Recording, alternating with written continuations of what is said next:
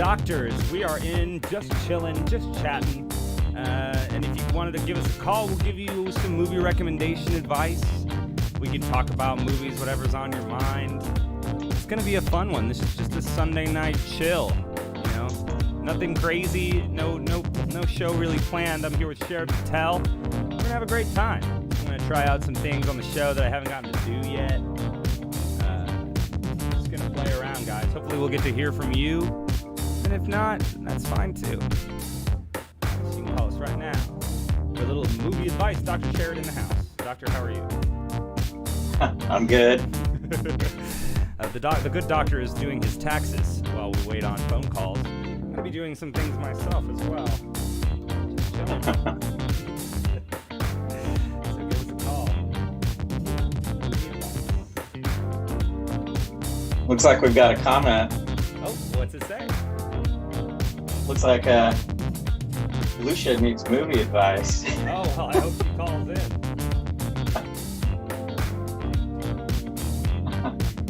Who doesn't need movie advice, you know?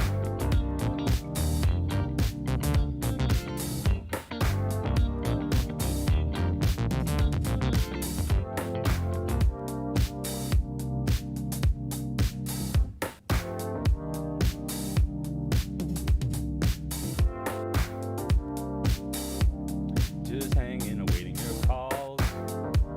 Any movie advice? If you want to see something happen on this live stream, right now. Call us right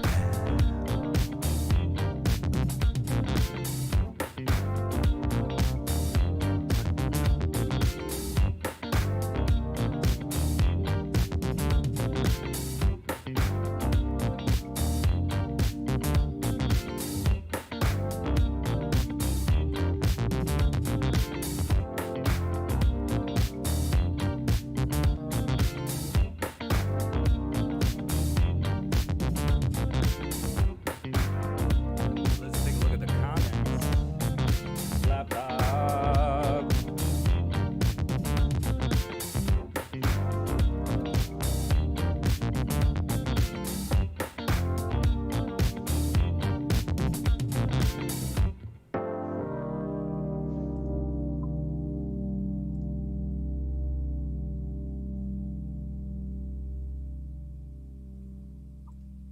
Oh, it's too loud to hear us talk. I'm sorry, Dale. I can turn that down. We're not going to really listen to a lot of music anymore. We're just kind of, we can't hear you talking, she said. Your music is too loud. I need advice from Andrew and Sharad, says Lucia Wilson. Thanks, guys, for the technical shout-outs. That's always very helpful. Got some top fans here. I'm going to share this now publicly. Share it to my story, too. Why not? If you're out there, guys, we are taking calls. Oh, we sound better now, huh? Thank you. Maybe you Thank should you play very much, like Dale. some. Dale, what movies have you been watching, my friend? Me?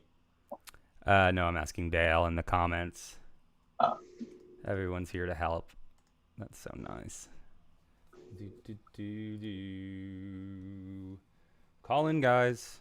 We'll give you some movie advice. You know, we're all a little burned down on what to watch.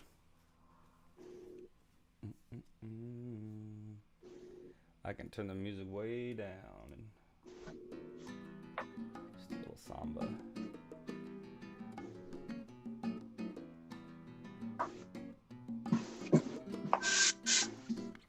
New comment. There you go. Dale, if you're just joining us, this is an unusual show.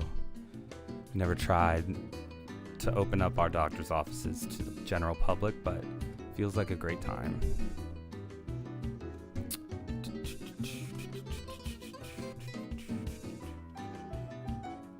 Maybe you should turn down the music slightly. I did. Oh. Oh, for you mean?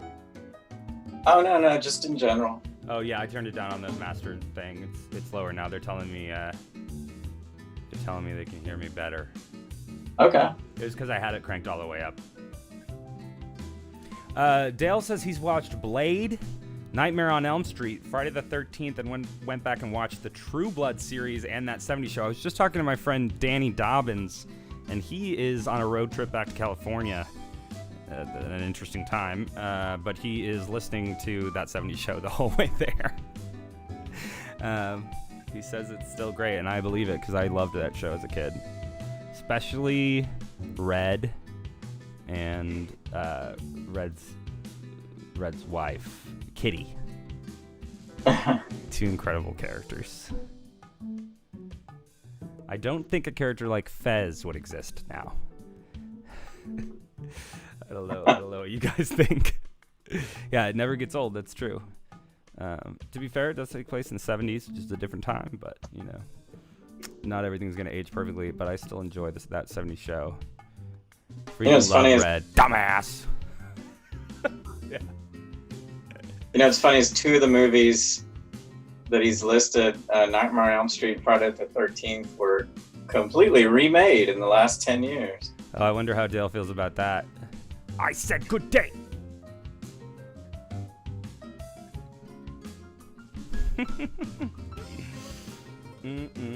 That's right, guys. We're having some fun on the Blab Top over here.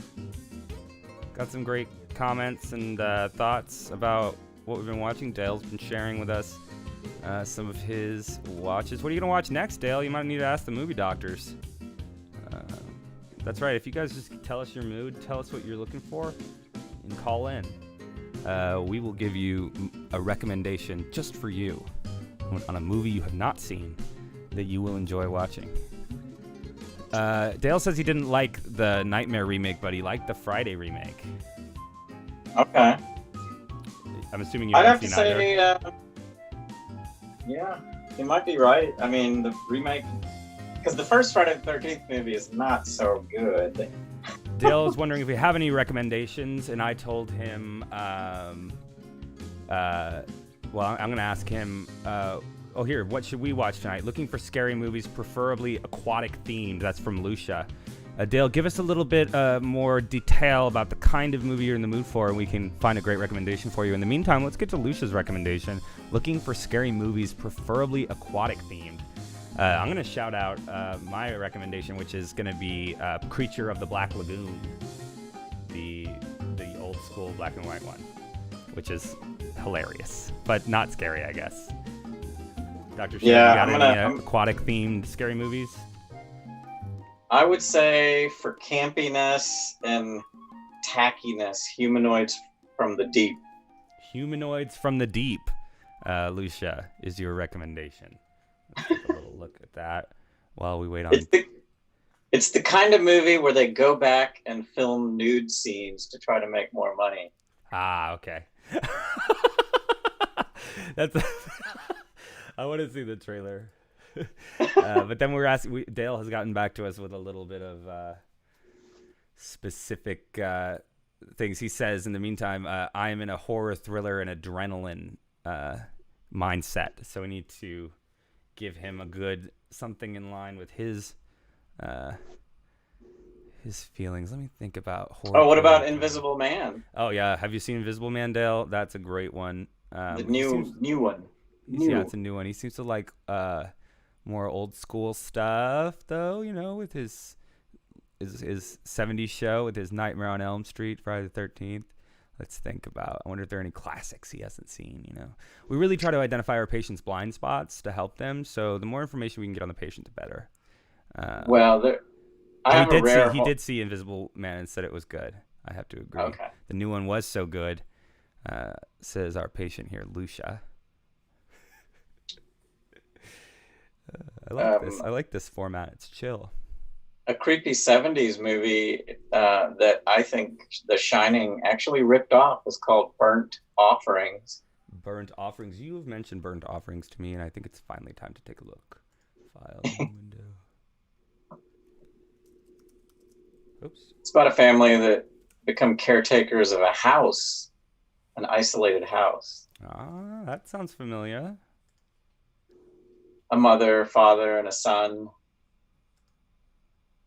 Let's take a look on the laptop. On the laptop. Oh, I'm seeing it already. This is a Huh? terrible copy of it, but it's already giving me Shining vibes. Is that a trailer? Yeah. Characters looking at each other weird. But there is one moment that is almost exactly like what's in The Shining, the movie, and maybe the book too. And what's funny is Burnt Offerings was based on a novel that was published before The Shining. Ah. Or is that funny? It's funny that how there's like a movie that's. I mean, that kid looks like the kid from The Shining. I mean, I'm seeing it for sure. I mean, by no means is it as good as The Shining, but No. I'm just saying that they might have lifted certain ideas. That sounds like a really good recommendation. I'm going to go back to the comments here and see if people have seen it. It says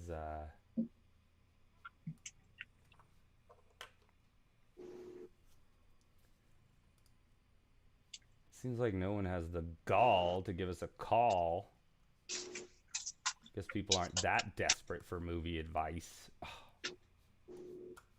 Burnt Offerings. Oh, I see. You I just must call check in it that out. number. Already have to go. Love this show, y'all. I'll check the movie out. Have a good one. Thanks, Dale. That was fun. Thanks for being our patient zero. Love all of this stuff. Like. We got 4 people tuned in. I'm wondering if they need any movie advice. You know? Maybe they want to give us movie advice. We'll take some too. I mean, that's fine as well. I always love movie advice. I've In the heard meantime, What's that? I said, but in the meantime, a little wait music. Oh, I thought you said tea time. Oh, it's also tea time, I think. That's a good idea. That is a good idea. Shall we go have tea time? Shall we go gather teas? It might take me about 5 minutes. Okay, I'm gonna get my tea, and then you cover for me, and then Okay. and then we'll switch. All right. That's right, guys. We're taking calls. Oh man, you guys, I've been in a big Lovecraft mood. Wait, where did you see The Color of Out of Space? I really want to see that. The what? Lucia has seen The Color. Well, is it called The Color Out of Space? It's a movie that I really want to see, but I didn't know it was streaming yet. Ah. I do not know, Sharad.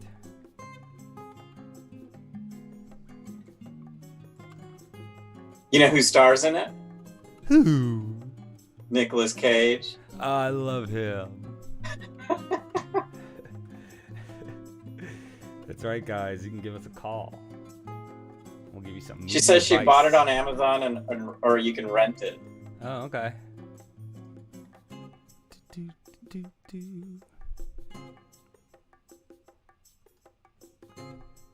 It might be the same director who directed The Island of Dr. Moreau, but I'm not certain.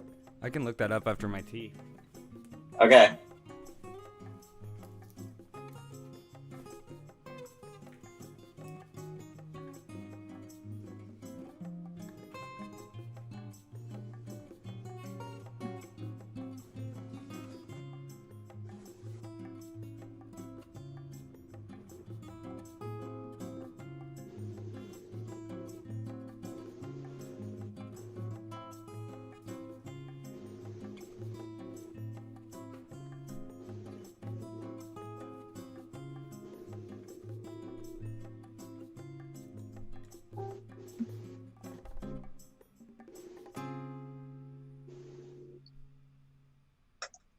Yeah, that director is so crazy. There's a documentary about the making of The Island of Dr.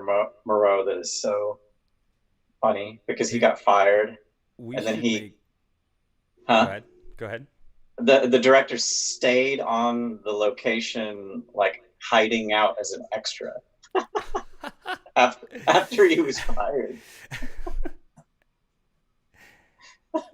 That's so weird. This is the island of Dr. Moreau. I gotta see that one. I'm gonna share this with the group.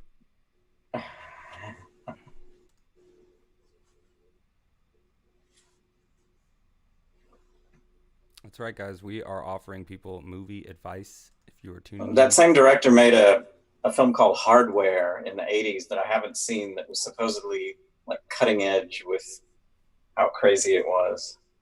We got some Lovecraft thoughts here from top fan Lucia. She says, Cthulhu and Dagon were both iterations of the same Lovecraft short story, and I preferred Dagon. Huh. I haven't seen... are these movies or short stories? I think these are movies. Okay. I haven't seen Dagon, and I have not seen a movie that's just simply called Cthulhu. Huh. Simply. But, interesting bit of trivia. Okay. My very first job in high school was at Taco Bell, and for one summer, and I used all the money to make a Super 8 film, which was a parody of H.P. Lovecraft. Oh, amazing. And I have that film around. Well, I can screen it if you send me a link. I think it runs like about 10 minutes. Perfect, dude.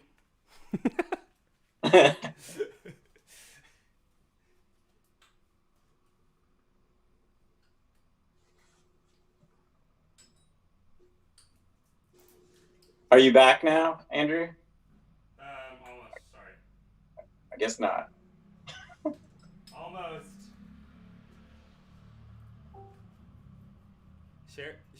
Lucia says that's cool. Yeah. I need to like project it and retransfer it with a really good camera. I could do all that here. I have all those things. Do it right now. And do it right now live. Just kidding.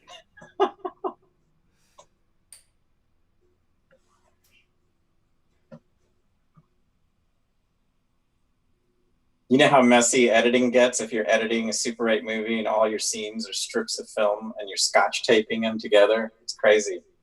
Yeah, I'm glad I missed that. It's fun. Yeah, I had fun with my VHS camera. That was plenty. What? I had fun with my VHS camera. Camera. Right. I had a movie making buddy, David Olive, and we used a Betamax camera. Oh, really? Yeah, Beta. Beta, baby. How much could you shoot on a Beta camera? All right, I'm gonna go make my tea and come back. Okay. Sorry. Yeah, your volume went low, huh? Yeah, is it better now? Yeah. Okay, cool. It's good. I was saying how much? Okay, never mind. What? Go ahead.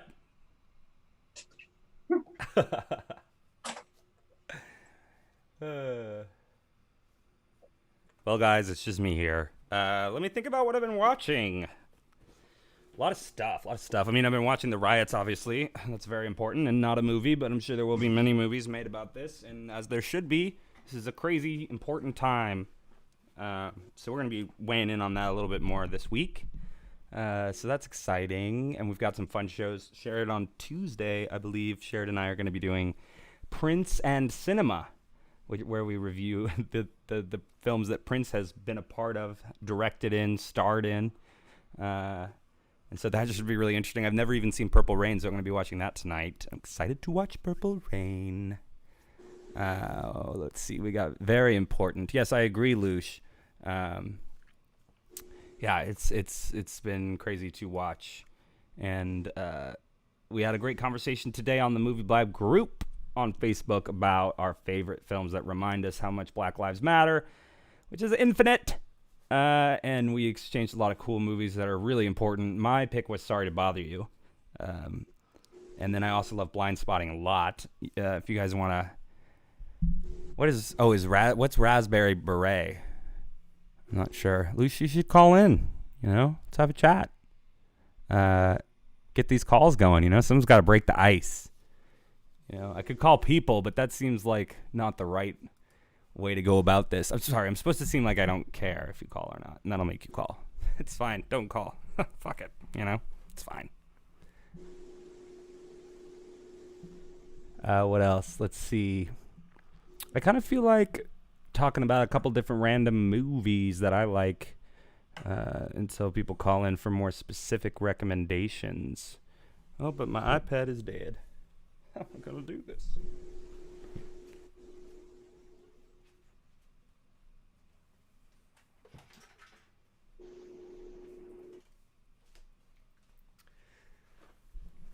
Watch my language.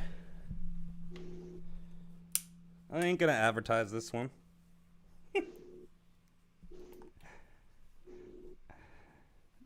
This one's just chilling. I need a place to plug this in. Oh, there's one.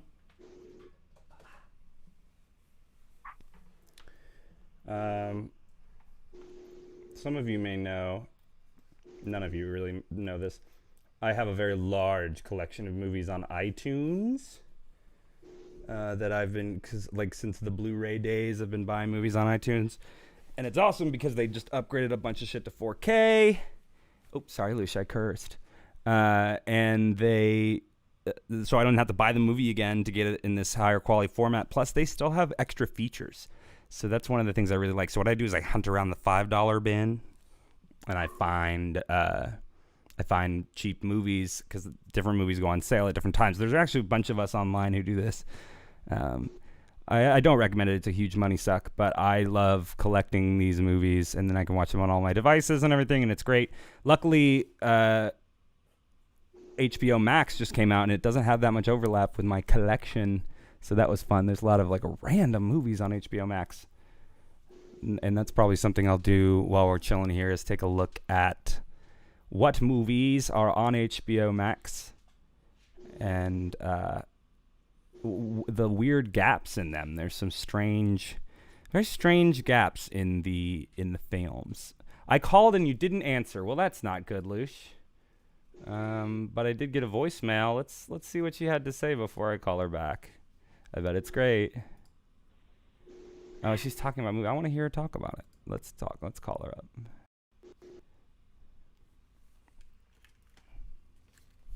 So we can make sure the phones are working. Hello. Lucia, how are you? I'm doing great. Thanks for giving me a call back. I'm so sorry. I don't know why. That's helpful to know that I'm not getting those notifications. Yeah. As I need to know when people are calling in. Right? Oh, my goodness. Well, thanks for calling back.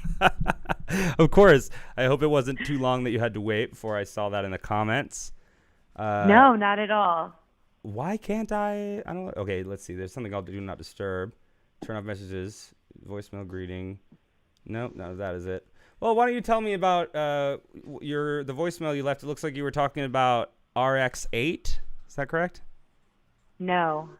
That's what the Google transcript says. Here's what the transcript said for you. It said, okay. Just calling in my favorite movie. Blab, show more people call in. But yeah, just let me know if you need any movie RX-8. I need some. I don't know what movie we're going Rex. to watch tonight. So keep up the good work. Bye. It was Movie Rex. Yeah, what do you think of this movie advice thing? I think it's fun. I love it. Yeah. I love it. It's people need access to more than just Google, I feel like. I feel like a real conversation with people can really help you find what you're looking for. Exactly. There's so many people watching. It's great. I'm going to pound this button to invite some people. But okay. Sharad's about to be back after his tea time, so this is a perfect time for you to call since I was literally talking by myself, which is fun. Totally. Which is a lot of streamers do that. But I based this off of I saw some guy giving love advice. So I'm considering changing it to Movie Love Doctor, but I feel like Movie Doctor is more easy to understand. I don't know. What do you guys think? What do you think? I think that a Movie Love Doctor would kind of pigeonhole you in like the rom-com kind of genre, you know? Yeah, especially all those people out there who want to all those people out there who want to watch a movie they hate. Give me a recommendation for something I hate. I'm gonna hate. Oh man. Like I hate a lot of movies, but I mostly like movies because I like the amount of work they put into them. Yeah. It looks like the doctor's back from tea time. Okay. Sharad, who's this? This is Lucia from Texas calling in for a little movie advice from us, the doctors. Yeah, he's not wearing a robe. He's wearing a lab coat. I hope that's clear. I mean, you guys are doctors. Yeah. I don't have a lab coat, and he was mad at me. But it's okay. Sure. You're a doctor that came in from, like, golfing. Yeah, I just golfed. Or a therapist or something. Yeah, you're right. Yeah. I'm a therapist who loves toucans. That's what's on my shirt. But okay, let's get to this diagnosis. So, what kind of symptoms in terms of genre urges? Well, I think my husband and I want to watch something scary. Okay. Something scary that we haven't seen before. Okay, great. And let's see, what else, babe? We love aquatic. I know that's kind of weird, that's but the aquatic thing. So many, yeah. We love. We gave you that one recommendation. I'm looking through my horror movies list right now, and I'm gonna see if I can find anything that might be that you guys haven't seen that might do it for you. I don't know if every rec I have is aquatic, but I might be surprised. Definitely. Let's see. What was the movie you named again, Sharad? I'm trying to remember. I was going to say there is a horror movie. I haven't seen it yet, but it came out last year. That's about... What's it called? It stars, what's her name from The Devil Wears Prada, the main character? Meryl Streep. No. Anne Hathaway. Yes. I believe she's in it. I think? Okay. No, I'm sorry. There's one with Kristen Stewart. Is that the one you're talking about? That's it. It just, I don't know why it reverted. It's Kristen Stewart. We watched that one actually recently, and it was pretty good. Have you guys Sometimes I take the meds that I prescribe. I accidentally take them myself. And, right. Accidentally. Well, okay, I have a few recommendations that aren't fish or water related, if that's okay. That's cool. Tell me if you've seen these. Have you guys seen Slither? Oh, yeah. Love Slither. Yeah. Have you seen... let me see here. Oh, a crazy movie that Sherry got me to watch, Silent Hill. I don't think I've seen that. Silent Hill is nuts. Okay, that's a good rec. It's like a very I call it surrealist horror. Surrealist, yeah, it's a surrealist horror film for sure. It is like walking through a crazy dream. That one's really good. And then I think, let me see one more here for you in my list. Silent Hill was directed by Roger Avery, who co-wrote Pulp Fiction. Oh, really? That's cool. Cool. I think if you haven't seen Let the Right One In, not Let Me In, but Let the Right One In. Have you heard? It's a fantastic movie, and involves a little boy and girl. There's a great scene where they're swimming, and you are a swimming instructor.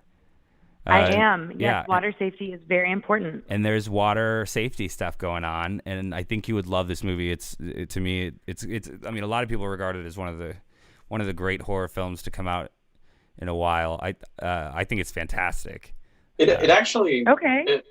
It has a natatorium type scene that's very crucial. Yep, that's what I'm saying. Yeah, Let the Right One In. I think that's my official recommendation to you, Lucia. I'll take that prescription straight to the pharmacy and watch it tonight. Take it to the movie pharmacy. Yeah. Order it online delivered for your safety. Perfect. A lot of people have seen Jaws, but have you seen Jaws 2? I actually haven't. There you go. So that's another good rec. a follow-up med. I mean, it's not bad. I mean, they put some money into it. Yeah. That's good. Okay, cool. That's good to know. Well, I mean, there's a reason it's classic. Yeah. Alicia, anything you wanted to say besides your symptoms about the world, about movies, about Movie Blab? Oh, man. There's too much to say about the world, so I'll just leave it at thank you guys for giving out movie recommendations to people who need it. Thank you, Luce, for calling in, and you have a blessed evening. You too. You guys too. Good talking to you. All right, call back anytime. I'll see you on Thursday for an amazing episode. I can't wait. Yes, that'll be a fun one. Bye. Toodaloo. That was Lucia Wilson calling us. Lucia Baird calling us for a little movie advice. I feel good about that recommendation, and I think it's time to wait for the next call.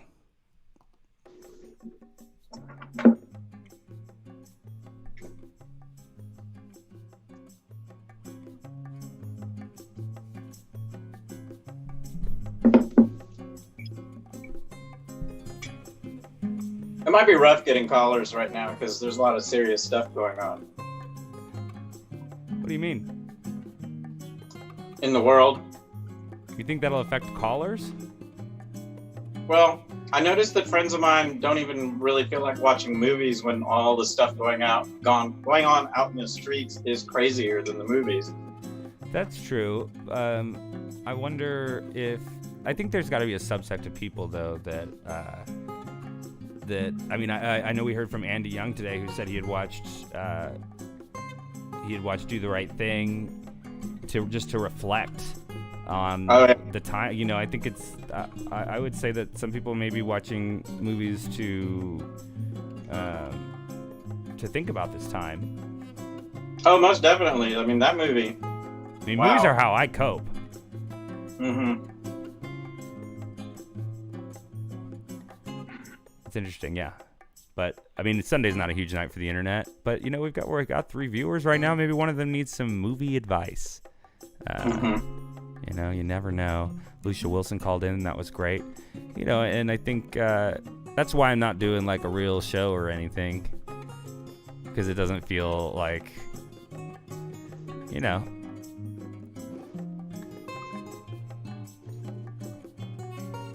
It does feel like a good time to let people speak their minds, you know? Mm.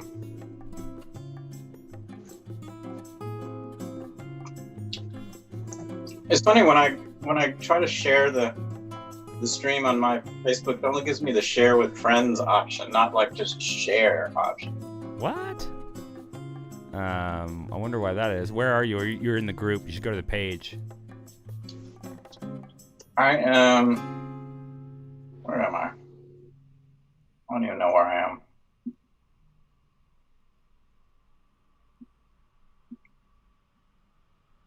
Let me try to go to Movie Blab. Should I go to the Movie Blab page, right? Go to facebook.com/movieblab/live. Hey guys, if you're just joining us, we are accepting calls. Anyone who would like to call in who needs a movie recommendation or has one. For us, the movie doctors. We're having a good time. I got some other tunes to try out. Let me see here.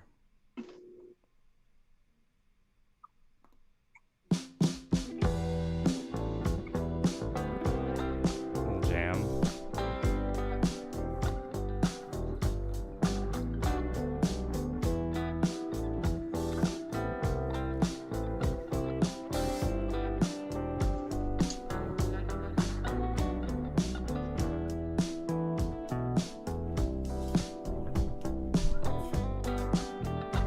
Did you go dark?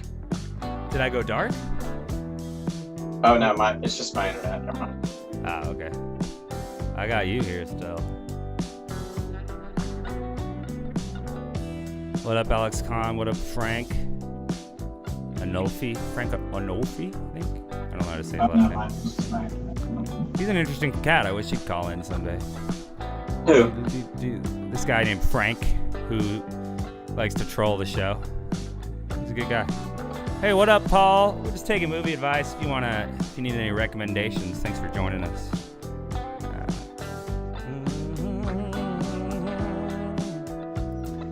It's chill, just chilling. I'm trying to think about.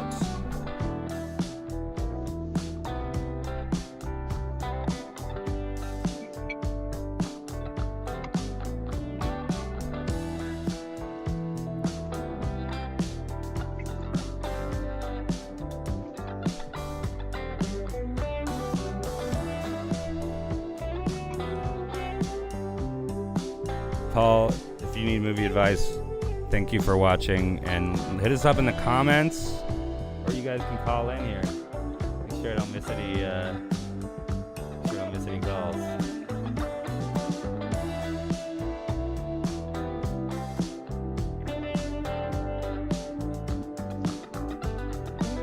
Here are some of our. It's time to check the voicemail. I think we're gonna check it.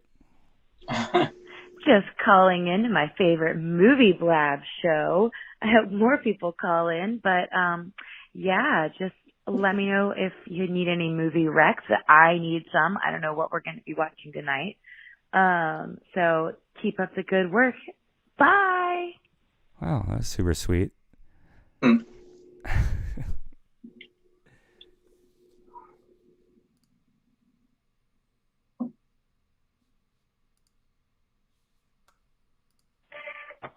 My name is Buddy Sanders.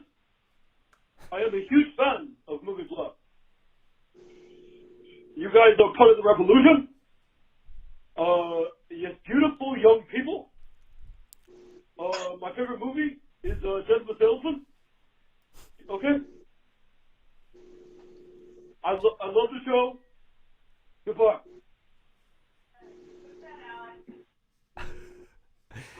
I think that was Bernie Sanders calling in, which is Wow. Yeah, it's really impressive. That He's probably seen a lot of movies in his lifetime. I bet he chills and watches a lot of movies. Yeah. Here's a 3-minute voice. Do you think he saw like Trip to the Moon? Yeah, I bet he loves. I love Trip to the Moon and JFK. This is a 3-minute voicemail from Alex Kahn. Let's see if anything fun comes up. What movie are you going to watch next today? I'm thinking about that Prince doc. And then, which by the way, is a documentary and is labeled a documentary on iTunes. Even though it has vignettes. What? Sign of the Times is labeled as a documentary? Yeah. But you were going to watch Purple Rain, I thought. Yeah, what up, Matt Craig? If you need any movie recommendations, call in, hit us up, jump on, whatever. What are you saying? I thought you said you were going to watch Purple Rain. I'm going to try to watch both, but I wanted to start with I really love music documentaries, so I wanted to start with that. Okay. And then I'm going to watch Purple Rain. That's the plan. I've been staying up late, so I think I can do both. And then I'm going to watch the other one. I love Prince, so I can't wait to watch these movies. The thing I get about Sign of the Times, too, is all the different angles and editing. I use that. I use the patterns in anything I do. Yeah. Like, as a filmmaker. That's awesome.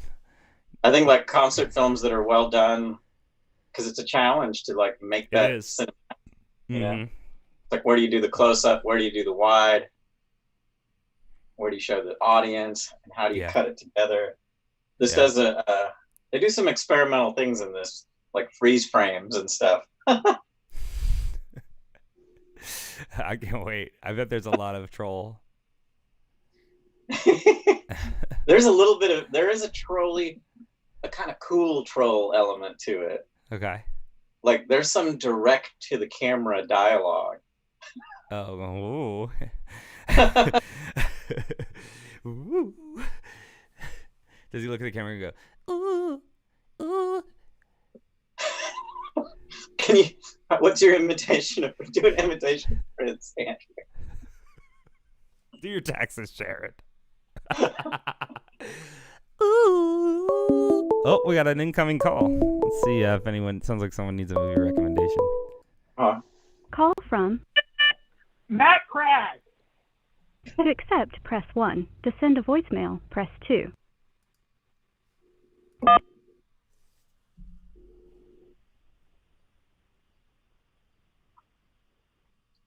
Hello. Hello. How you doing? Good. Is this the Movie Blab hotline? Yeah, this is the Movie Blab hotline for Movie Doctor. We're just chilling on here, giving movie advice for people looking for a recommendation or for people who have one. So. That's cool. Yeah, I guess I have a question for the doctors. Yes. I have some sort of weird fungus growing on my feet. Is that a good question, sir?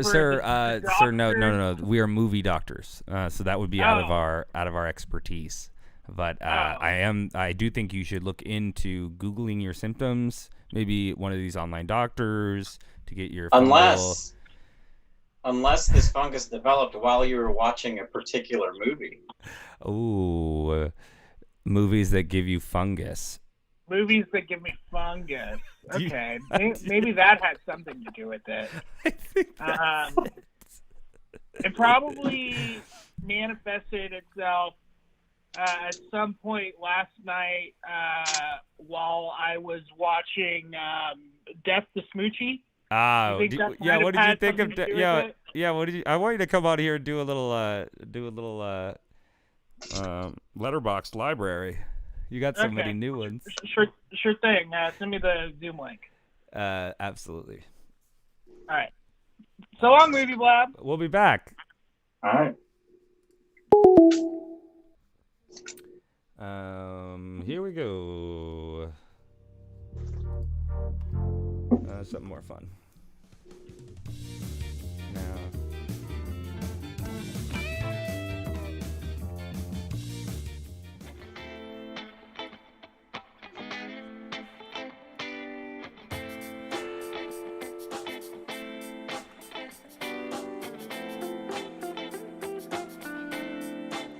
That's right, guys.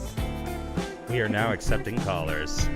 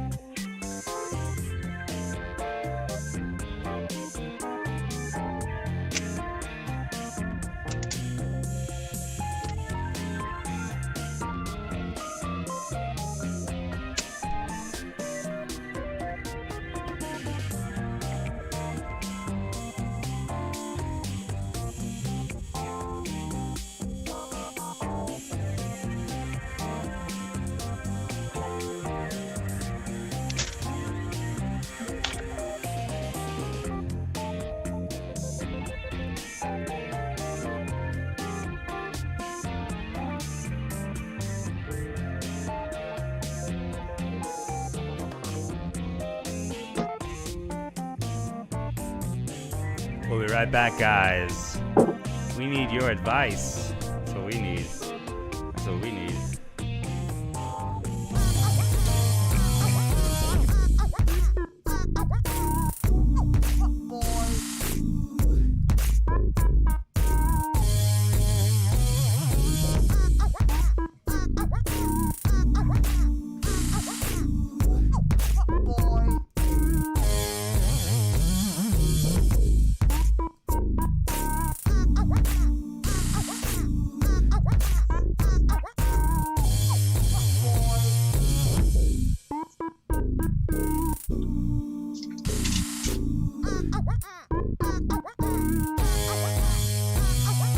Hello, my name is Katie.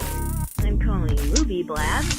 I have a comment to make. I think that Paddington Bear should be in way more episodes, if not every single one. That's all. Good night. Oh no, it's Paddington! Paddington! Oh, hey Paddington! How are you, buddy? I'm doing well. All right, guys, we are back and we have a caller. Matt Craig joins us. Matt, how are you? Call from That's great to be here. Alex Kahn. Oh, to looks like we have a accept, call press from Alex 1. Kahn. To send. Okay. I've sent the caller to voicemail. Oh no, Goodbye. I didn't mean to do that. Oops. Where's his call? So mean. Call again, Alex. It was a mistake. Okay. And then your number's not on here anymore. So, oh, I have his number from over here though. I'll call him.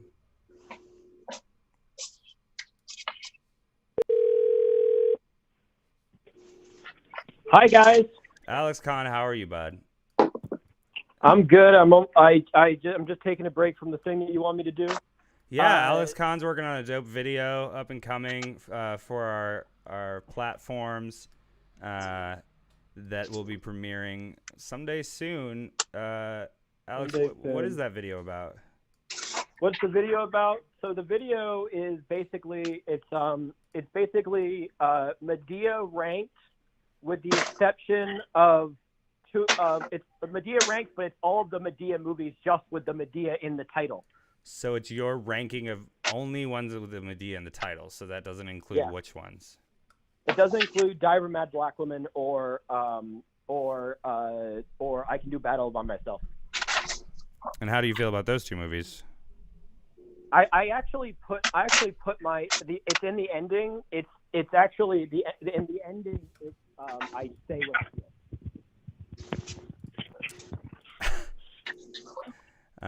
Hello? I say how I feel in the ending. Oh, okay, great. Well, I'm looking forward to that. Did you need a movie recommendation? Okay, so I'm just trying to. My recommendation that I'm trying to watch is I'm just trying to find out like something that's kind of. Actually, it's not a movie recommendation. I've been trying for like about 2 years to try and get my mom to watch Get Out. Any advice? Why won't she watch it? Is she afraid of it? Scary movie? No, she just like no. The thing is, weirdly with horror movies is like she'll like appreciate them after like she watches them, but there's something that like I just like I'm just trying to get my mom to watch Get Out. Well, if she doesn't like horror movies, she likes Midsommar. Well, you could tell her that my mom liked Get Out. Yeah, that might work. I don't know. Yeah, so I just wanted to call in.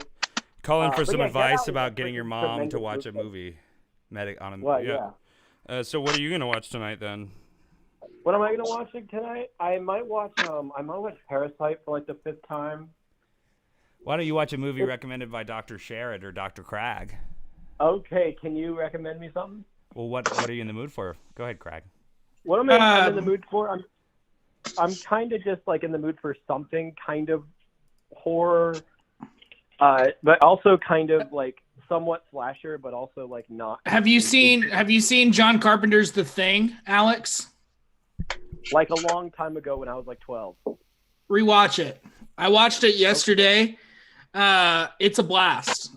Some of the best creature effects I've ever seen. It's a real quarantine horror. I highly recommend it. I had a really good time watching it. Hell yeah. Okay, what about Mr. Edison?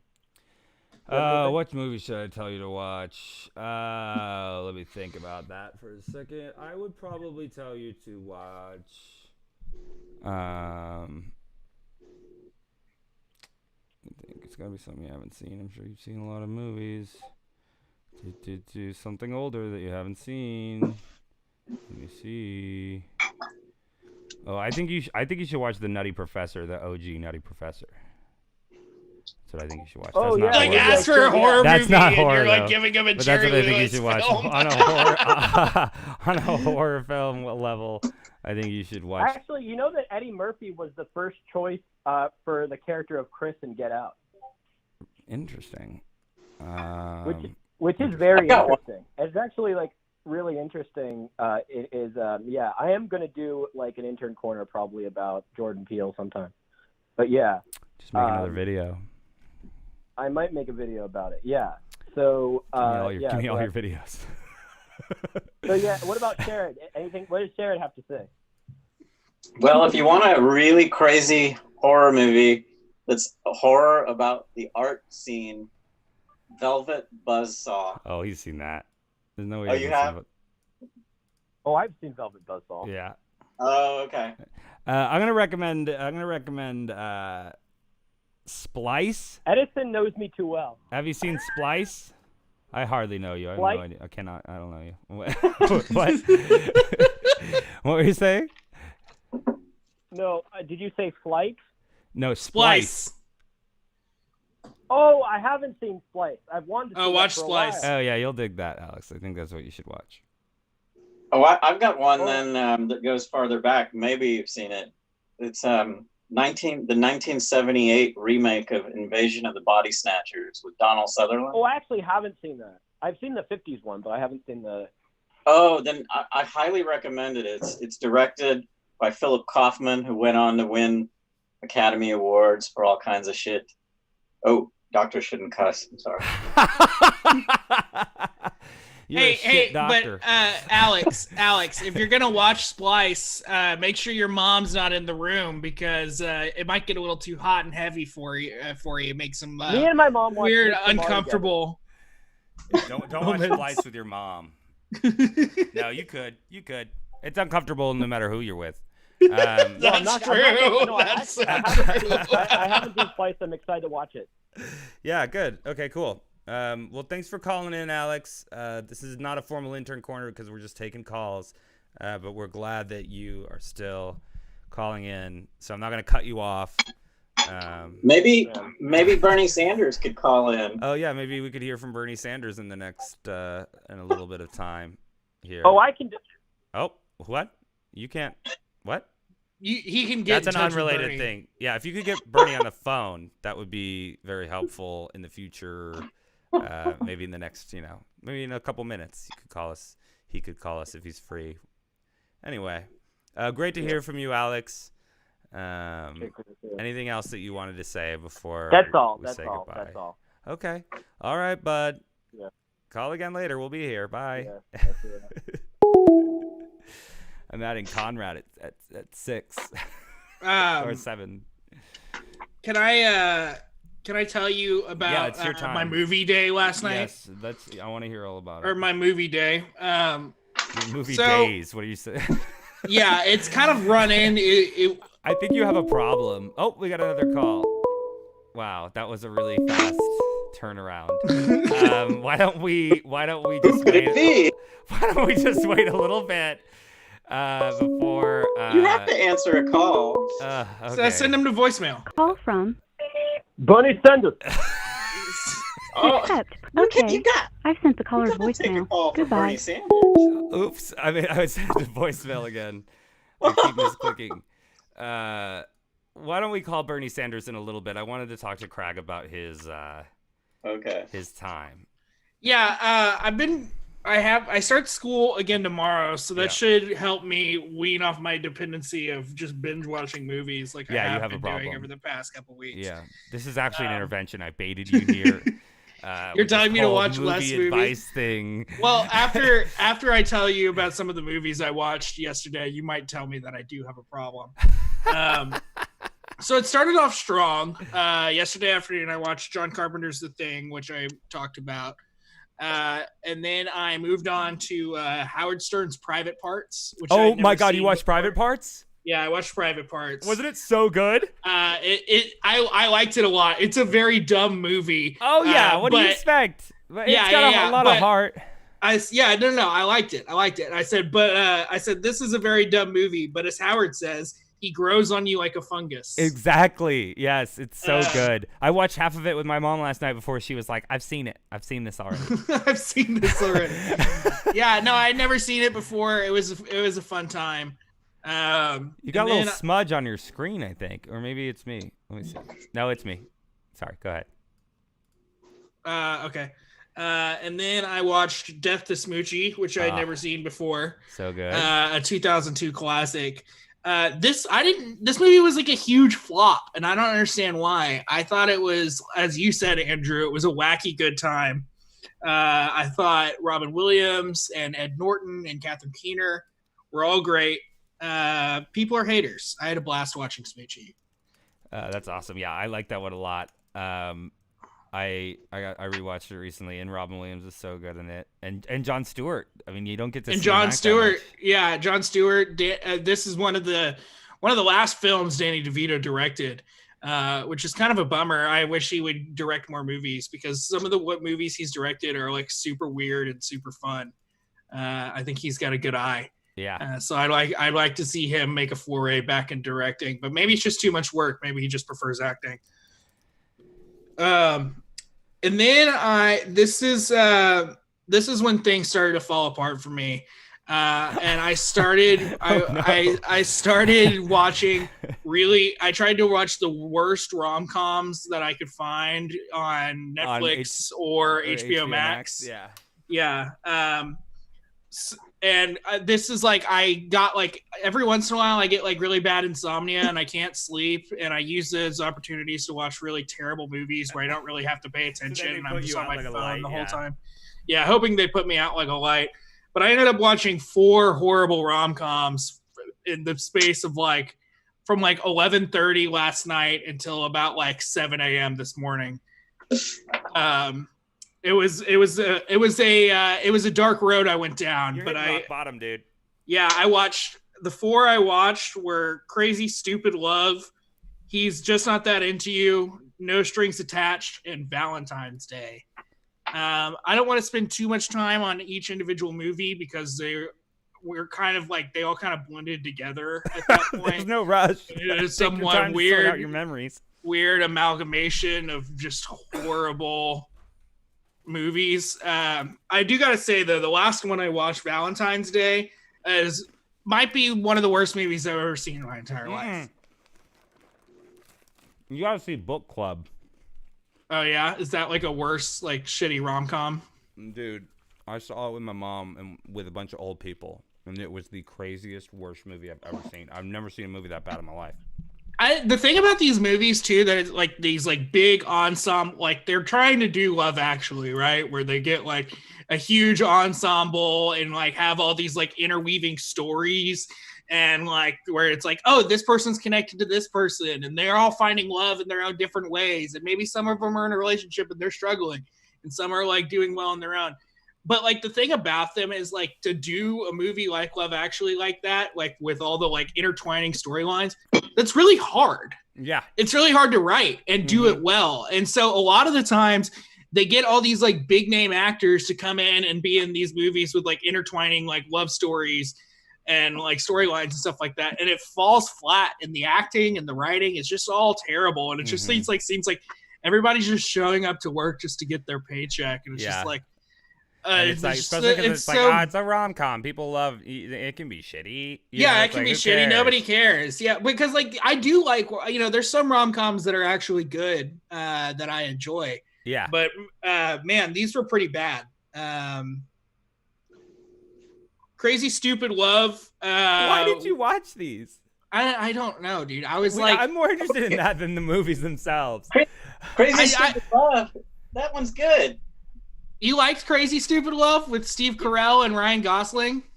I did like it. I remember liking. I've only seen it once, but I thought I liked it. From what I Yeah, read. it was out of the ones I watched, it was one of the ones. It was the first one I watched of all these shitty rom-coms, and I think it was probably the best of them. Oh, we got a but it caller. was still like pretty shallow.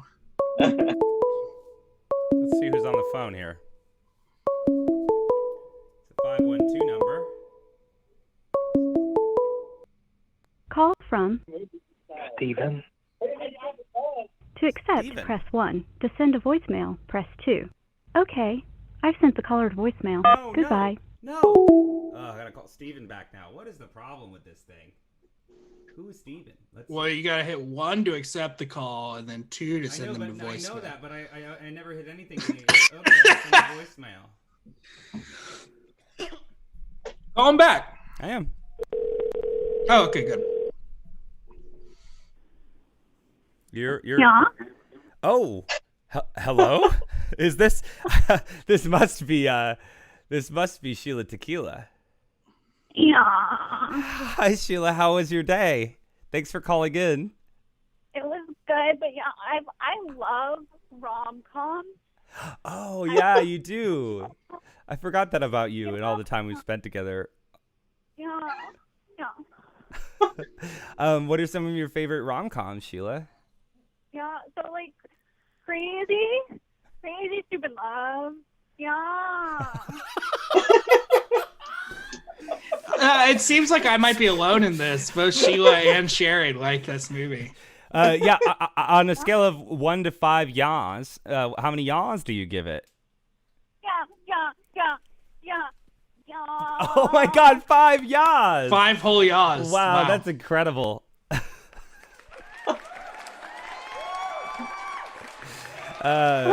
Sheila, I know you're a very open, very sexual person. I hope you don't mind me saying that. Yeah.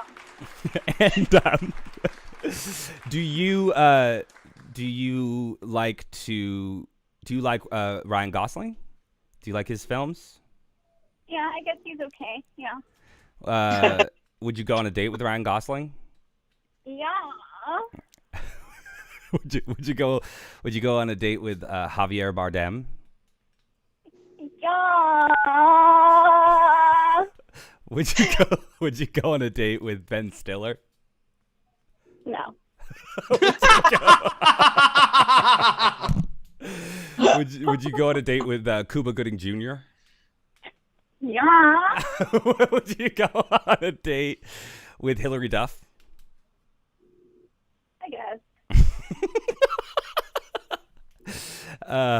When you curl up in bed, what kind of romantic movies do you like to watch with your lovers? Yeah, I don't know if you would know any of them.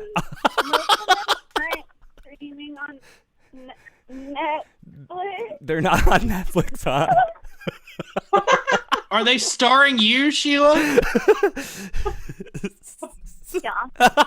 Yeah. That explains it. Sheila, I heard you had a back injury on set. Are you healing well? Yeah, they had to go deep inside me and fix it. That sounds But serious. It's so good right now, yeah. It sounds like you are you're just you're cruising on those on that booze, on that tequila, like you do. Yeah. Yeah. Tequila. Well, I mean, it is your last name, Sheila. So I guess you don't have any actual movies per se to recommend, but that's okay. I mean, I imagine you might be a big fan of Boogie Nights as someone in the adult film industry. Yeah. We need to give her a movie recommendation because we're the doctors. Please, yeah. She probably only likes the first half of Boogie Nights. Once they get into the 80s, Sheila's no longer interested. She's like, this isn't fun anymore. Y'all, I'm a hot teen in your area, okay? Oh my God, you're a teen? I'm assuming you mean 19 at least, right? You're 19? Yeah. Oh, that's good. The ratings are going through the roof, Sheila. Please don't hang up yet. Well, Sheila, what kind of mood are you in tonight for this movie rec that we're going to give you? We are the movie doctors, so we're giving people recommendations for movies to watch next. Prescription. I think sometimes I need a film that's like a cold shower, you know? You're looking for she's Canadian. You're looking for a cold shower movie? Yeah, sometimes you just need something to like make you less excited. Oh, I see. You're trying to become less turned on with a movie. So movies that turn you off in a good way. Have you seen Schindler's List, Sheila? That'll turn you right off. No. Well, I guess that's our recommendation for you then. Schindler's List. You heard it. I would also recommend, let me think here. I could recommend, have you seen, there's a movie Climax that I think you'd like. Oh, but that's so sexy in the beginning. Yeah. It'll start sexy, but then you'll get turned off right away. Yeah. Oh, I think she's doing it again. You know, when she does it on the phone while she's talking to us. Yeah. Well, Sheila, we're going to let you go before you watch your own Climax. Oh, gosh. Okay. Well, thank you for calling, Sheila. That means a lot. A lot. Yeah. Thanks, Sheila. Call anytime. Anything else you want to say? Love you guys. Yeah. Do you think do you think Keanu Reeves is hot? Yeah. Do you think Tom Cruise is hot? Yeah. Do you think Bill Murray's hot? Yeah. You would do it with Bill Murray. Yeah.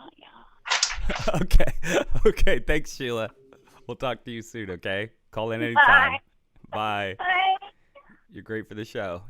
Always so illuminating. That was my favorite Sheila Tequila interaction. She's always got great things to say. I love it when she calls into the show. Yeah. Should we try calling back Steven from Texas? Oh, yes. Was that Steven or was that? Because there was a call that came in before Sheila that was like, this is Steven. I think that was like a 512 number. And then Sheila. Oh, called, okay. Or you called Sheila. I didn't call Sheila. Oh, okay. She must have called in right after Steven then. Yes. Let's see if Steven left us a yeah. Hi, this is Steven. Here's voicemail. Let's listen to this. Hi, this is Steven. Oh, I see. Yes. Steven. Okay. Let's call Steven back. Let's call back Steven.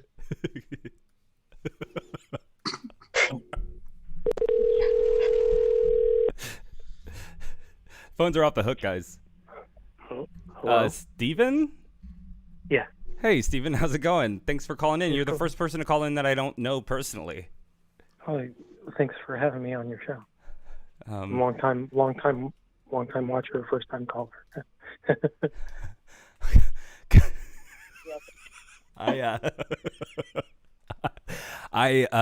You sound like a nice guy. Thanks. Yeah, I was listening to Sheila Tequila. That was hilarious. Thank you. What? I'm glad you enjoyed our call with Sheila. She's great. You're a big fan. The reason I was calling was that you said that you could make movie advice. You giving out movie advice? Yes, we're giving movie advice. This is Movie Doctors. So we just gave some advice to Sheila Tequila, and now we told her to watch Schindler's List. Is the man in the white coat, is he a real doctor? Yes, this is our real doctor, Dr. Sharad Patel. That's great. Yeah, there's many Dr. Sharad Patels. Make sure you get this one right. Anyway, I was just calling because I have a date coming up. Oh, great. We're talking about rom-coms. Uh-huh. And I just wanted to know two things. One, what is a good rom-com that I would possibly enjoy, that there's a good middle ground, that I could, cook a nice dinner and then be able to watch and turn the lights down a little lower than normal, maybe not to impede my vision, but to maybe set a mood. And then also, when she brings up stupid movies that she makes me watch for the date, that I could retort with and watch a movie that is empowering to me. Oh, like an action movie. Okay, an empowering man movie to watch on your date. No, well, yeah. So it's a two-part question, and the first question was if you could recommend a movie that I could watch when I make a dinner and I can turn the lights down low, but not too low that it impedes my vision. But I could have the high chances of success of intercourse with my date. I see. You want to turn her on. That's your first one. And also, I actually have a third part question. Do you have Sheila's number? I can try to connect the two of you. She's, let me just say, she's not a cheap date. Well, I would get a good bottle of wine, and maybe if she is not a vegan, I can get a steak dinner, or maybe pasta primavera. Are you actively looking for a mate? I have somebody coming over. Supposedly, I messaged them on Tinder, and they said that they would be interested in meeting. First, I'm going to take them to coffee in downtown and meet them, and then after I meet them, I was going to invite them over to my house after that she feels comfortable and watch a movie. I don't know how she's going to feel comfortable, man. I don't know how that's going to happen for you. Well, I think that's what he's asking us. What's a good movie that he could put on to set the mood right? That's not just good for her. It's something that he can enjoy too. Maybe something that expresses a little bit about his personality would help. I want to hear from the doctor. Oh, I'm sorry. Oh. Yeah, we are merely nurses. Well, excuse me, Stephen. Do you want to go ahead, doctor? Do you think going back to maybe some classic Hollywood would work? Because there's this movie I could recommend about a relationship. It's like a really beautiful story. It stars Joan Crawford, and she meets this reclusive guy from the past, and it's sort of like a kind of tragic romance happens between them. No tragedy. Sharad, what are you talking about? Oh, okay. So you want to go comedy? You want to go full on comedy? Yeah. I thought that was implied in rom-com. Are you a real? Yeah. He wants them to get together at the end. He wants. Because he wants to end the night by getting laid. I'm going to recommend 500 Days of Summer. That's my recommendation. Do you know the phrase "art imitating life" and life imitating art"? I want that to happen for me. Well, the problem is, if that's the real case, then I'm going to suggest something like Taxi Driver for you. Yeah. Hold on, let me write this down. Yeah, I think Taxi Driver is gonna be the one for you, dude. Show her a little bit about what you're like and who you are, and also there's a romance. I mean, the one I was gonna say is Trog. Oh yes, Trog would be another good one to really get her. Yeah. To get the juices flowing for everyone involved. Okay, Trog. So far I have Taxi Driver and Trog. Yes. TROG. Yeah, I think that's another movie, Steven, that I think would work well for what you're looking for this date that you're going on. Is a movie called Her. Yes. Oh, that sounds good. Yeah. Is that like Sisterhood of the Traveling Pants? No, it's the title of that movie. It's a love story about a man and his let's say his online date. Yeah. That's perfect, because that's kind of what's going on in my situation. Oh, you're in a Zoom date? It sounds like you're going to watch a movie on Zoom with this lady? No, I'm going to meet her for coffee downtown. We're going to meet, and if she's comfortable, I'm going to invite her over for dinner. And then I hope to find a movie. Did you already discuss the dinner? Did you already discuss the dinner with her, Stephen? No, I'm just setting up a course of events that will lead to success. I don't know if that's the best approach. I need to envision my goals and go for them. Steven, another movie, we're talking about art imitating life here. Another movie that sounds like would be good for your circumstances. The movie Room, starring Brie Larson. Oh, yeah, that would be a good one for sure. That would really show her what you're all about. Yeah, I think what you're talking about is, meeting a girl in public and then luring her back to your house. I think there's a lot of movies like that. The movie Room. The movie Room could really, but they, him and the man and Brie Larson, they have a little life together there for a little bit, and so maybe that's something that you could have. Is that the movie? Is that the movie where he's in love with a girl and he wears a tuxedo and they play football? Sure. Steven, I have a question. What's your setup like there, movie wise? Like, what's your apartment like? Well, I have a TV. And I have a DVD player. Oh, okay. And I have a lamp over here, and the couch faces the TV. And then I have a window with my telescope, and then I have my kitchen over here. So what's the sorry, can we go back? You mentioned that you have a telescope in the window.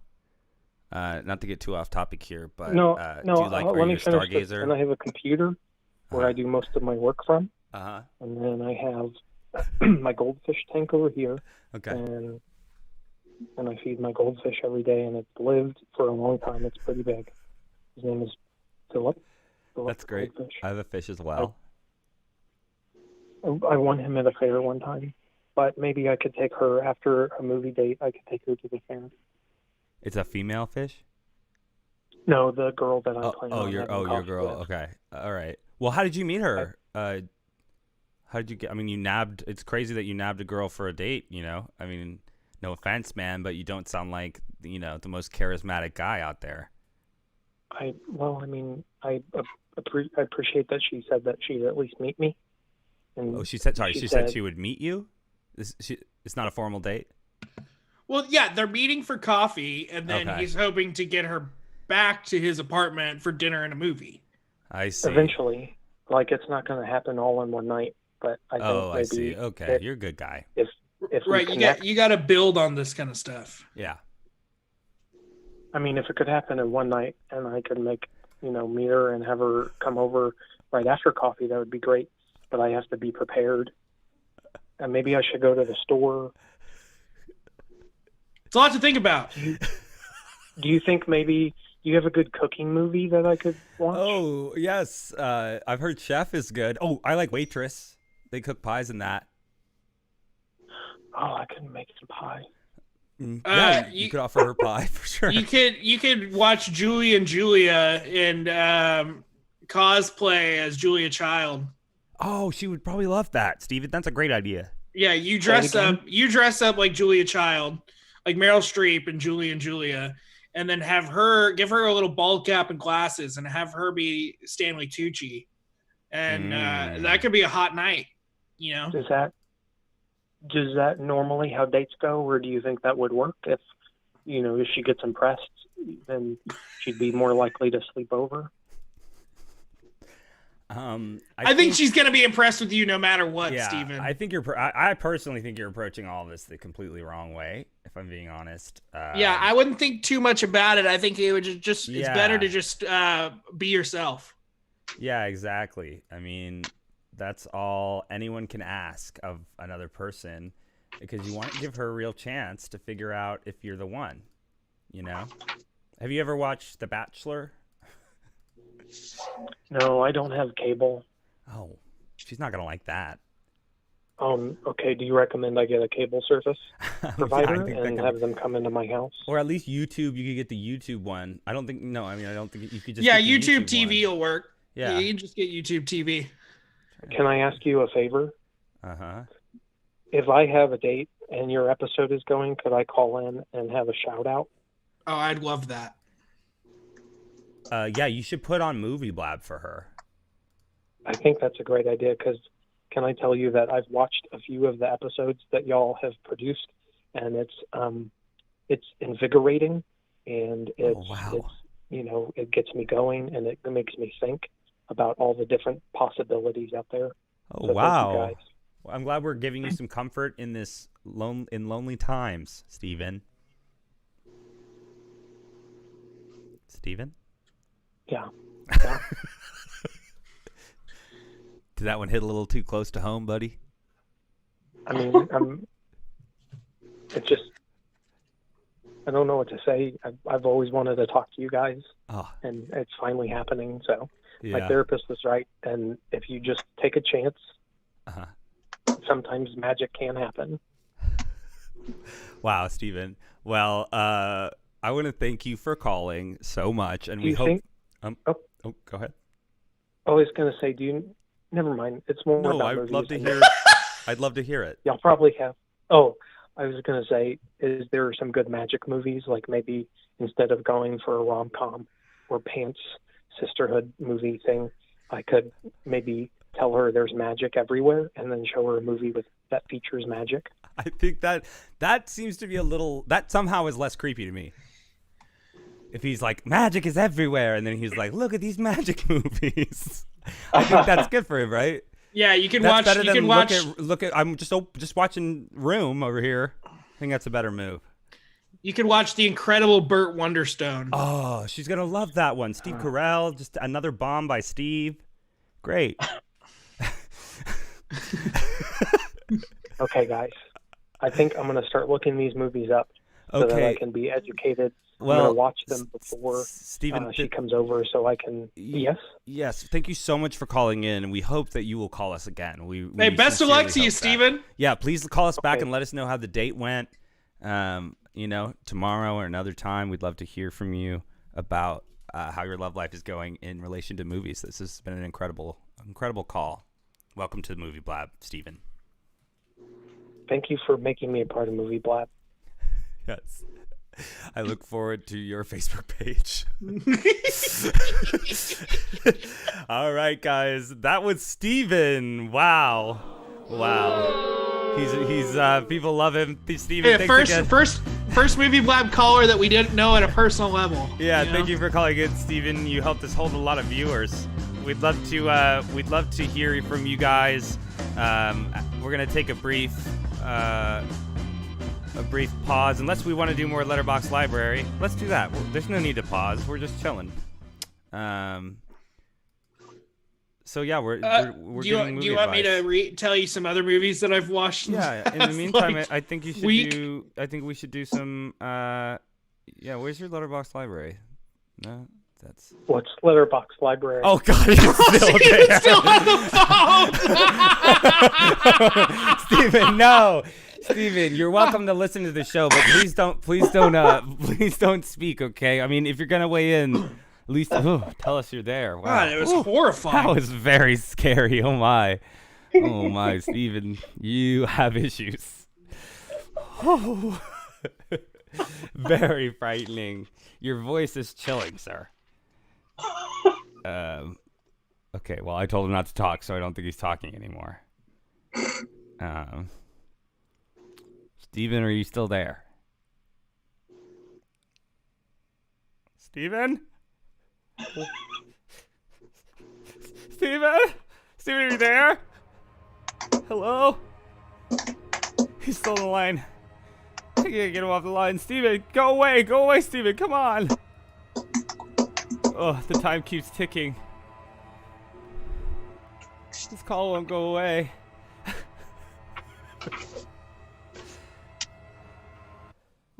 Oh, I think I figured it out.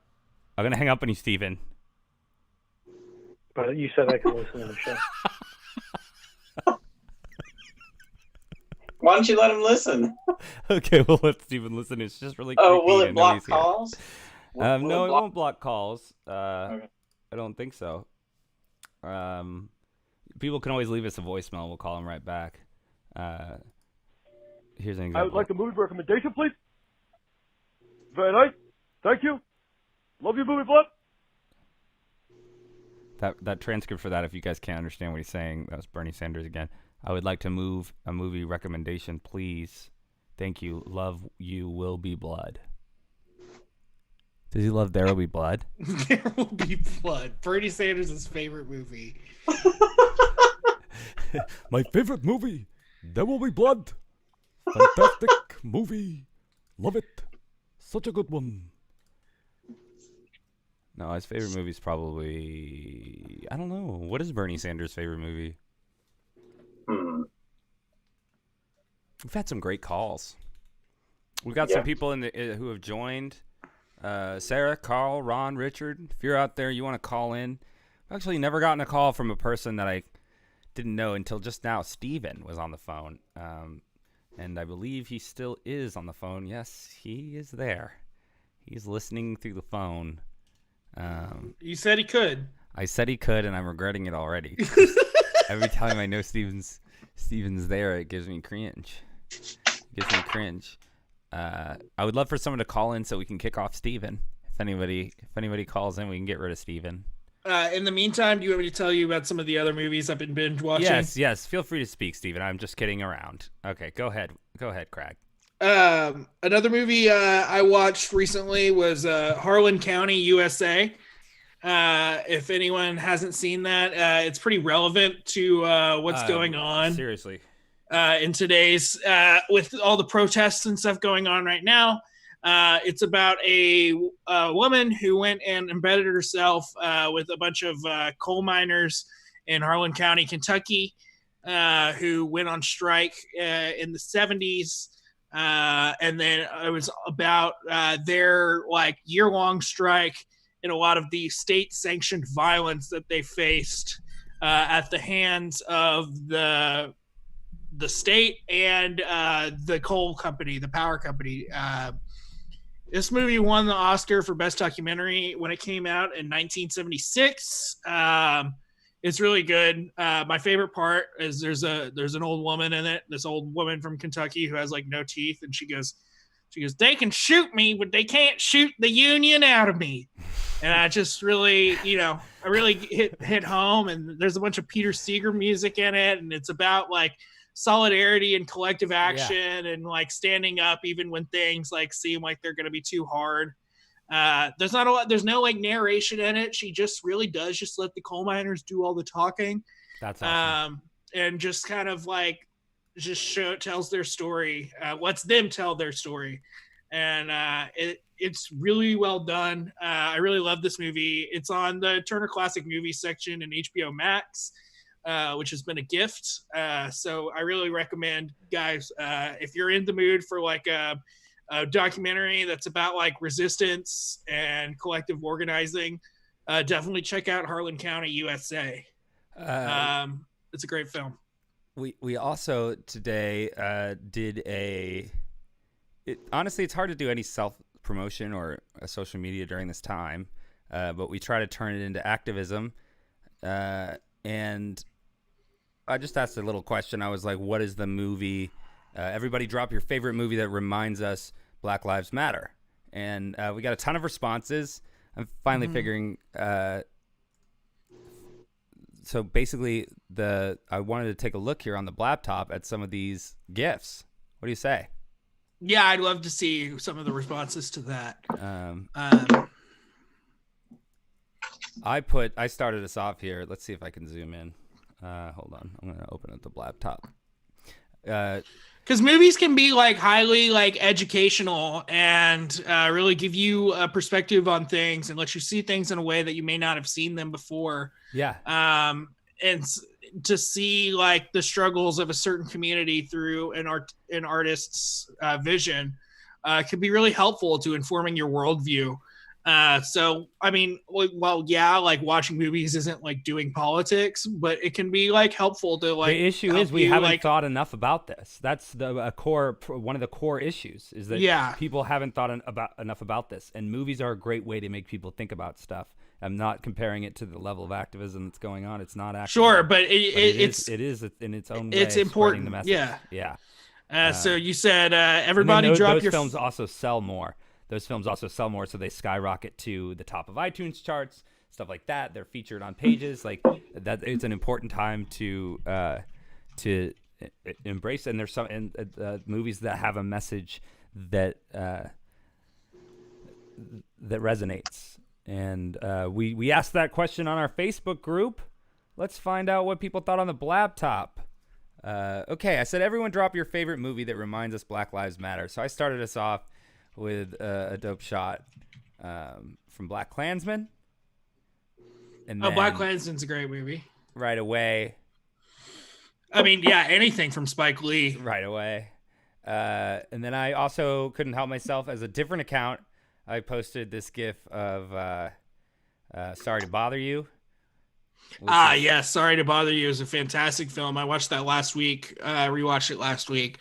Not only about like state sanctioned violence against the peoples, but also about like, the struggles of living in everyday capitalist society. And how do you organize? Well, the problem can seem too vast. Like, how do you approach that problem and really try and live in this society? Sorry to Bother You is a great example of that. With one of the best twists in a movie I've ever seen. I love it. I saw it so many times, and it's one I just keep going to put on. Like I'll put that one on in the background all the time. I'll sit down and actually end up sitting down and actually watching it because the pacing is so visually good. The visual good. It's visually stunning too. Like just the aesthetics of it are so good. Boots Riley is the guy who directed it, who is like a musician and a communist. He has a rap group, and they actually wrote an album called Sorry to Bother You like 7 years before the movie came out, which ended up being the soundtrack and the inspiration for the movie. I am a big fan of that film. Yeah. Should we take a look at the next GIF? Yeah. What else? What other movies are people talking about? Well, we've got she's incredible in it, by the way. Who? Tessa Thompson. Oh yes, yeah, incredible! I love Tessa Thompson. No, I can't see the laptop. Yeah, I have the stream open, but it's a little bit behind our conversation. I'll try and keep that in mind. Okay, so Tessa Thompson is great. I'm a big fan of Tessa Thompson's. I don't recognize Charlie Racy's. I don't recognize Charlie's. I can't see it. It's or do you have the group? If you pull up the group message, you can see it. I guess I can pull up the group. Yeah. Guys, we're also taking calls. Call in. I mean, I think that's a great movie doctor thing. Call in with your thoughts on movies and how they relate to what is happening in our country. This incredible revolution that we're seeing play out before our eyes in so many ways. And, oh wow, 17 comments. It looks like a lot of people have a lot of opinions on. This was a movies. Great one. That's why I wanted to address. It's one of our best threads because a lot of times we just like to drop GIFs in the Facebook group. Mm-hmm. If you guys want to join that, it's the Movie Blab. It's called Movie Blab (the group for movie blabbers). Megan Klein West dropping the. Let's just say their first names, just to be fair. Oh, sorry. It's totally fine, but I just realized that myself. Luckily, on the Blab-top, you can't really make them out as well. But Megan on the Movie Blab group posted a great GIF of Radio Raheem from Do the Right Thing. Yeah. If you guys haven't seen Do the Right Thing, it's like exactly about what's going on right now. So. Definitely watch Do the Right Thing. I'm gonna try and watch that sometime this week. Just as it's been a while since I've seen it. Yeah. What is this one that Charlie Racy is? Yeah, that's what I've been trying to figure out. I'm gonna ask him. We're live trying. Yeah, Sharad. I wish Sharad could see. I could send him a GIF picture. I feel like Sharad would know. You got a new one? Well, we're trying to figure out what this GIF is from. I'm on the site. Which one? I'll tag you right now in the post, and we'll find out. Sharad, guess who's coming to dinner? Sidney Poitier. Yeah, that's a great one. Another great Sidney Poitier that'd be about this In the Heat of the Night. I haven't seen that. Oh, really? That's one of my favorite Poitier films, right? That's what it's called, right? Now you're making me question myself. Yeah, In the Heat of the Night. I think it won Best Picture. 1967. Is that that GIF? The GIF might be. Is that Boys in the Hood? Let me ask him. I haven't seen Boys in the Hood since it was in the theater, so it's been a while. Is this Boys in the Hood? I don't want to ask that. Just ask what movie it's from. Yeah. What movie is this? We're live and it's killing us. Okay. Let's move to the next one. Of course, we've got the incredible Black Panther, Wakanda Forever, which has become a symbol for many people of heroism amongst the African American community. The first, truly, Black-centric Marvel film, right? Yeah. And a pretty great movie. I liked it a lot. It's up there on some of my favorite of the Marvels. I saw it in theaters and I really enjoyed it. Yeah. I haven't seen it since then, but it's great. Great soundtrack too. And then of course all the Kendrick Lamar stuff is really, really good. And then of course it looks like Sharad Patel then posted a full link for a film. The man who came to dinner. Is that what that was? No, he did that. This is a Prince sign of the times, just the full thing. Of course. So the Malcolm X biopic with Denzel is really good too. Another Spike Lee. And then Steve Cohn said Barry Gordy's The Last Dragon, which I have not seen. Barry Gordy, like the Motown guy? Yeah. Yeah, that's a hilarious movie. It's funny. It's campy. Yeah. I'm going to see if he wants to call in and tell us about it more.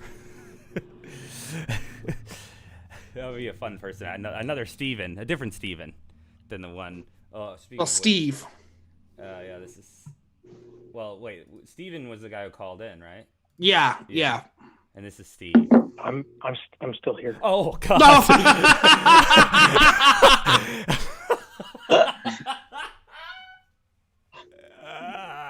You got us again, Steven. Steven, what have you been doing during this whole time? You said I could listen to the show, and yeah, you can listen to the show. Yeah, we like to hear from you, now and again. I just wanted to listen to the show and feel like maybe I was sitting with y'all and sharing a movie time together and laughing and having a good time. Yeah. Well, I don't think there's room for you. I think I'm gonna be eventually bringing in Conrad, and then I was also invited my friend Will to join. So I'm not sure if I can. If we can accommodate you. That's going to be a crowded set. Yeah.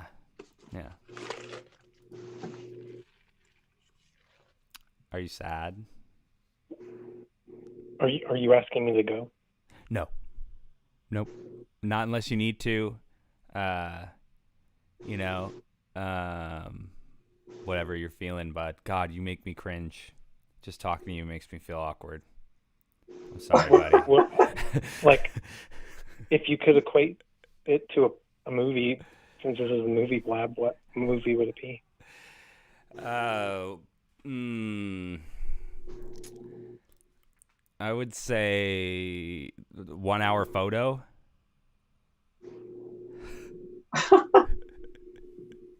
With Robin Williams. Oh, he hung up. Oh, how wooed. Oh. How wooed. Lucia from Texas, I don't know when she commented this on the stream, she says, I called and you didn't answer. That was from before. Okay. Andrew, you better hope that Steven hasn't put on an adult diaper and gotten in his car and is heading your way. Steven hung up.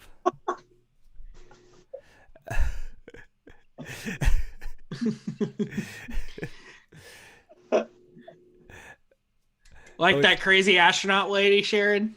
Yes. Unfortunately, Will can't do it this evening, but that's okay. It was nice to hear from other people like Steven, it seems like. But he got us again, guys, 3 times. I kept forgetting he was there. We have more. We have Guess Who's Coming to Dinner, the entire film, posted by Sharad Patel at FBI. At Do the Right Thing, Andy Young has been on the show in its earliest form. He said, wasn't he? He was like your second guest, wasn't he? Something like that. Yeah, he said Blind Spotting. I've never seen Blind Spotting. Blind Spotting is awesome. It's on Drew Flicks. I said love them both, and I said almost dropped Blind Spotting as my pick. He said watched both this weekend to show my roommates / reflect. Perfect films. So with that, I sent the care emoji. Nice. So I think that's a great. Sharon and I were talking earlier about whether people would be in the mood to watch movies right now, on the internet and stuff. I think the opinion's mixed. It's a fair question. I think the opinion's mixed. I think some people say like, it's a good way to either reflect on what's going on by watching a movie with similar subject matter to that, concerns with race relations in the United States today and state-sponsored police violence. But also some people might like to watch movies just to escape, to not really think about this kind of stuff. As like everything or to is take so a bad. Break, or to take a break for just their to take a own breather. mental health. Yeah, because it's like everything is so bad in the world where maybe it's a good time to just sit back and watch Howard Stern's Private Parts. Yeah, exactly. Whatever you need. We've got this next film from Shauna.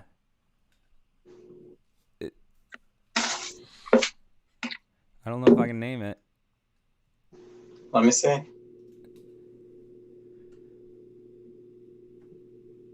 Isn't that Selma? Yeah, I think that's what I was gonna guess, but I'm not 100% sure. Because it looks like it's 60s. Oh yeah, that's Selma. Yeah. Cool. I think that was all the gifts that were dropped, right? Did I miss any? No, I believe you got them. Get back to calls. The doctors are in.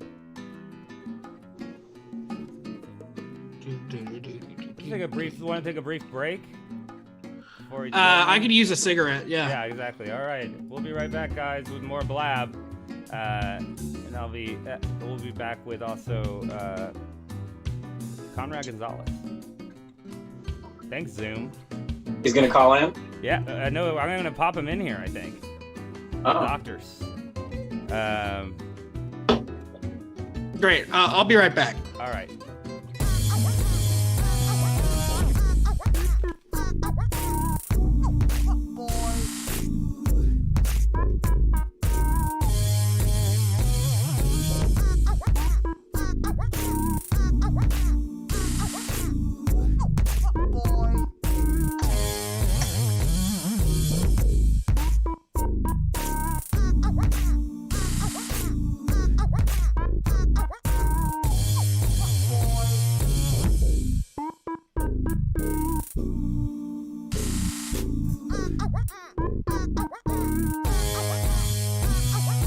Hello, my name is Katie. I'm calling Movie Blab. I have a comment to make. I think that Paddington Bear should be in way more episodes, if not every single one. That's all. Nice. Oh no, it's Paddington! Paddington! Oh, hey Paddington! How are you, buddy? I'm doing well because I just had a delicious marmalade sandwich. Whoa, that's great, Paddington, so you're nice and full, huh? Oh yes. Would you like a bite? I don't know. I don't know if I can eat in the virtual studio right now. I'm trying to do a show, man. But yes, I can't believe you decided to grace us with your presence. This is insane. Wow. It's really an honor. Oh, that's very sweet of you to say, Carly. Oh my god. Oh my god, it's Paddington. Well, Oh, yeah, it's Paddington. Yes. I told somebody to call Have you been in. being kind and polite, Carly? I don't know if they will. It's always right. Oh, yes. It's someone I haven't spoken to since the late 80s. What'd you say, Al? What, Al? I bet you're hungry. Do you want some marmalade? Oh, haven't heard that one in a while. Please, come on. That's like the first thing everyone says to me. Paddington, Wow. Al, come on. You're going to embarrass us. Paddington, I've wanted to ask you this for a really long time, but is Hugh Bonneville nice in person?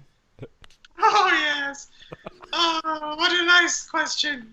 Hugh Bonneville, who of course plays my father in that movie, is very nice. He mostly keeps to himself, but he's been very nice, and I have no complaints.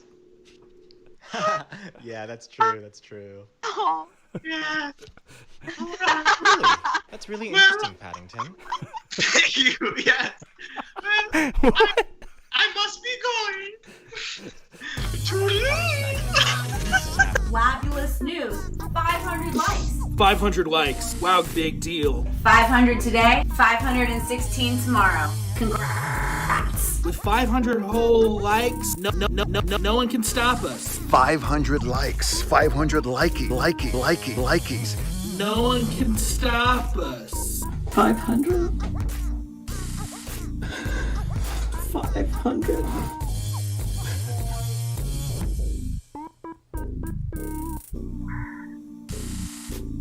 500.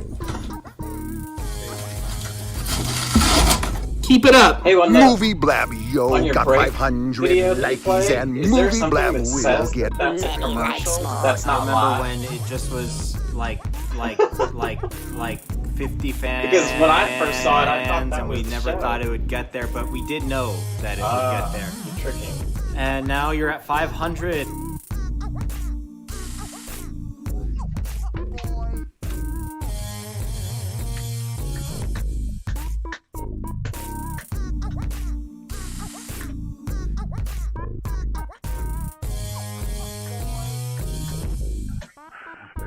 So this is Johnny, and my favorite baseball movie is Major League. My favorite basketball movie is, I don't know, Hoosiers. 500. 500.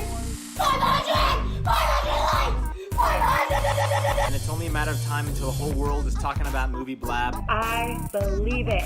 The comical show that talks 10,000 movies. It will be the stuff of legends, myths, and lore. 500. I love talking about Nick Cage. 500. I love talking about Jackie Chan. 500 likes. I love talking about Alfred Hitchcock. Playing Jeopardy with my friends.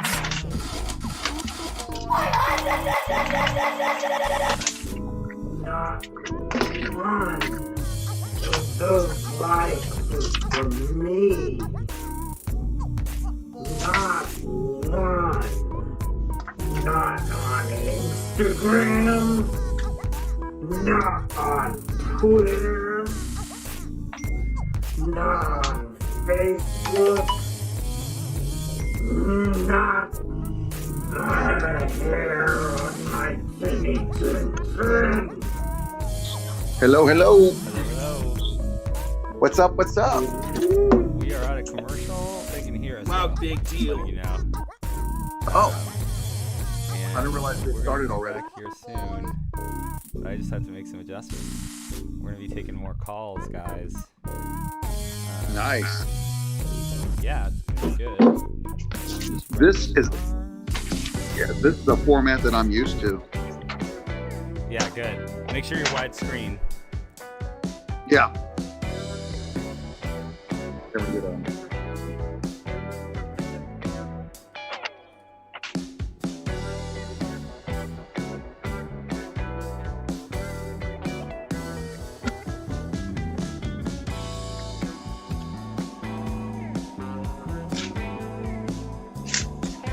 Alrighty.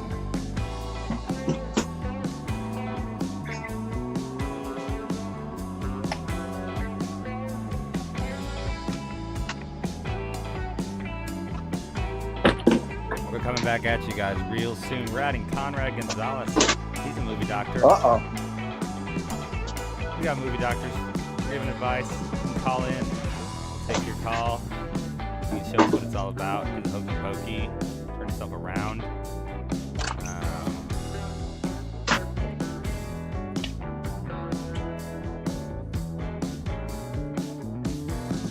Andrew, are you still doing that virtual background thing? I can, if you can do it now using Zoom if you want, but I can do the TV if it's easier, whichever you prefer. You can just download a swatch of chroma key and set it as your virtual background on there, but don't worry about it. I can just put you on the TV. In other words, are you still going to use the same kind of TV background thing? I won't be, so... Yeah, just put him on a TV. Episode. Yeah, that's what I'm doing. Because he's on his phone, it might be hard to download the chroma key. Yeah, exactly. He likes to move around. Yeah, let me, okay. Let me just do something real quick, and then I'll get back to the widescreen. Okay. Put that there for now, and then this needs to go.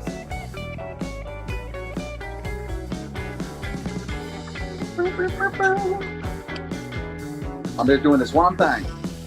You're okay. We're coming back, guys. It's gonna be awesome. You can call in and take calls. Yo. How long have y'all been on? We've just been hanging out. I'm not exactly sure. It's been fun though. So it's been a little bit of an experiment and just kind of chat. Yeah. Okay, I've got Craig back, so let me make sure. I'll let this lay down for a while. Here's one.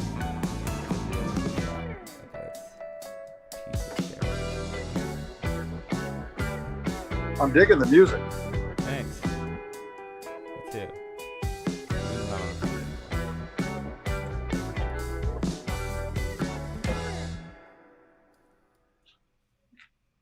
Can't figure out what I'm looking at. Shared's not in his place. Okay, that makes it super confusing. Whatever, I'll just put Craig in, and then I'll add Shared. There we go. Here's some more music.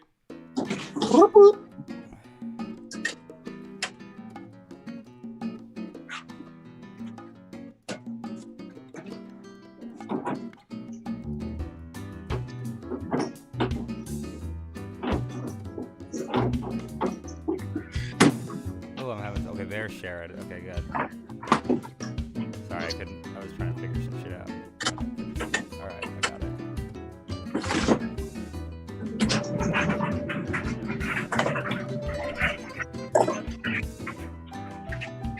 Okay. Alright, let me get back to where I belong. Back where I belong. Then I just gotta get Craig in there. Where this has to go. I'm just so back.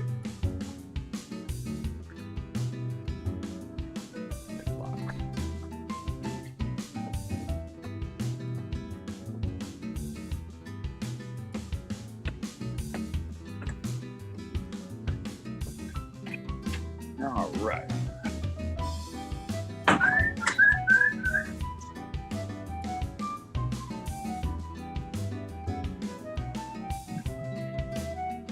Oops.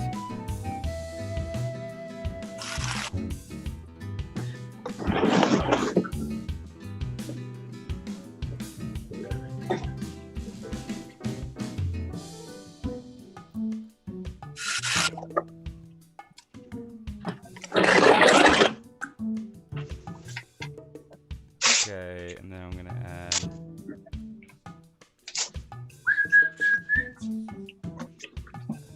Ah.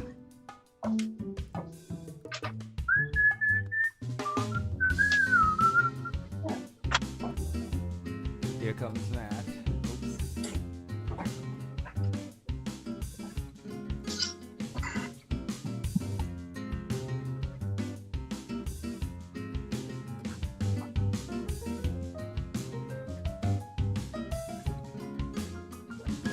All right.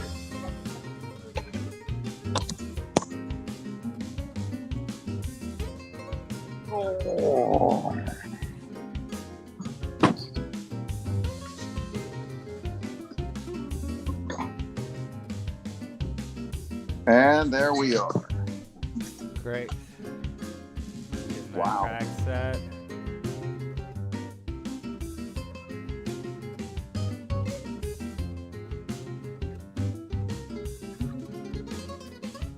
Let me get my water real quick.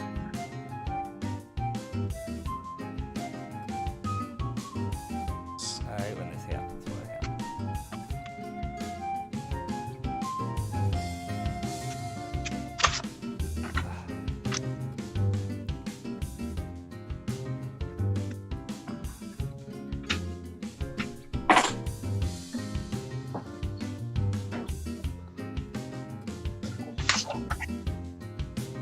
Coming back soon. Sharad, how are you doing? I'm doing okay. Are you in Houston? No, I'm in Richmond, Virginia. In Richmond, Virginia. Okay. Hold on. Is that the Fighting Cavaliers? Is that the town? Is that Fighting what? Cavaliers of UVA, whatever? Fighting Yeah. Cavaliers. Wait, I think so. Wow, dude. Well, wait a minute. Now Dobbins is in Virginia too. Not anymore. Yeah, Right, he Andrew? just left. But he used to be close by, right? But he Yeah. didn't he get, Oh, did he go no, back? He's here. Yeah, he is in Virginia. No, he Yeah. left. He's on his He way went- back. He went He's back on to his way LA. Yeah, Oh, okay. because he has his job to get. He needs money, and he's got to work. All those good things.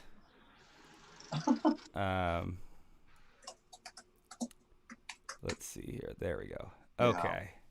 And this is important, so I'm going to put this somewhere else. We're coming back, guys.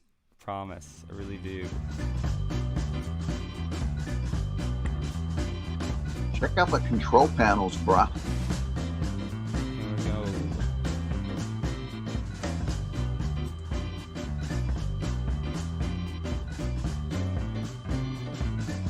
Well, I hope everyone is safe, considering everything. Yep.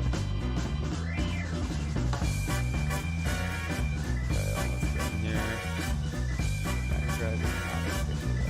Alright, this is taking longer than it usually does. There's no countdown, is there? Visually. Countdown? Tell people when it's coming back. No, I can do one now. But focus on bigger fish. Eat it.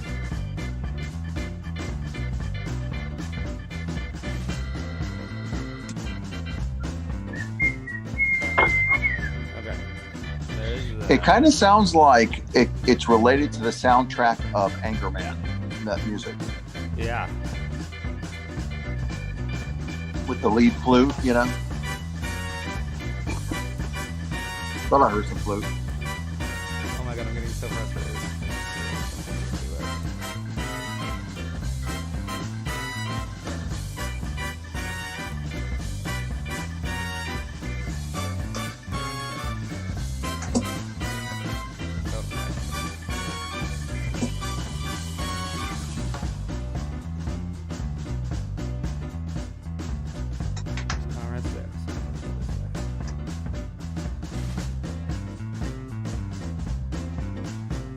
Scott Craig. I'm gonna have presets for this. I just haven't gotten to it because we just switched to Zoom, and it's way better. Except they might kick us out. Let's see. And we're back, guys. How is it going? We're hanging out here, just a bunch of dudes in our medical office. I'm joined now by Conrad Gonzalez. Conrad, how are you? Doing great, here in Austin, Texas. Stuff we're going to talk about, but yeah, a lot going on. But everyone, all my immediate family is safe and sound, and happy to be here. Yeah. I'm glad that you're safe and everything's good. These are crazy important times, and that's why we're not doing like a formal show. We're just hanging out and giving movie recommendations to people, talking about what we're watching, talk about our films that relate to what's happening. You know, just hanging out. We've had a lot of calls. I don't know if you saw, but a lot of people were calling in. We do have a number for those of you who need some advice. I'm sure you just saw that, but 908-679-9940. we'd love to hear from you. We'd love to hear from you. I love our callers. We're having a good time here, guys. Conrad, since you just joined us, what's your movie that you're watching that you've been watching recently? Anything, or just CNN? Wait a minute. Hey, Andrew, you went out. To whom were you asking that question? Have you been watching anything besides CNN? Hello? There you go, Andrew. Yeah, for some reason you Zoom keeps kind of. Let's see if I can fix that. But were you asking me that question? Yeah. Yeah. Oh, okay. Yeah. Here we go.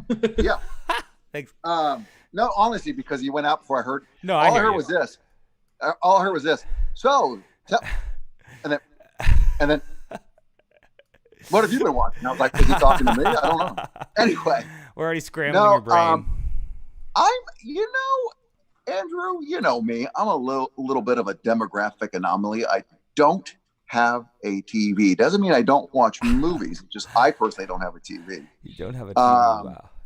Wow. But I have been going back to, for me personally, thinking of documentaries that speak to what this country is experiencing right now. Because even though, yes, it is unique in what's going on now, thematically, right, in terms of struggle, justice, realizing the American dream, this has been part of the American experience since the beginning. So for me personally, since I tend to want to be a little more engaged in ways that I can at this time, it reminds me of certain documentaries that I saw that were like, for me, sort of like gaps where either high school history or even like college history didn't quite cover.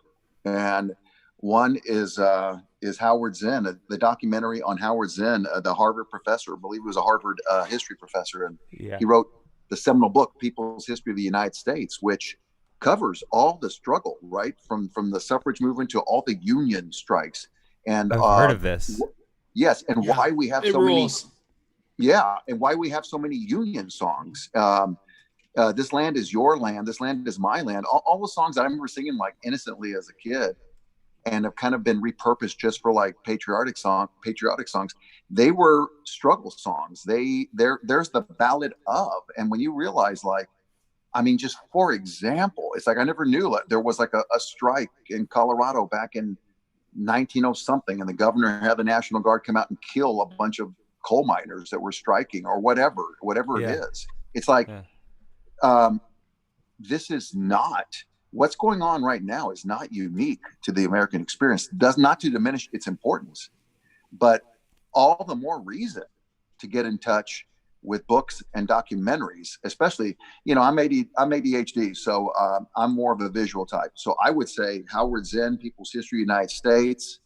That would be that. If I had to recommend just one thing, Google, YouTube, find the documentary on him and watch it, and what it'll do, I think, for me, is I'm going back and contextualizing what's happening now in the history of the United States to put it in its proper portion and proportion and realize, oh, we've been through this kind of stuff.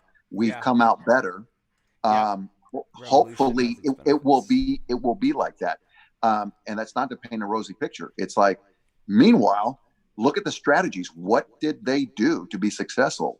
Because any social progress in America, it has to be from the bottom up. It's never going to be top down. It's got to be organic. It's got to be unified, mobilized, organized, and it has to involve strikes and boycotts and marches when we can, and keeping the peace and holding on. So to me, that's what I found myself like in my head, just pop Howard Zinn's documentary. That's a great one. Oh, That's a great point, Conrad. I liked Yeah. what you had to say too about all those old songs. Like if you look at Woody Guthrie and Pete Seeger, people taking these these working class anthems and Right. repurposing them to be nationalist glorification of the imperialist empire. And just Right. like totally twisting their meaning. It's like forgetting, like, let's not even listen to the verses. Let's just Right. sing the chorus. Exactly. I think that's great. And so it's go back to the actual source, right? And I guess for the kiddos today who are watching, who may not go like who, like all these people, it's like think of that one of the Jenner chicks. Who was the Jenner chick that did the Pepsi commercial where she hands the guy? She goes to a protest and gives Kendall Jenner in the same way that the corporations have cynically co-opted everything organic, right? Just to like, I don't know, to seem woke or whatever. Yeah. So too have so many things that were about struggle and about the working class that got co-opted and like you say, in the now declining American empire. So co-opted and regurgitated for profit. Yeah. Right. So anyway, that's from it. Oh, and by the way, that documentary on Howard Zinn, if nothing else, watch it because it's narrated by, and a pop quiz, anyone? He went to Harvard, and he's a big time actor, and Go ahead. Yeah. Okay. This actor, he's a tier 1 actor. You know him. You know his forearms. You know his smile. He went to Harvard. He was a good friend with Howard Zinn. Whenever the music stops, let's see if anyone can call in and guess. The documentary on Howard Zinn. Who is the famous Hollywood actor who narrates a documentary on people's history of the United States? Oh, I don't know. Morgan Freeman? It is. He got his big break, that he wrote and directed with his buddy, also from Boston, where he plays like a janitor in a college. It's Matt Damon. Matt Damon. Yep. That's awesome. Love Matt. Yep. Yeah. The book you're talking is People's History of the United States. But just for all the listeners, the documentary on Howard Zinn is called "You Can't Be Neutral on a Moving Train." There you go. Thank you, Matt. Absolutely. Yeah. I'm a big Howard Zinn fan. Another documentary kind of in the same vein of sort of looking back at our history. And it's like, if you look at it with like clear eyes and realize like what's actually been going on this whole time. Another documentary that really illuminates that kind of stuff is 13th by Ava DuVernay. Mm-hmm. I don't know if you guys have seen this. It's a Netflix documentary that explores the history of racial inequality in the United States, focuses on the nation's prisons and about how they're disproportionately filled with African Americans, and how the 13th Amendment, the language in it has been co-opted to continue basically a legal form of slavery since the Civil War. Right. She has a lot of great people on there that academics and prison abolitionists and reformists, stuff like that go on and talk to you about, I mean, just the history of the prison industrial complex in the United States. It's all about extending capital and extending the reach that corporations and government have over the working people, disproportionately people of color, and Black and brown communities here in the United States, who have been most impacted by this history of oppression, and that has manifested itself through the prison industrial complex. 13th is a must watch. It is. It's so well done too. The filmmaking is really and great.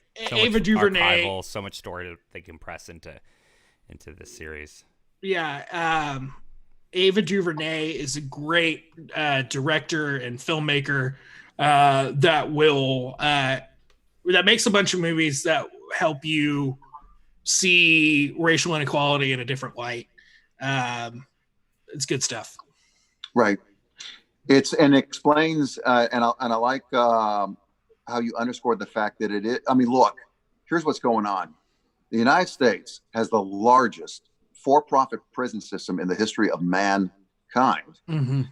And because of years and years of systemic racism and institutional racism, it just so happens that black men and brown men are disproportionately and racially profiled because they can't lawyer up the way other dudes can. And and there was a stretch. I taught social studies at an all boys middle school for 2 years, and it was 98% Hispanic and African American young men, and we would talk of everything that we're talking about now. Yeah. I talked about it with them and let them know. It's like I said, they're like, but Mr. G, that's racist. I said, I know. And what are you going to do about it? It's like, you have to get educated. You have to learn your rights. And it's true. It's true. Yeah. It's sad and it's true. And I see it. I've seen it play out. Heck, I used to live in a zip code that was called the Hood. I would get pulled over, but I could use I could use my voice and my vocabulary and and so I've seen it. I've seen it personally, and I've seen it cinematically, and I see it in the institutional. It starts even in the public schools. African American young boys are disproportionately sent to the office. They're disproportionately labeled emotionally disturbed. I mean, it just goes on and on. And I'm glad we're talking about this. I am too, because there's no way I can't, and there's no way I don't want to, because it's like, just because we talk about movies on here doesn't mean that. The reason I wanted to do a show about movies was because movies encapsulates a whole. It comments on our world. It makes us think about our society. There's so much in it. It's such a deep topic, generally, that it allows us to explore things like this, and it's important. I mean, there's no way that everyone who has any form or platform, I think, should be speaking about this. And I was watching Don Lemon last night. He's not my favorite, but he was doing a good job, and of the CNN crew. But he was talking about, like, where are the celebrities speaking out on this? Like, why haven't we heard? Like, why aren't they there protesting? What's going on? Like, where is it? Because just because there are a few people doing some bad things, it feels like we're not hearing from some of the bigger voices in Hollywood, is what he was saying. And he was like, Jay-Z, call me. Like, why aren't you calling me? Like, I don't know. And it is interesting how this is something that's very delicate. Well, with celebrity comes a level of power and capital and money and influence. And, it may not be exactly their motivations or what they're thinking about, but that definitely is going to inform whether or not they speak out and do the kind of work that's necessary to fix these inequalities, because a lot of celebrities have benefited from this system and of massive inequality, and it's brought them a level of success and fortune that they may not have gotten otherwise. I'm not saying that all celebrities are evil, or that, that this is the first thing that they think about. They're not. I'm not saying they're thinking, oh, well, I shouldn't go out and protest because it might cost me my career. But at the same time, you got to think that that's got to be part of it. Right. Yeah. Well, I agree to a point. I think celebrities can help amplify. Right. I think I don't watch Don Lemon, but I think it's kind of a loaded thing. Like, the implication is, if you didn't call into his show right then and there, that you're not helping out in some way. He wasn't. Yeah, he wasn't saying that. I mean, he just meant like he was going over the amount of statements that he had to work with from people, and he was just surprised that when he was reading them, going through them, that there weren't more celebrity voices speaking out about this. And I think everyone's processing. But I think this the point that I want to make in the context of this particular sub issue is this. This is why Howard Zinn calls it a people's history of the United States, not a celebrity's history or when corporations decide to do something nice, or when the government just suddenly said, hey, why don't we add the women's right to vote? It's always been an organized, popular uprising, and it's going to take regular folks like marching in the streets. Again, I don't mean to sound like a broken record, but this is the repeated cyclical history. This is the same stuff. The only thing that changes is the wardrobe and maybe the accents from time to time. But this is the struggle. So it'd be cool to hear about Jay-Z or whoever doing videos or out there. But in the end, what's really going to bring the change, and what's always, and again, this is why it's no accident that all the textbooks, especially in Texas and across the board, how can I say this? They are the history, the textbook histories in high school and middle school. If you look at them, they are so, and I'm being honest here, they're whitewashed. It's so watered down. You think it was like rah, rah, rah, USA, and everything's fine. You have to go out of your way to get the full history. And with that, we have a caller. Somebody calling? To accept, press 1. To send... Hello? Hello? It says it's from KFC. Hello? Oh. Hello, are you there? Oh, no, did we get the Colonel mad? Oh, God, this is going to be... Is anybody there? Hello? KFC. Maybe hang up and call him back. Okay. Anyway, and speaking of that, the only one that I've heard of that really kind of made news or whatever, as far as like taking on Trump or whoever, was it Taylor Swift or something? I don't know if it was a tweet or whatever you call it, but she basically chastised them, and she's got kind of an interesting story where early in her career she was influenced by her family and her management to not speak out on politics because of what had happened to the Dixie Chicks within country music. And but as she sort of exceeded a level of fame where like she couldn't be stopped and like withheld from talking out, then now she actually speaks her mind about politics and systemic inequalities. And I say, good on you, Taylor. Better late than never. Well, here's the deal. And also the way that songs, the way music, the way content is presented now. What happened was what Dixie Chicks said, I think they're in London or whatever. She says, sorry for W being president. And then next thing you know, every country radio station stopped playing them.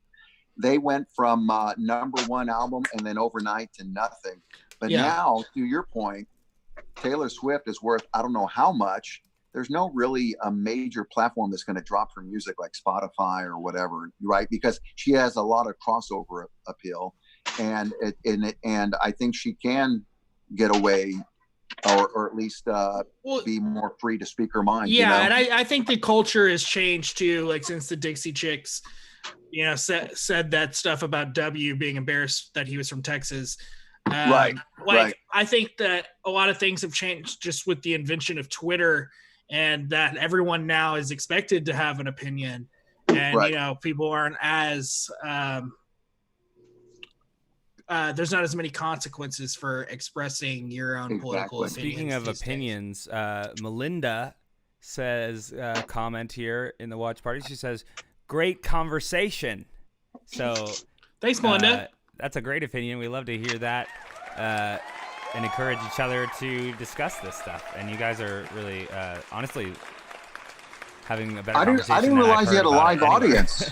I didn't realize you had a live audience, Andrew. That's you didn't know that, Conrad? Yeah. I mean, did you realize they like it? Did you realize they think we're having a great conversation? Oh, well, there you go. I think I agree.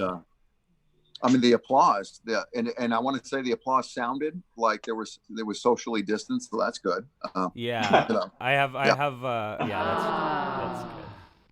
good.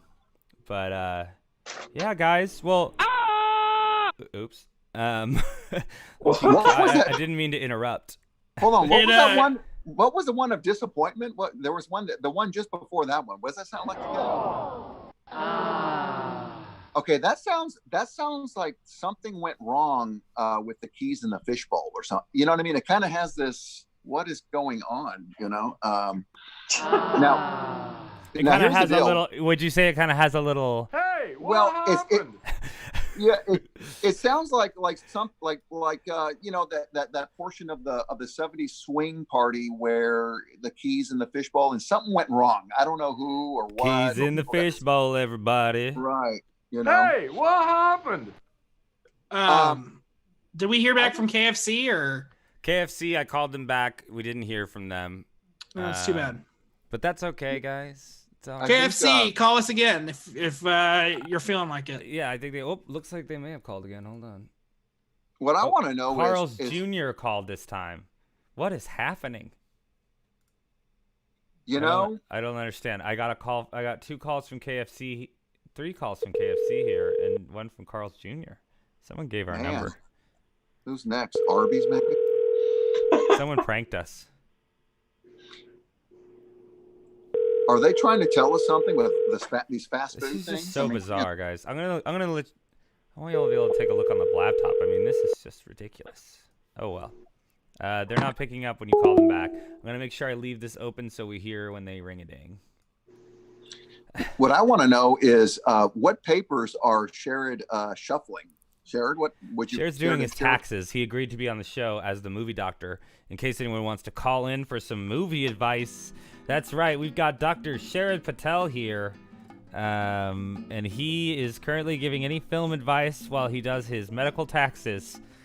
You can call him on the phone, and the number is right here, guys, 908-679-9940. We'd love to hear from you, especially if you're not a fast food restaurant. Right.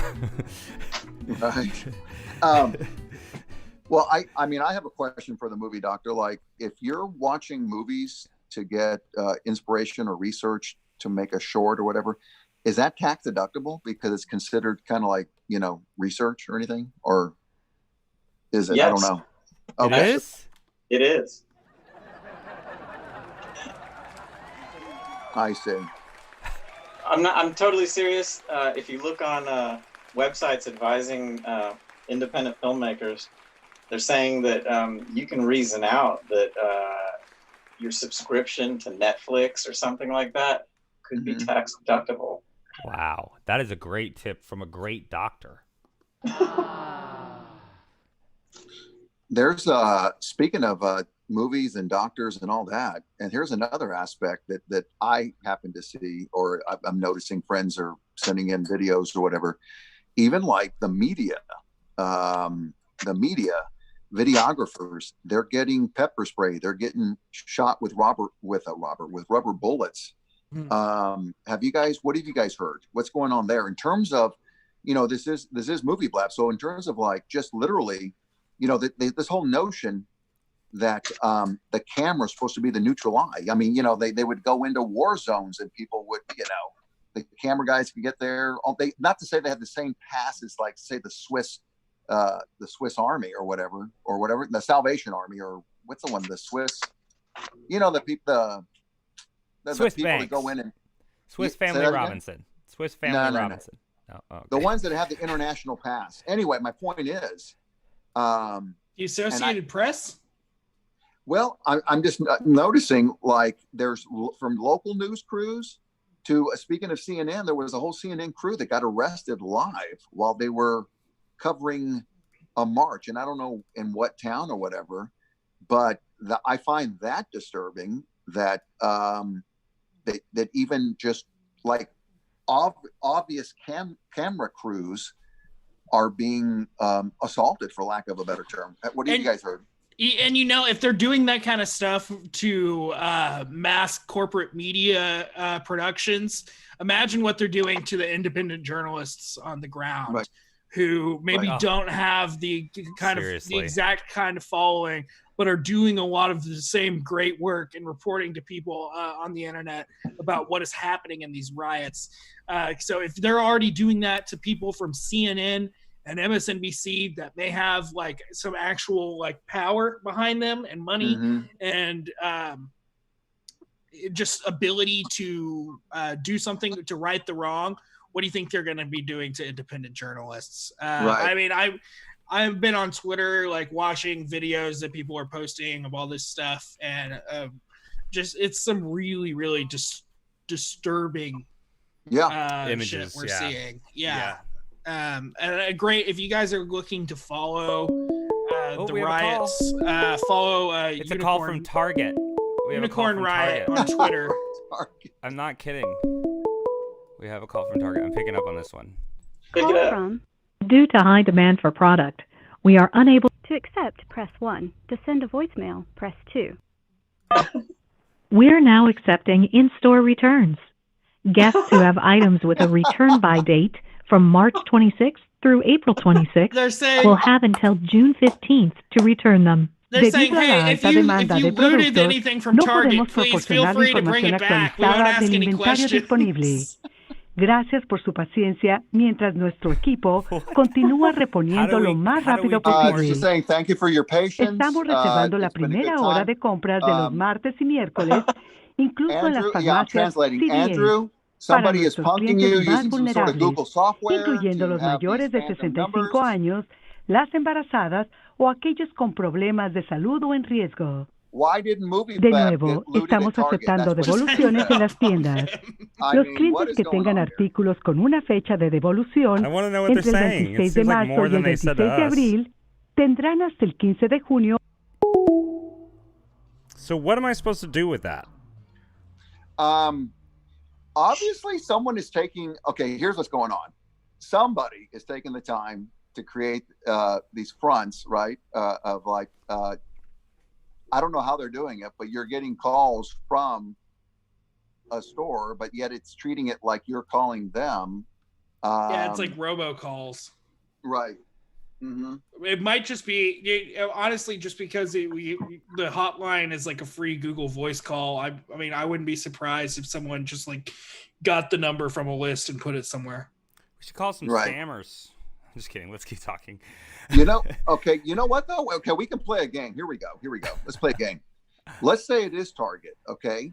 So, speaking of Target, right? Why Target? Like, why was Target the target? They like Target's getting, in a sense. But I also got calls from Carl's Jr. I can show you here on the Movie Blab. Target is based out of Minneapolis, Conrad. I think that might have something to do with it. Oh, okay. Like that's their corporate headquarters, and so they have portal like where the Minnesota Timberwolves play is called the Target Center. They poured a lot of money into that community, I guess to, I don't know. And some people maybe feel like that that they own the city and that they need to be held accountable. So it's the most iconic, how can I say, the most iconic brand probably and out of Minneapolis, other than 3M or, you know what I mean? Like old school Minnesota corporations, you know? Minnesota based. Yeah. That's probably has a lot to do with it. Right. like if the boiling point had started, if the epicenter, if the flashpoint had started in Arkansas, it might have been Walmart, you know? And I know too that there was a specific Target location that was refusing to sell milk and water to protesters too, to help with to fight against the pepper spray and tear gas. So I think that was something. So they were like, all right, well, if you're not going to sell it to us, like screw you, we're going to take it.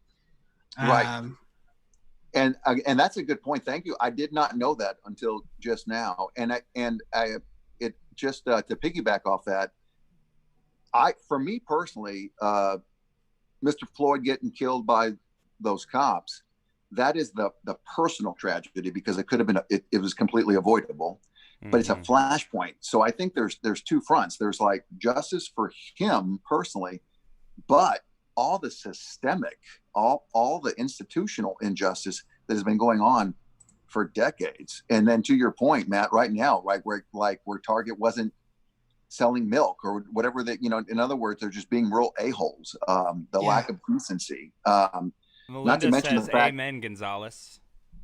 well, thank you, Melinda. Keep going.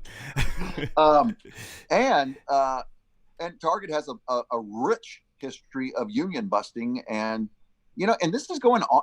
Like, God, here's the sad part. It could have been honestly, probably like any other Fortune 500 company. Yeah. And we could talk about the crappy stuff that they've been doing or the crappy policies. That's the major takeaway, is like, it's not just that a man died. That in of itself is tragic enough. I think it's a flashpoint, honestly, for a revolution. That a time has come, and sadly for me, what a metaphor that is, because the injustice has been the knee on the neck of so many people for so long, and you can only take so much. And so, yeah, I mean, it's again, it is interesting, scary, revolutionary times, but also it's like, of course, it's coming to a head like this. Of course, right? I mean, maybe watching all those apocalyptic movies have prepared us for this or not. I don't know. Way to try to tie it in, bud. Well, Sharad, I don't know what your papers. Sharad, in my mind, what Sharad's doing is like, how like some people throw bones or read leaves. He's shuffling paper randomly and finding some meaning there. So what are the papers telling you there, Sharad? Well, maybe you didn't hear Andrew as to what I'm really doing. Oh, no. I'm doing my taxes. Oh, you really are doing your taxes? Yeah. Oh, wow. Well, we love you anyway, Sharad. Hey, what is it? Hey, Sharad. I guess what this particular movie blab segment could be called H&R Blockbuster. Oh my God! Yeah, we love that. You know what? This has also got me thinking about another movie I want to go back and watch now because of this stuff, and I haven't seen in a long time. Is The Thin Blue Line? Documentary by Errol Morris. You guys seen that movie? You know what? It's been a minute. Remind us, Matt. That's about right? The kids and the murder. Yeah, it's about the trial and subsequent conviction of Randall Adams for the murder of Texas police officer Robert Wood. And Errol, there were a lot of inconsistencies in the case, incongruities and loose ends, and that Errol Morris went and sort of began investigating and found a bunch of policeman misconduct. And what the title refers to, what Errol Morris feels like is like a mythical image of protecting police on the other side of anarchy. I don't know if you guys heard that term, thin blue line, before, where it's like, it's a thing that they use in the like Blue Lives Matter movement, where they say like the world is ripe for anarchy and chaos, and the only thing that's keeping it from us is this thin blue line, police officers keeping order, and doing anything they have to make sure that order and justice stays the way it is, rather than the world descending into chaos and madness. This is a really great movie that Errol Morris did, because he basically like exposed the hypocrisy of that ideal through like almost like film noir-esque investigation of this case involving the killing of a police officer. Really great stuff. He actually ended up, because of the documentary, the conviction was overturned in the case. I don't remember a lot of the details about exactly what happened. I still want to go back and rewatch it. Yeah. But And, it's a great one too. Well, right now the world is calling bullshit on the thin blue line, and because we all know what brings order, what brings true order. The opposite of what? The opposite of war is not peace. For me, the opposite of war is justice. And if there is justice, then it takes care of the peace. Wow. So I want you to run it's for president for real, though. I'm not joking. Well, I mean, look, allegedly, last I heard, right, that we're a country of laws and of a constitution, not a country of men.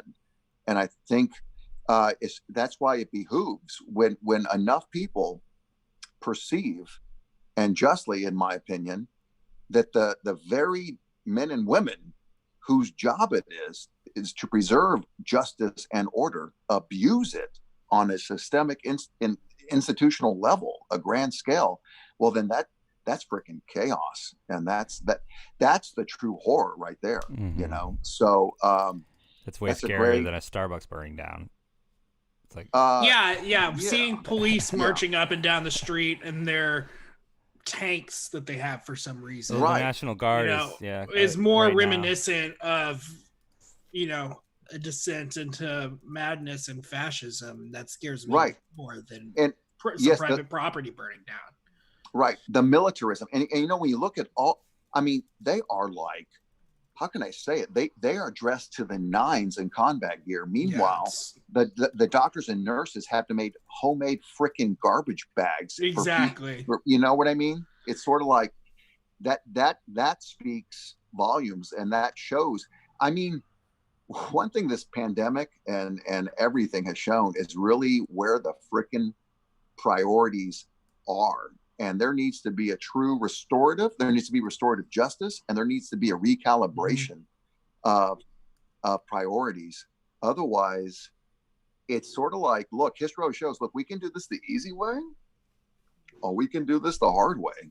But the system only works when there's enough buy-in by most people, and when most people feel that there is justice and that they feel safe. And so it's in terms of storytelling, right? To me, it's a tragedy in this way, and I'm going back to Aristotle, where he defines a tragedy is when there is the main characters or the heroes, they don't realize, they don't change, they don't transform their internal character flaw, right? There is no learning going on. I think what makes Trump so tragic is like, here's all these opportunities for him to change, to become self-aware, to do something, and he doesn't. And there's a tragedy. Well, yeah, I mean, he's never going to. He never was going to. Like, he's using this as an opportunity to like continue to stoke the flames because that's beneficial to his like political. Sure. And Matt, for me, it's not just Trump. Trump is the latest district. He's the most recent iteration of the distraction. Yeah, he's not the cause of these problems. He's a symptom of it. Yeah, he's a total symptom. And what's more, it speaks volumes to just how crappy things are that even made his ascent possible. Right? Mm-hmm. It speaks volumes to where we like, he is the culmination. He's the poster child of all this, right? And so it's not him. You know what? I wish it were just about one rogue dude going cuckoo. But the reason people are marching is because it's been decades and decades of systemic, nationwide injustice for fun and profit. And I wish I were making this crap up, but it's like, it is that like everything we're talking about, guys. Imagine we're trying to write a script, and honestly, it'd be like, and we try to sell it to Netflix, and they'd be like, "This is too lame. It's too on the nose. It's like this, like they're just doing this just for like profit and leverage." Yeah, and you got this two-dimensional dude who's president, but he says all this stuff, and it's so on the nose. It's so in your face. There's no nuance. Yeah, I don't know. Take this shit to Hulu. because we're not. It's like it's a lame script. Take this You know what I shit mean? to- Or whatever. this You shit know what to I mean? Hulu. Like it's like it's lame, and it's like Hashtag it's take like, that shit to Hulu. Yeah, what you know what I mean? But it's like it's sad that we have to be talking about this. It's completely avoidable. The richest nation in the world, right? The most prosperous, and we're talking about trash. All this, like, let's just call it what it is, man. Trash, you know. And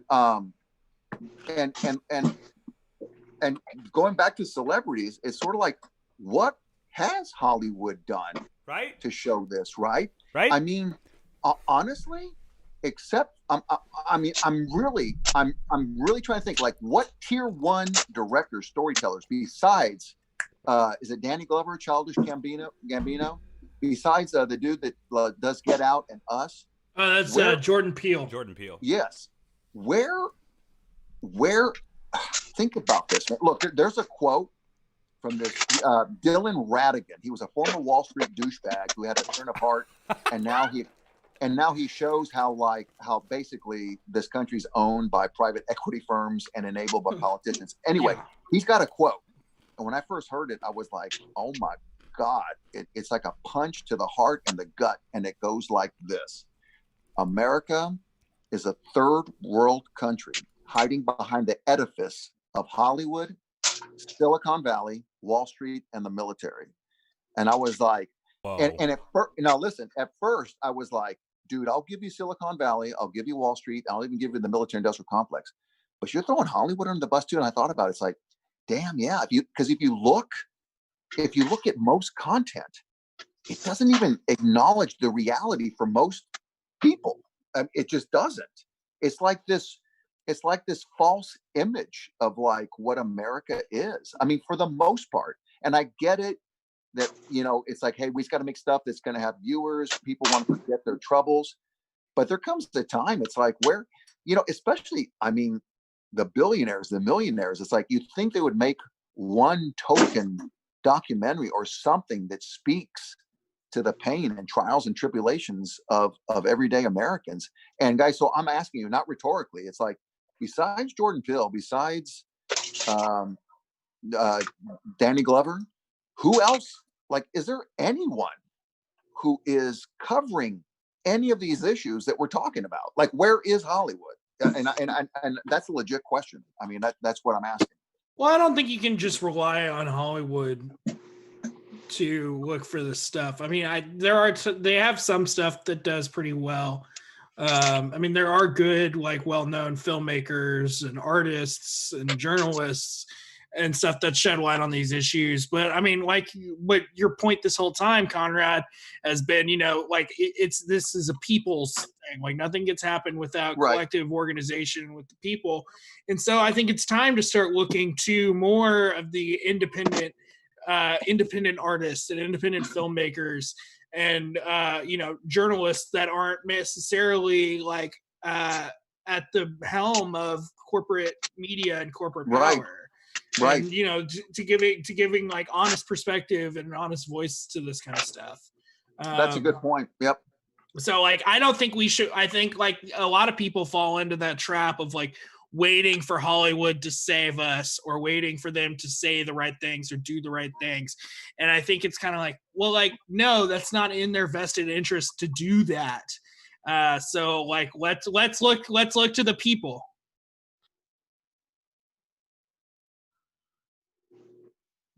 Did you send it in the chat or?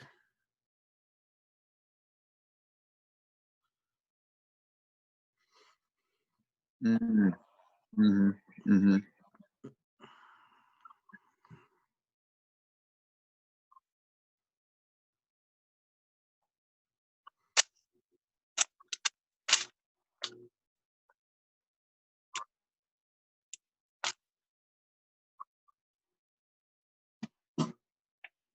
Mm-hmm.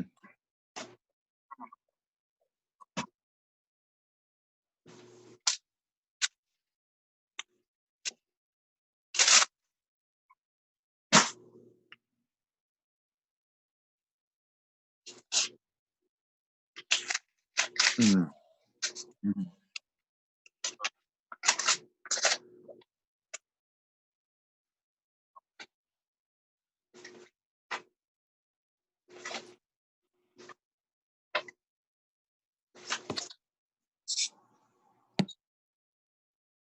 Mhm.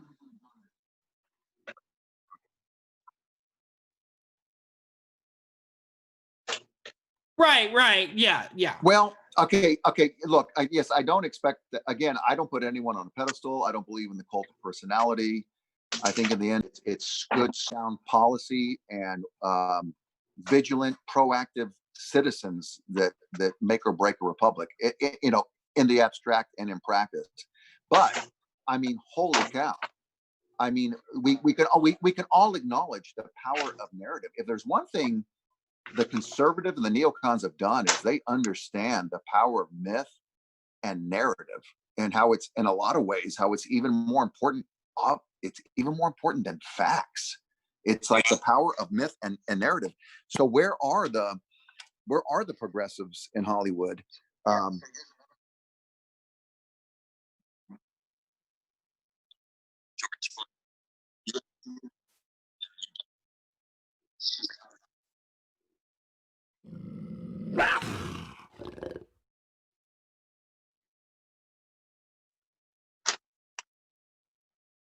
right.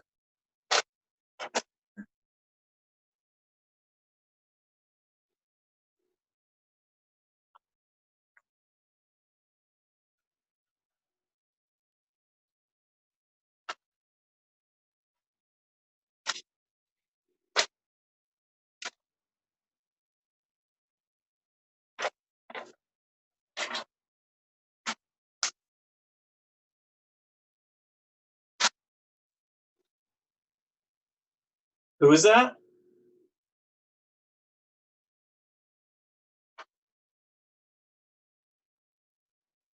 And wow, right. Oh, I was going to bring up one Hollywood thing that did kind of address some of the issues and took it into the realm of fantasy. Dr. Sharad. Hey, I just wanted to bring up one Hollywood big production that did kind of go into some of these issues of conspiracy and systems and stuff, and take it into a fantasy realm. Was the Watchmen HBO series.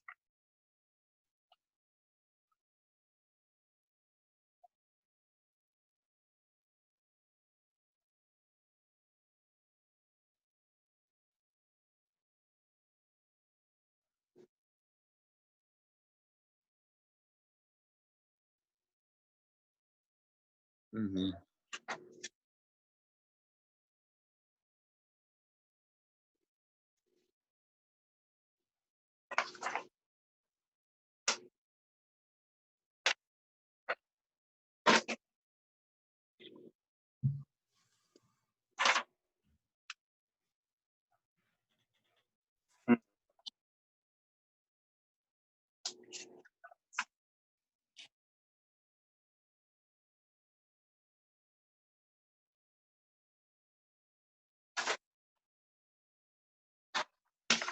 Yeah, there has to be relevance, and again, the point, or I hope that all this is not for naught, or all this is helpful, because it look, unless there are real institutional or systemic changes, unfortunately, Mr. Floyd will not be the last one. That's just it. It's like, so let's not conflate that let's not that there it's so connected. It's like he died the way he died and was murdered because of everything, right? In other words, from the producers who brought you Trump also brought you this crap. I mean, honestly, it's like, oh.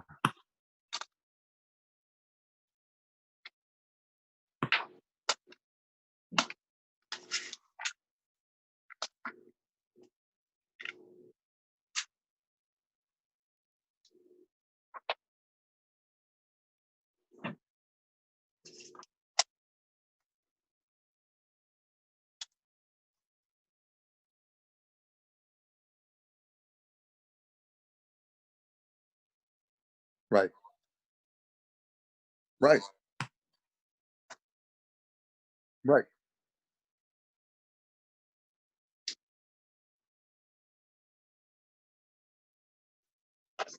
And Andrew, yeah, Andrew, good point. It's like, in other words, it's not just a political march.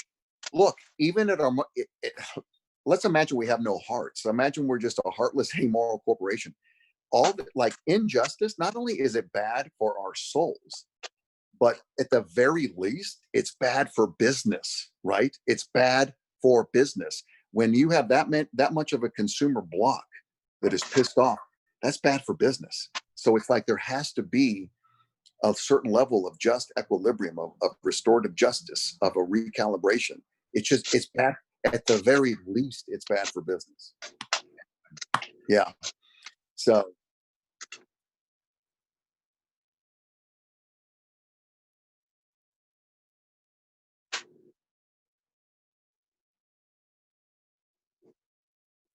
Andrew, I just texted you a picture I found on Twitter. This is a live look at what Hollywood is doing during the riots. Because we wanted answers from some of our nation's greatest artistic creators, and we're wondering why they've been silent.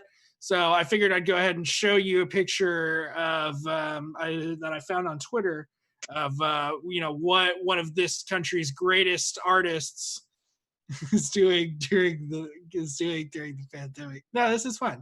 Why don't we show it to the? What? Show it to the people. Showing it.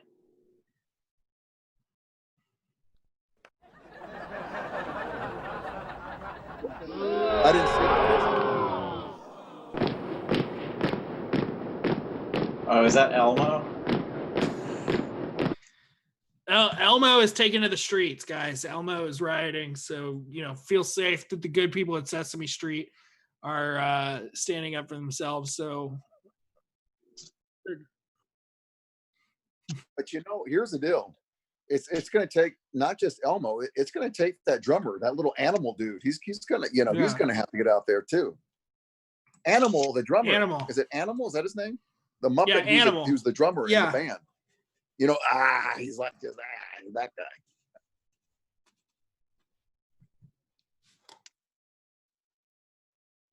Right. Oh, just talking about children's shows like that. I mean, Sesame Street back in the 70s really was sort of like a activist kind of vibe for kids. I have no idea what it's like now, but no. Sesame Street?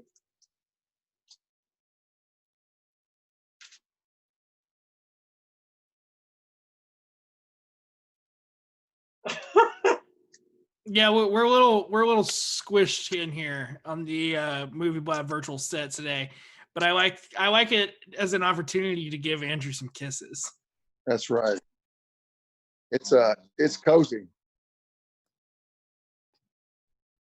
Dang, man, my glasses are starting to fog up, guys. Holy cow!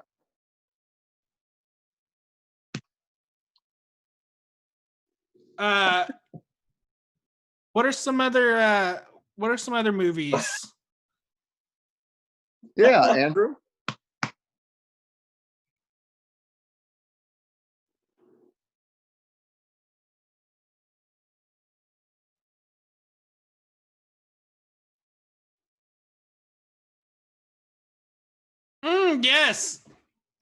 Yes. Yeah, sure. Yeah. Let me pull it up here real quick.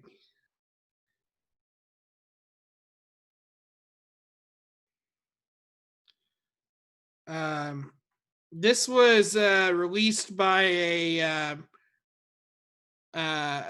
Twitter account. Yeah, this is from Lights Camera Pod, which is a Barstool thing. I just sent you the Twitter link to it. I'm not a Barstool fan, but I thought this infographic was interesting. Here are the most streamed movies for every state since the month of March, based on data from Public Information and Statistics Society. I don't ever know if these are true, but I find them interesting. Yeah. No one's asking me about my journalistic integrity.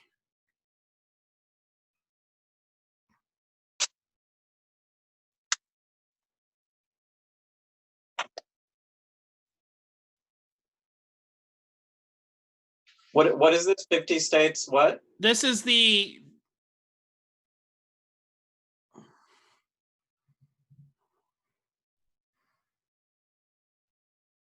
Okay, gotcha.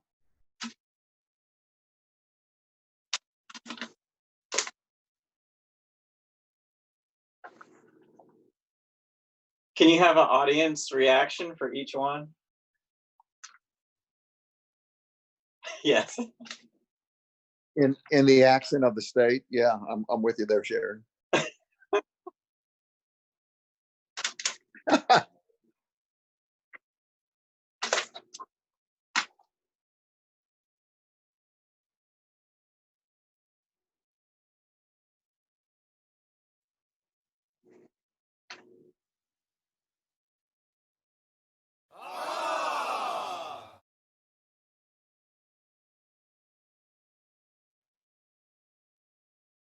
Okay, I can help you with this. I'm pretty good with my maps. I mean, I think we should first talk about the state of Texas, all of our home states, all of our home state. The number one streamed movie in the state of Texas, allegedly, according to this infographic, is Movie 43. That's not even new. I don't know how this is possible. This doesn't seem like a movie that people watch. But maybe I'm wrong. Maybe tons of people are watching Movie 43. Because this data might have gone through some kind of troll algorithm. It's there's a possibility for sure. Oh dear. Well, it looks like we're still looking at Elmo here on the blabtop.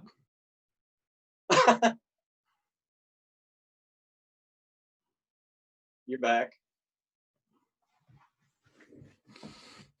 Do you want me to just read some other ones here? Yeah. The most streamed movie in New York, where Andrew is currently located, is Rango. Have you been watching a lot of Rango recently in quarantine? It's you. Another great one in Nevada. Muted this entire time for like a while since I ate crackers. Sorry about that, guys. Thanks for the heads up. But you guys were talking a lot. It's fine. The number one streamed movie in Nevada right now, according to this, is Flintstones Viva Rock Vegas. Oh, wow. Which, you know, everybody's watching movies about Las Vegas. There's a lot of movies about Las Vegas, but I guess the Flintstones Viva Rock Vegas is the most popular. Okay. There's Leaving Las Vegas. There's The Hangover. The Hangover, Ocean's 11 or whatever. Lots of movies about Las Vegas. Honeymoon in Vegas. Great Nick Cage movie. Yeah, something's a little fishy. These are crazy. Every single one doesn't make sense. Yeah, I don't think this is real, but this is a funny infographic. Another one, we have a little battle between North and South Dakota, where North Dakota is rocking A Bug's Life, but South Dakota is rocking Ants. Wow. So it's a little bit, a little bit of conflict, going up against those two movies. I got it up against each other on the blabtop finally. It looks good. What's another good one? I mean, Crazy Rich Asians. Where is that? Who's watching Crazy Rich Asians? That is Montana. People in Montana are loving Crazy Rich Asians. Is there a huge Asian population in Montana? There's not No. really a huge And I- population in Montana. Nobody they all lives love there. I think therein lies the joke, right? Like peeps from Montana, the demographic. You think this is all a joke? Yes, You really do? obviously, yeah. I would bet whatever Sharad is gonna, whatever tax return he thinks he's gonna get, I would bet that amount. I don't know. But the thing is, like, it's not very funny if it is a joke. Like, because some of these choices are just so weird. Well, they're like all- everyone in Illinois currently currently watching Percy Jackson and the Olympians, the Lightning Thief. See, these are all from like 10 years ago. Right. Yeah. And Matt, to your point, But they might be because they're available for streaming. It's because they're available for streaming. You're right. They're free. They're free movies. You're right. Yes, we're talking about But, movies that are available to stream. We're not talking about the most watched movies because we don't know. We can't get that data. But these are the most streamed. I don't know. I feel like we should keep pretending like it's real. I don't think there's no joke going on. Yeah, it would take like this is since the month of March, so this is during quarantine. Yeah. Right. So this is a short amount of time. Right. But let's keep looking. Florida's watching Cloud Atlas. That's funny. It's just crazy, right? Isn't this a good segment? I like this segment too. Utah. All the Mormons in Utah watching Boogie Nights. Oh, they're really they're sexually repressed, and so they're watching Boogie Nights. Okay, see now that is kind of a funny troll. Or like if Wyoming. Okay, here we go. Don't say troll too many times. Macho Big Sky Country, Wyoming, and all of a sudden the number one film is Brokeback Mountain. You see, that would be perfect, or something like that. You know what I mean? It seems like everyone in Wyoming is watching Just Go With It. Okay, I don't know what is that about.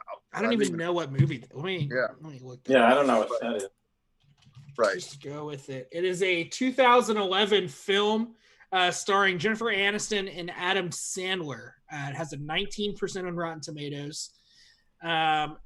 His heart recently broken plastic surgeon Adam Sandler pretends to be married so he can enjoy future dates with no strings attached. His web of lies works, but when he meets that's actually a great the gal idea. of his dreams, she resists involvement. Instead of coming clean, Sandler enlists Jennifer Aniston to pose as his soon-to-be ex-wife. Instead of solving problems, the lies create much more trouble. It's called Just Go With It. I remember seeing the trailer for this in it. Blockbuster. Yeah. 2011, so probably didn't see it in Blockbuster. I remember it from Blockbuster. It was a good but one. yeah, the good people of Wyoming and the good people of Colorado are really watching Just Go With It. They're loving Just Go With It. Everyone in Ohio is watching Draft Day, which makes sense. It's a movie about the Cleveland Browns. Oh, okay. Let's see. What are some other ones? I think the states that are watching Parasite, being Alaska and Alabama, is very interesting to me. If that is the case. That is the case. You just are such a skeptic of this. It's a chart. It has to be real. It's a chart I found on the internet. It has to be real. Would you not believe its integrity? I don't think anyone in Alabama has ever watched a movie with subtitles. That's just where I'm coming from. You know what I mean? I thought it was real until my GF was like, "Lol, you think that's actually real?" Also, a bunch of people are watching. A bunch of people are watching The Interview, which is fascinating. The James Franco and Seth Rogen movie about them interviewing Kim Jong-un. Yeah, which is a great movie. Also, in Idaho, it looks like we've got Manchester by the Sea. Yeah, as a popular one, which is this can't be real. This can't be real. Okay. Here we go. And let's say the people of Idaho are burning up their children in houses on accident. Like, what? Yeah, that's what Manchester by the Sea is about. Oh, right.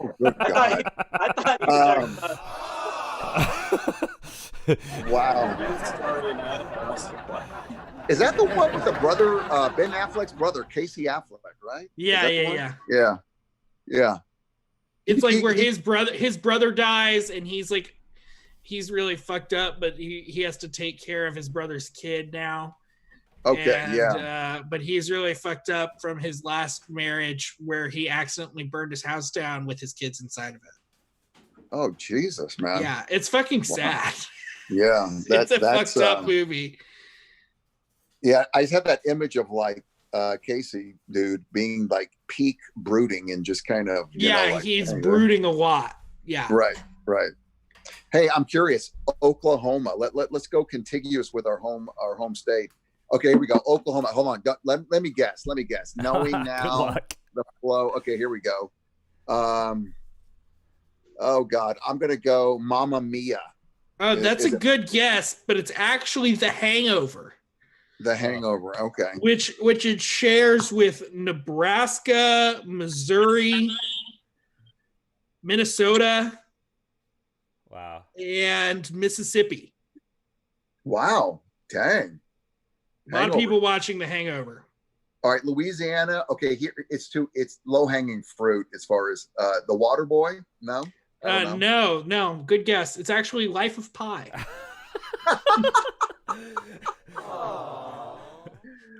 There, wow. Okay. Life of Pi. Actually, is Life of Pi. The good people of Pennsylvania are watching Mr. Megorium's Wonder Emporium. Oh, wait a minute. Is that the one with Dustin Hoffman? Yes. Yeah. Yeah, he runs like a magic shop or something. Right. I think I saw 5 minutes of that. When? I love that. You imagining you just like, nah. Like it was, yeah. What's California? Green Lantern. I don't think that's true. What do you think, Dr. Sherry? Hey, man, what's California? Did it cut out? It's Green Lantern. Yeah. Green Lantern. They're watching Green Lantern, apparently. Sure. A much maligned movie. A much maligned movie? Is that an official opinion of Dr. Sherrod? No, that's not my opinion. That was the news. Oh, I thought you were saying it was unfairly maligned. Oh, no. Like you thought, it's actually... probably quite fairly maligned. Okay. What is that? Just. I feel like I forgot even what the word malign means anymore. The people in New Jersey are watching Goodfellas, which makes sense. That is almost too on the nose. Yeah. But as are most people from New Jersey, just a little too on the nose. That's true. That's true. West Virginia is Aragon. What? West Virginia watching Aragon. That's just like so random. Oh. My grandson just flew back to Eugene, Oregon. So what is Oregon's movie, du jour or whatever? The Hangover. Movie du jour. Oh, as well? Oh, dang, yeah. The Hangover's winning, man. Yeah, a lot of people watching The Hangover. A lot of people watching Just Go With It. The Hangover, think about it. The Hangover starts off with complete collective disorientation, and the whole movie is a journey to try to explain and get find out the answers to all this crazy random stuff, right? Mm-hmm. And remember how they all explain how that dude lost his tooth and how you know what I mean, and how there was a tiger, and so in a sense, it does the thing that Stanley Kubrick's Lolita does, where it shows you the end in the beginning, and then you have to go back to the beginning and then figure out how did they get to the end. Interesting. Yeah, I haven't. Man, now there's another movie I need to rewatch. It's just been a long time. Yeah, that movie's fucked up. Well, the subject matter alone. Yeah. Y'all have any other states you're curious about? I'm curious about other ones. These are all so curious. This is fun, but we don't have to do it forever. It's okay. No, that's fine. Well, it is finite. There's only a certain amount of state. Okay, here we go. Did we go over Alaska? Because Alaska had the last blockbuster. Alaska and Alabama are watching Parasite. Parasite. Okay. Yeah. Uh-huh. Well, here's the deal about Alaska. Alaska exists because of the permafrost. The permafrost is melting because of climate change. Okay. So what's happening is they're realizing that there's bacteria, there are certain life forms that have been frozen in the permafrost for God knows how long, and it's thawing out, and they're not sure what the heck it like. They're finding new stuff that's never been documented before just because it's been frozen in time. That scares me because I watched John Carpenter's The Thing yesterday. Right.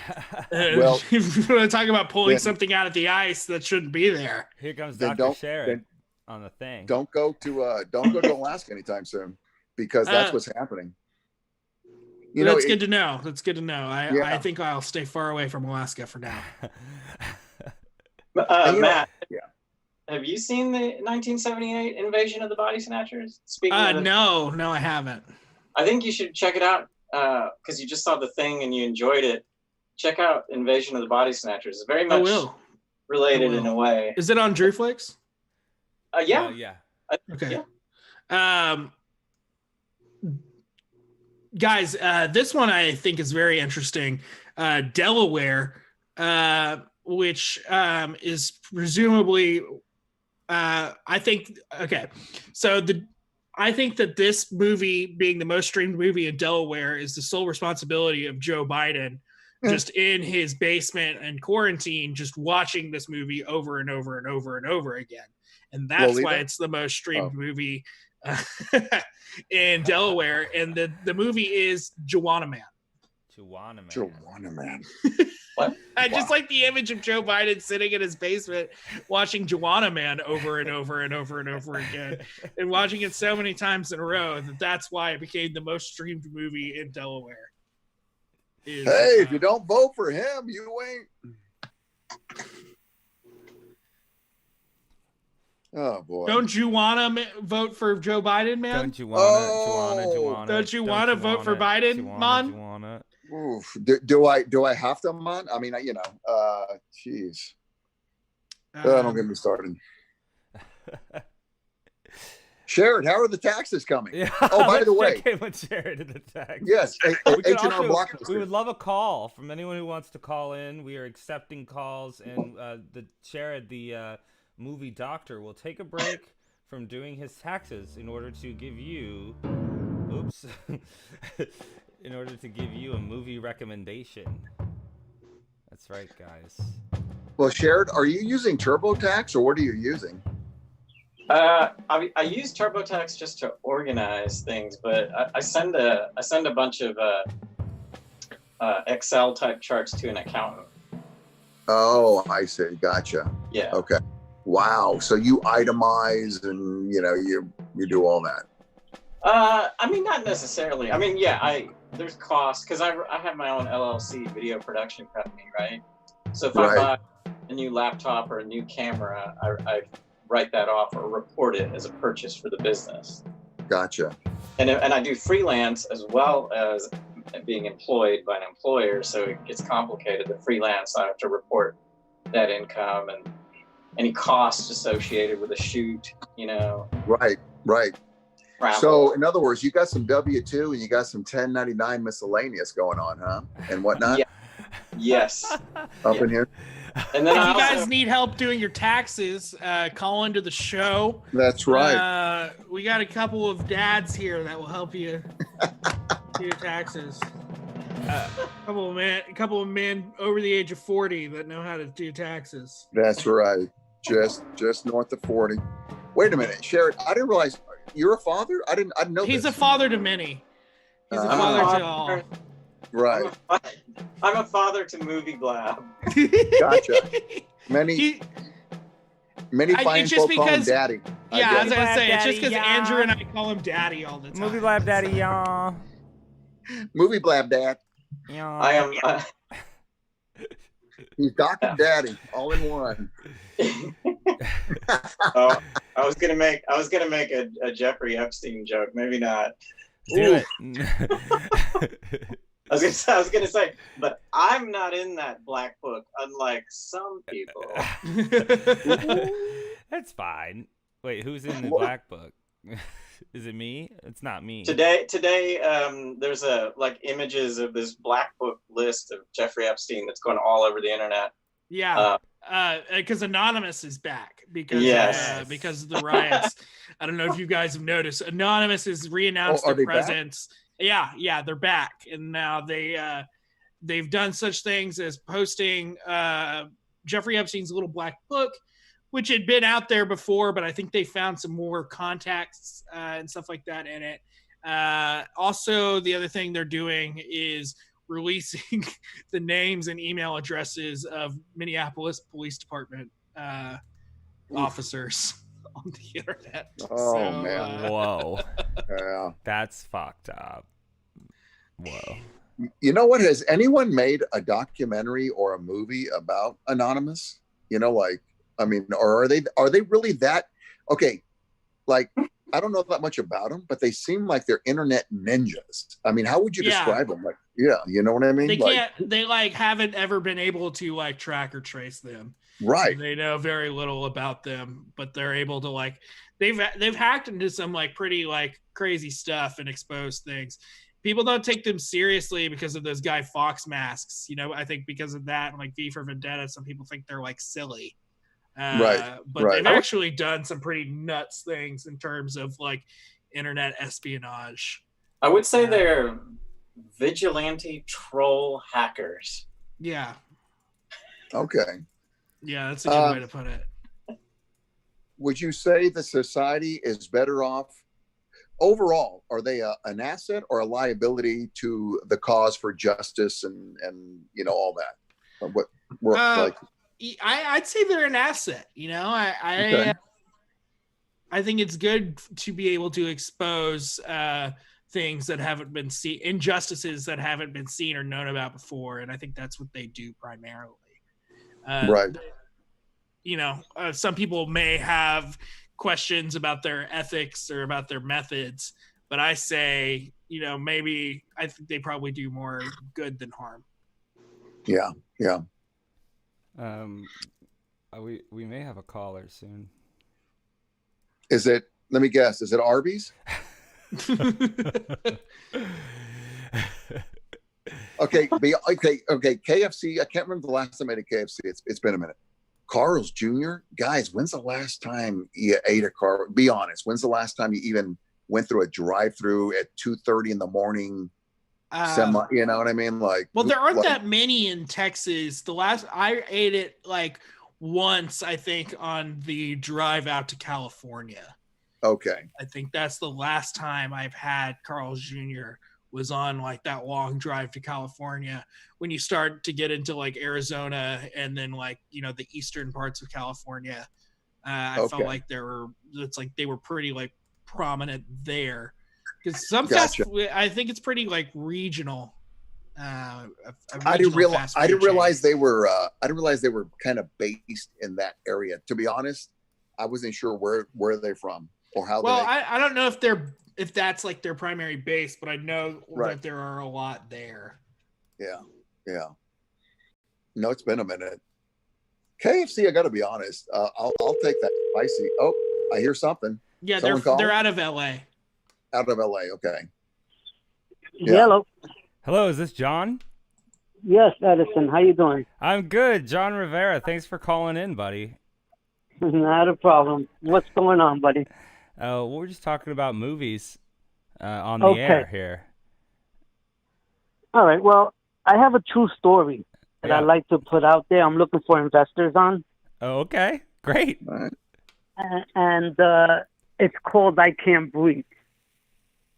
That's the name of the story, which had happened to a friend of mine out in Miami. Okay. Quite a few years ago. He was almost left for dead by the cops. Did you? Okay. What's that?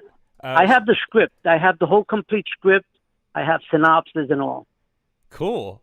Well, we're just like a live show about movies. I don't know if we can. I'll check out your script, but I don't know if we can help you get any investors. But maybe someone is listening. Yeah, that's what I'm hoping, that we can get somebody, involved in it. Are you an I active think it will be screenwriter? Have you written a lot of scripts and stuff? No, I'm a consultant. I have friends that right now have written 10 scripts right now. Have you ever heard of Empire State? Empire State. My friend, Empire State, back in 2013. Okay. Okay. My friend wrote that script. Oh, cool. That was a true story with Dwayne The Rock. The Rock Johnson. Yeah, Yep. Liam Hemsworth and Emma Roberts. Yes. Yes. So he wrote the script. There was a true story on him, which happened back in the 80s. Oh, okay. He wrote the script. Him and a crew of guys. You're putting it together.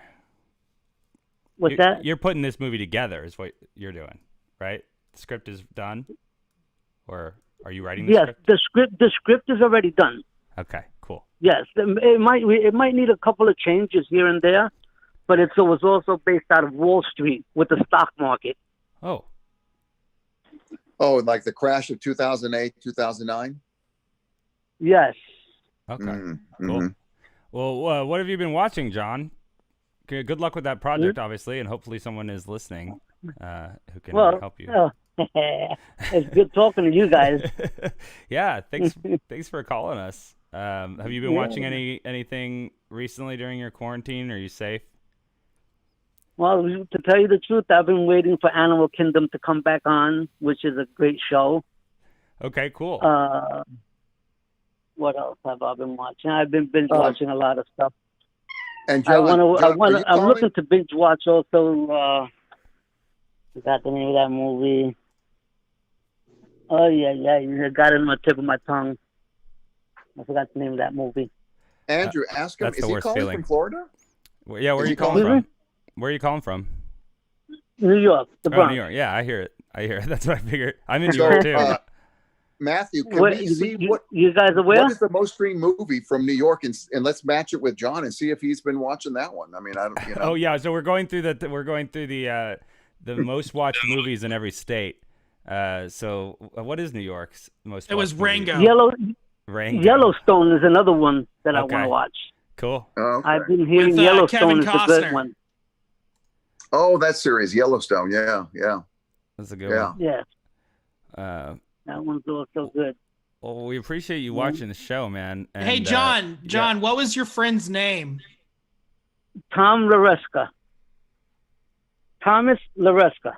Okay, thanks. I was just curious. Sending over his screenplays. I posted it. I mean, if you guys have an email, you want to inbox me your email, I'll send it over to you guys and see what you guys think about it. Sure. Yeah. I mean, you can you messaged it to me on Movie Blab. That's a great way. Or anyone can email us at movieblabpodcast@gmail.com. Also, sometimes we use Will's email, www.will.com at gmail.com. No, but yeah, I'll check it out. I mean, I always like people send me scripts a lot. I don't know why, but I always like checking them out and reading them. Listen, Yeah. he has a book written out on it as well. So Okay. Well, keep us briefed on your progress with that and call in anytime. It's great to hear from you. not a problem. Anytime. All right. Peace and love. All right. Bye. You Thanks, got it. John. All right, John. Thanks for calling, man. Take it easy. Yeah. All right, buddy. All right, bye-bye. Thank you. Well, that was cool. John called in to pitch us a script. Yeah. I mean, you can't judge a book by its title, but I Can't Breathe. Lucia Baird. Oh, Lisa's called in again. To accept, press 1. To send a voicemail, press 2. Hello, Lucia. Hey. Can you believe we're still streaming? No, that's crazy. You guys are 3.5 hours in. You're on the air, Lucia. Hello.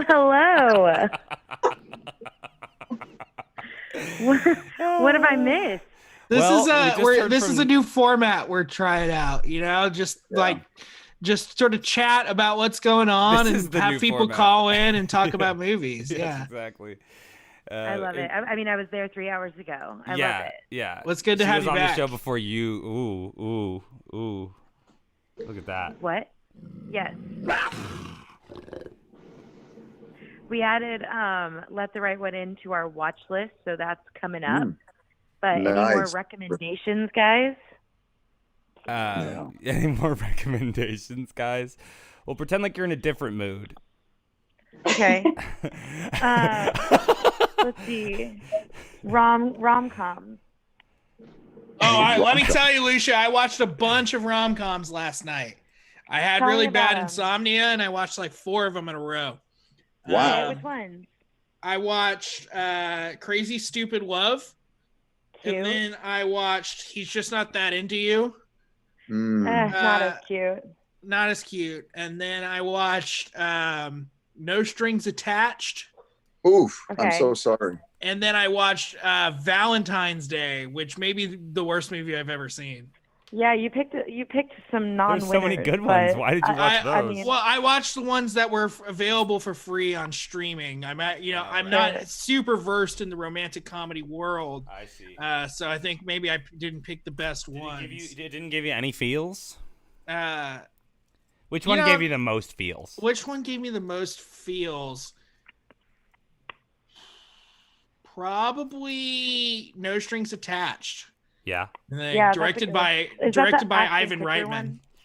Yeah, that's the thing. So they had the 2 movies about friends with benefits that came out like the Mhm. same year, and one was Mhm. Ashton Kutcher and Natalie Portman. Natalie Portman, yeah. And then yeah. the other one was Justin Timberlake and Mila Kunis. Kunis. Yeah, Ashton and that Kutcher's one was wife. called Friends with Benefits. Yes. And Yeah. I think that the No Strings Attached was considered better by most people because it was like directed by Ivan Reitman, but that may not actually be right. One of the other ones might have been. I think I liked Friends. I think I liked the other one better. Why The one don't with Mila Kunis. it sounds like you need to be giving Matt Cragg recommendations. Yeah, as he takes maybe this like exploration. you've already Yeah. seen all of these rom-coms that I'm talking about. So, That's true. I have. Friends Are with you- Benefits was better received. I was wrong. Yeah, it was more fun. The other one was like, I don't love you, but you know. Yeah.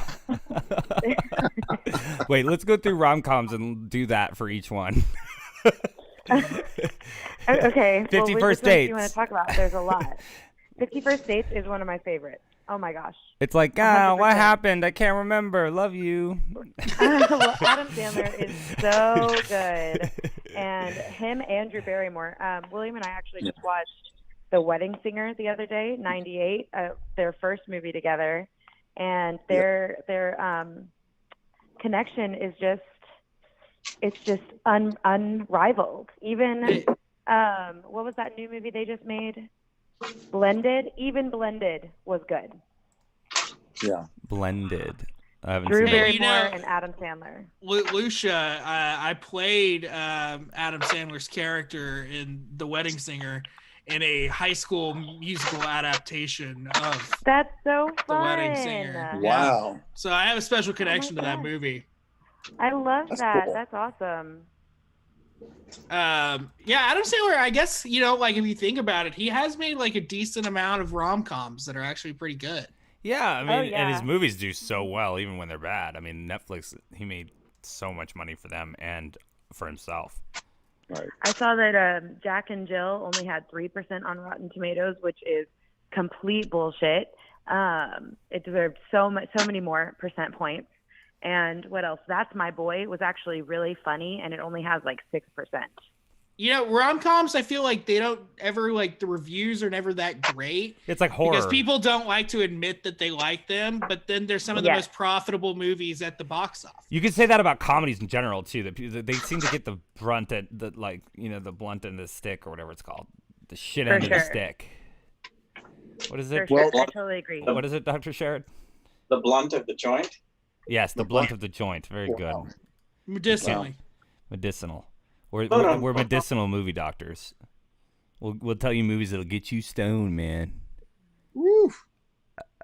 I Inhale. do have something to talk about if you guys have a second. I think we Talk do. about I important mean, issues. Oh, yeah. everyone's yeah. welcome to leave when they need to. Sure. I'm not holding anyone hostage on my show. So I have a controversial opinion about Pauly Shore and Sacha Baron Cohen.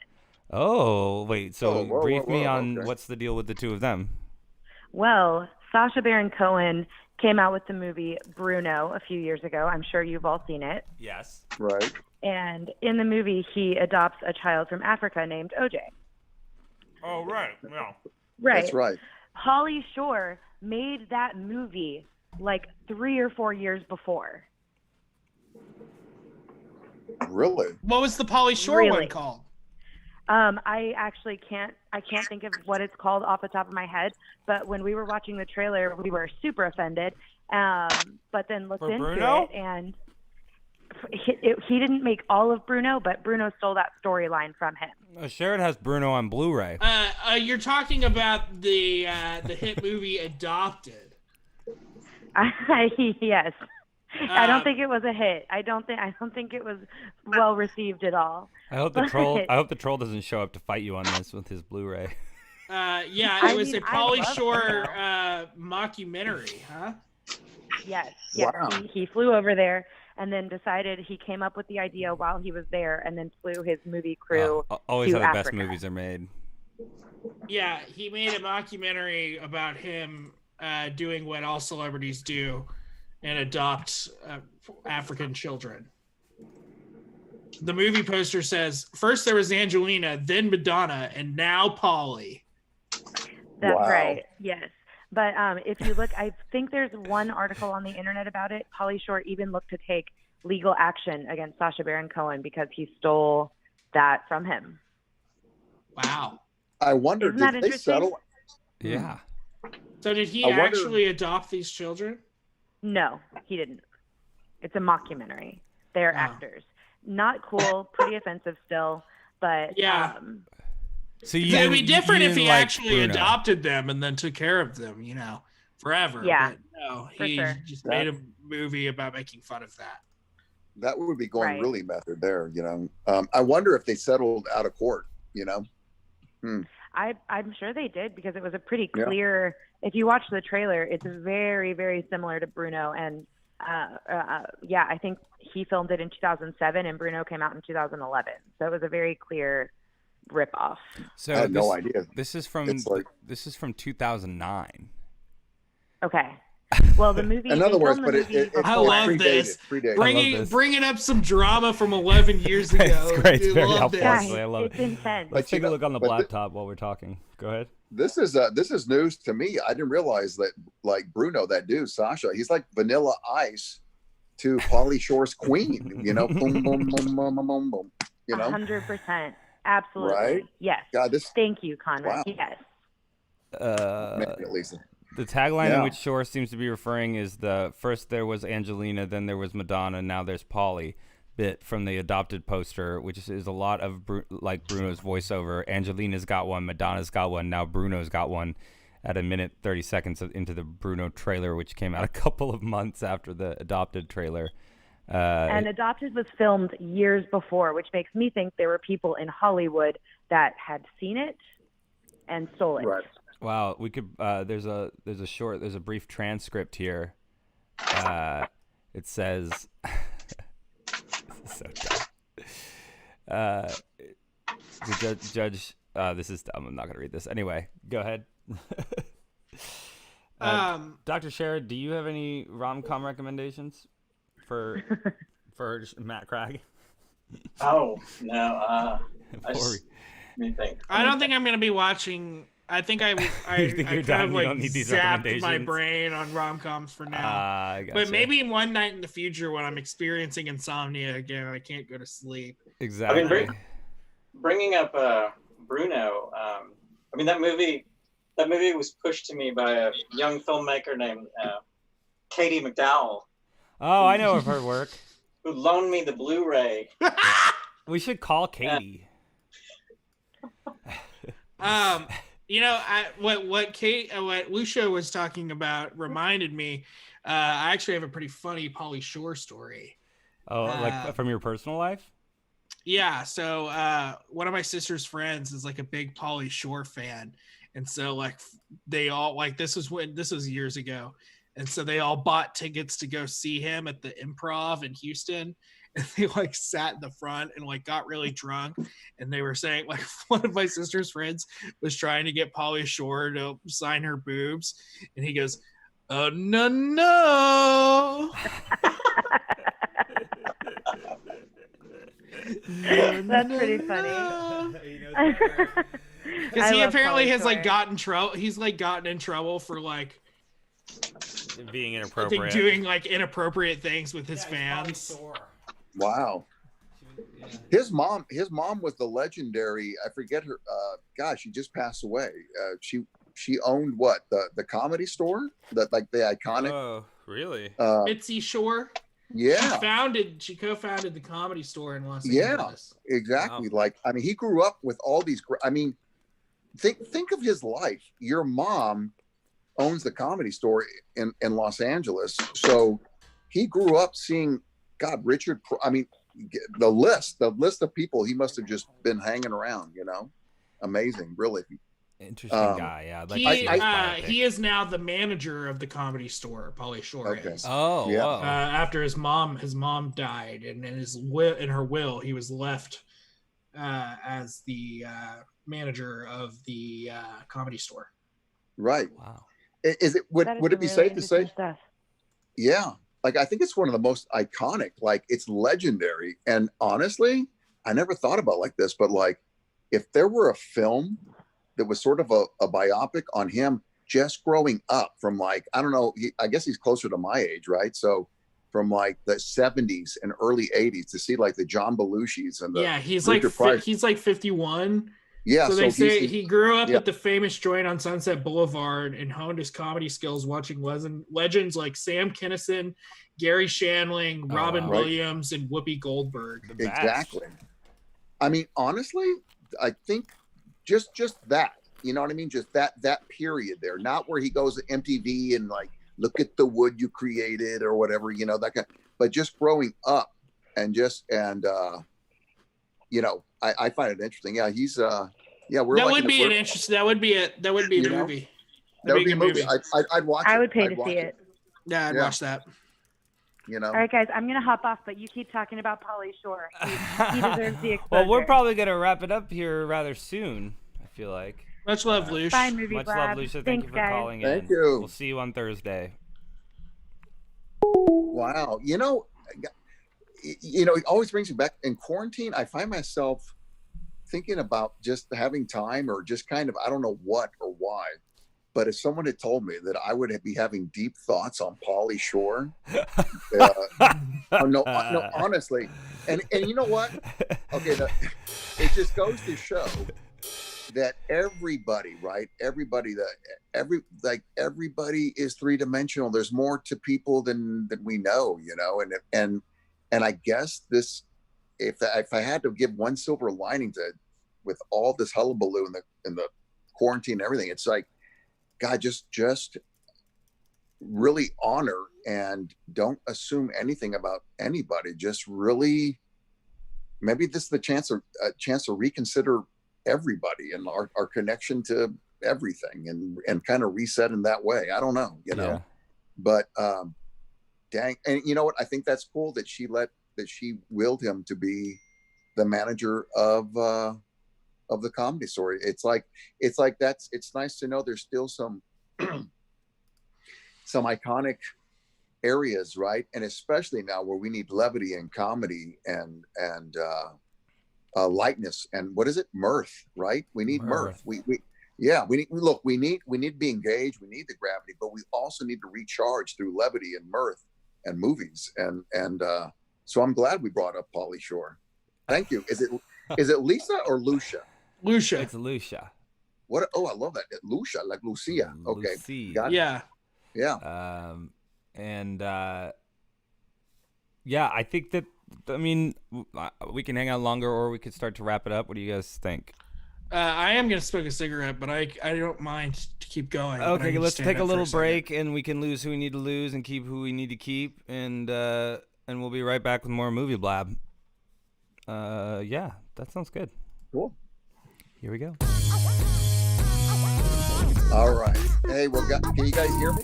Yeah, you taking off? Yeah, I'm gonna take off, Andrew, but keep going. Thank you for your kind words. You're incredible. Yeah, you know. Yeah, that was great. That was awesome, dude. No, I thank you for giving me this this platform and a chance to just kind of not vent or rant, but they can't hear you, by the way. If I keep going. Wait a minute.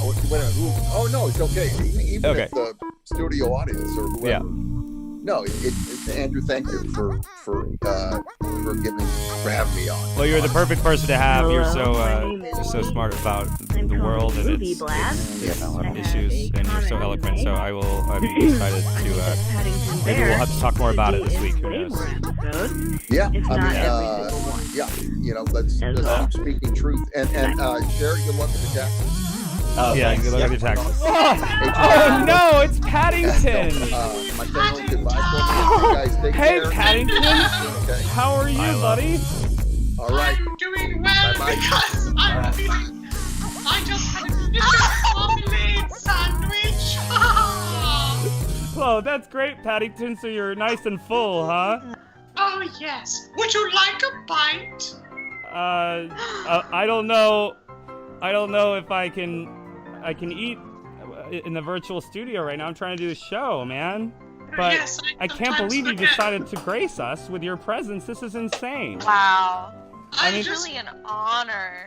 Oh, that's very sweet of you to say, Carly. Oh my god. Oh my god, it's Paddington. Well, Oh, yeah, that's- Al, I learned from the best. it's Paddington. Yes. Oh, have you been being kind and polite, Carly? It's always right. Oh, I yes. bet you're hungry. You want some marmalade? What'd you say, Al? What, Al? I bet you're hungry. Do you want some marmalade? Oh, haven't heard that one in a while. Please, come on. That's like the first thing everyone says to me. Paddington, Wow. Al, come on. Don't embarrass us. Paddington, I've wanted to ask you this for a really long time, but is Hugh Bonneville nice in person? Oh, yes. Oh, what a nice question. Hugh Bonneville, who of course plays my father in that movie, is very nice. He mostly keeps to himself, but he's been very nice, and I have no complaints. Yeah, that's true. That's true. Oh, yeah. Really? That's really interesting, Paddington. Thank you, yes. Well, I must be going to leave. Fabulous news. 500 likes. 500 likes. Wow, big deal. 500 today, 516 tomorrow. Congrats. With 500 whole likes, no one can stop us. 500 likes, 500 likes. No one can stop us. 500?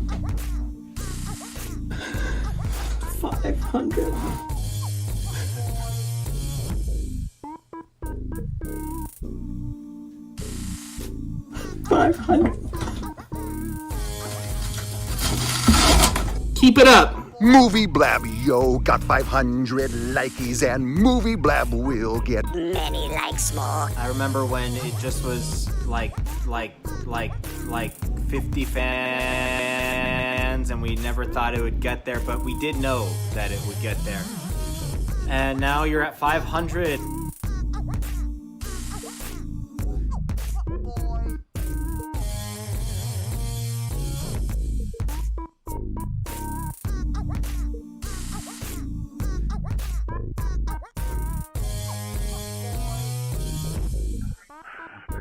So this is Johnny, and my favorite baseball movie is Major League. My favorite basketball movie is, I don't know, Hoosiers. 500! 500 likes! 500 likes! 500! And it's only only a matter of time until the whole world is talking about Movie Blab. I believe it. The comical show that talks 10,000 movies. It will be the stuff of legends, myths, and lore. 500! I love talking about Nick Cage. 500! I love talking about Jackie Chan. 500 likes! I love talking about Alfred Hitchcock. Playing Jeopardy with my friends. 500!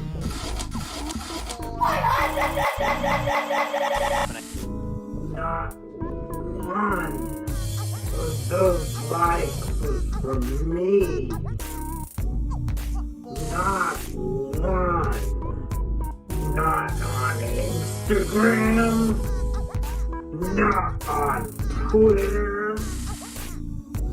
Not on Facebook. Not a hair on my tiny chin.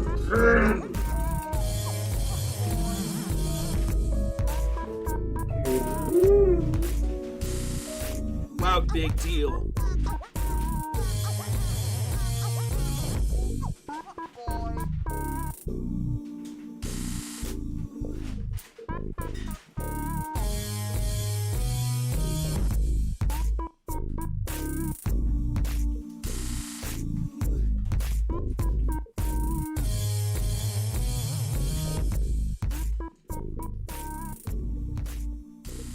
Yeah, we're coming back at you guys.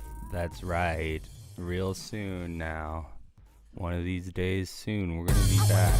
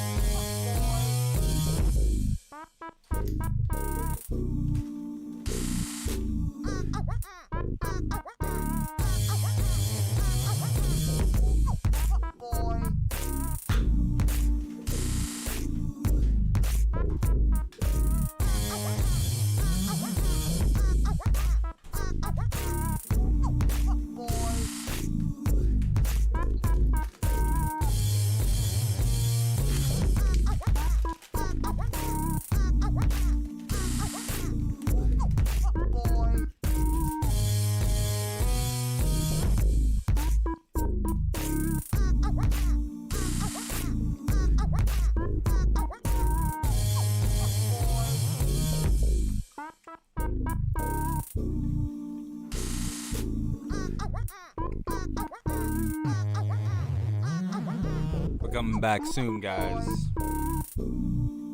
Tune in because we're live. Tune in because we're live. Call into the show. Call into the show. You can do it.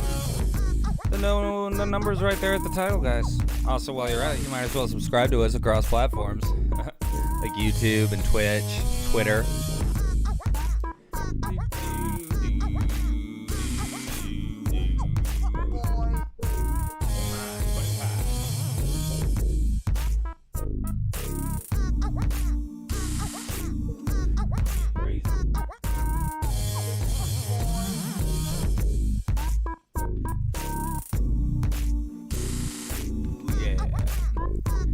Right, the doctors are in the house. The movie doctors are in. Call now for movie advice. Movie advice. Movie blab. Movie advice blab. 908-679-9940. Here it comes at you on the screen. Take a look. That's right. Movie blab. We're going to talk a little bit more about what we've been watching. We might even do some cooking up some bits. This is a little bit of an after show. I could go live right now, right? Doesn't really matter. Why not? Right? That's how I feel about it. Let's see if I can get these fools all framed up. Call in, guys. I'm waiting on your phone. I'm waiting on your call. I can hear your heartbeat from 1,000 miles. So this one's Matt Cragg. That's right, there he is. Matt Craig has got himself a nice bevy. Looks like a nice beverage. 'Cause I'm running to her like a river song. She give me love, love, love, love. Okay, that's his seat there, I see. Interesting, okay.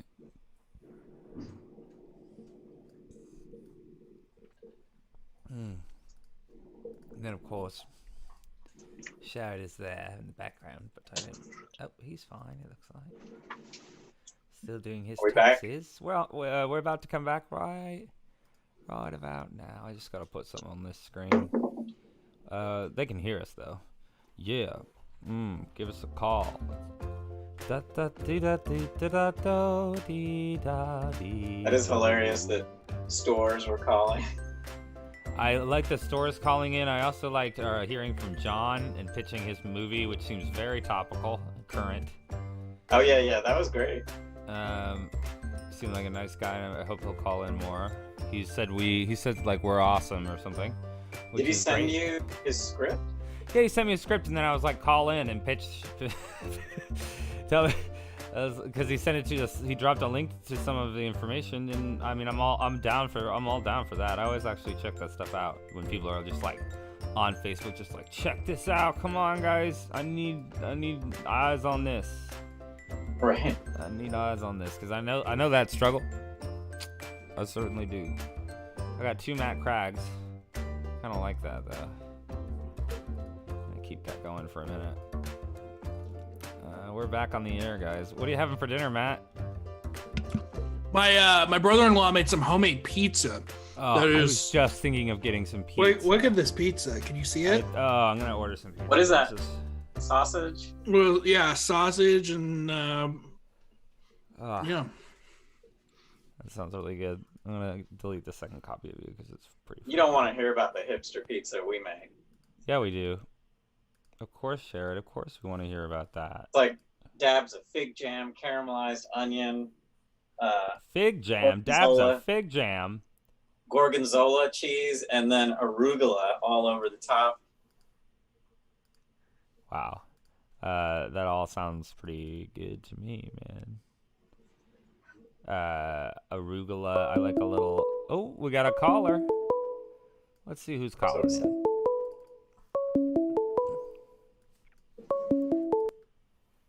Call from.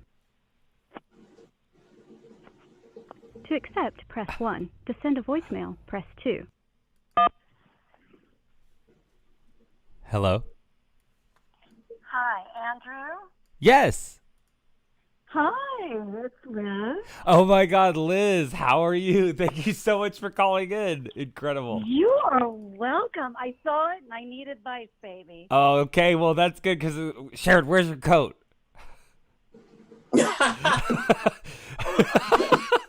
Hold on, Sharad has to put on his doctor's coat.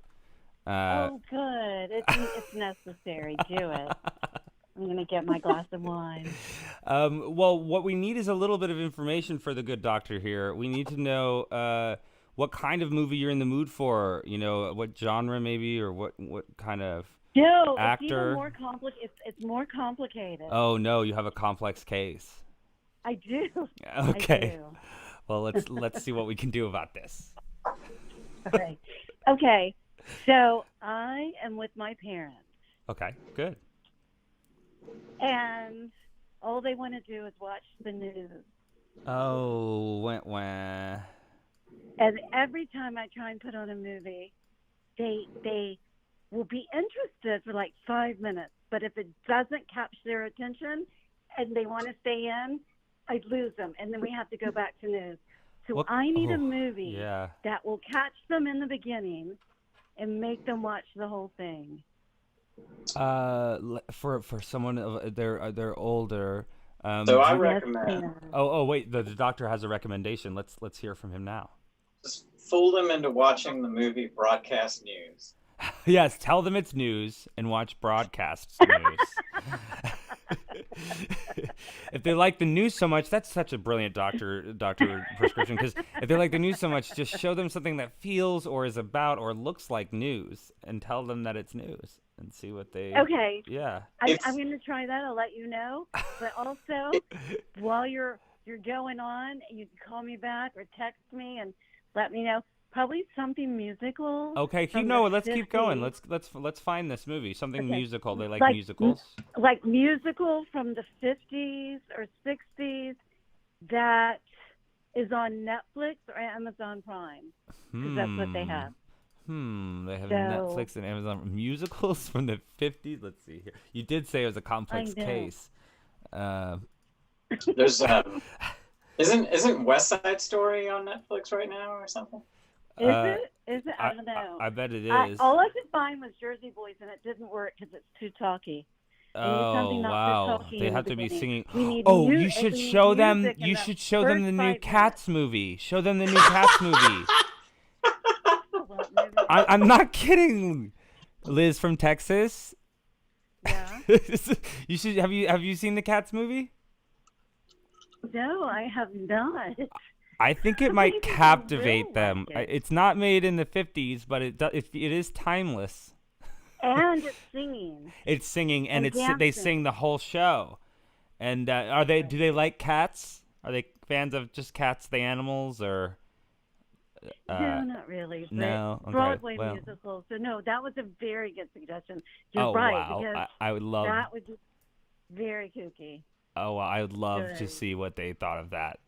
That's a great night. Yeah, I mean, it's even worth just watching the first 10 minutes to see how they react and reporting back to us. To see if we switch back to news. Yes, exactly. I'm so tired of the news. Well, the good doctor, do you have any final words of advice for healing this gap in movie viewership? once you could be watching broadcast news, and if you're having drinks too, you could just kind of silently switch it to Anchorman. Oh, a little news megamix, a little binge watch the news. I love Anchorman. So if they would watch that would be fun. So I'm going to try that. I've written all 3 down. Just say there's a great film that's really topical about the news and the fake media, and it's called Anchorman, and they're gonna love it. I bet they would get further through Cats than they would Anchorman. They're not easily. Oh God, it's hard to switch them. It's hard. We're gonna do it. Thank you. So that was my thank question. Thank you so much for calling in. Me. Oh my God, please call again, Liz. That was great. We loved that. I loved will. that. Thank you. All right. Remember. The doctor has one more word. The doctor has one more word. What is it? Yeah. Remember to eat an apple a day. He said All right, eat an apple a day, Liz, okay? Thank you. All right, you have a good one. Be safe. Bye. Thanks. Great. We've had so many great callers.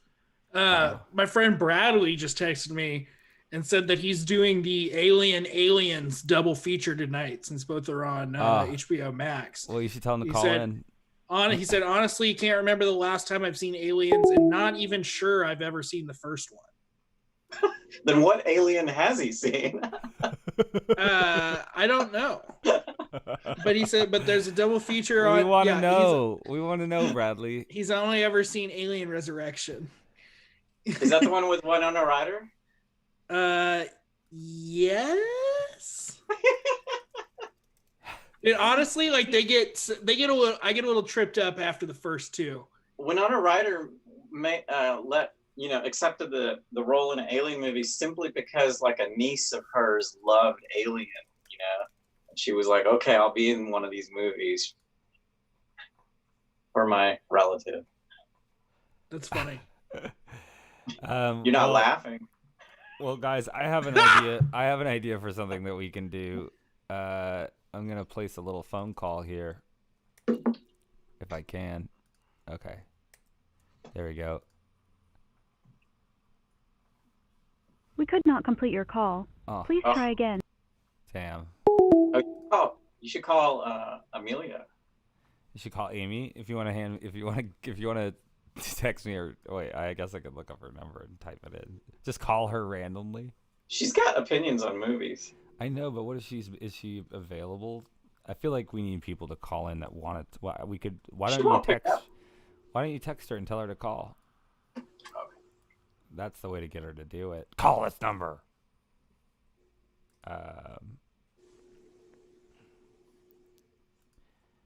But let's see.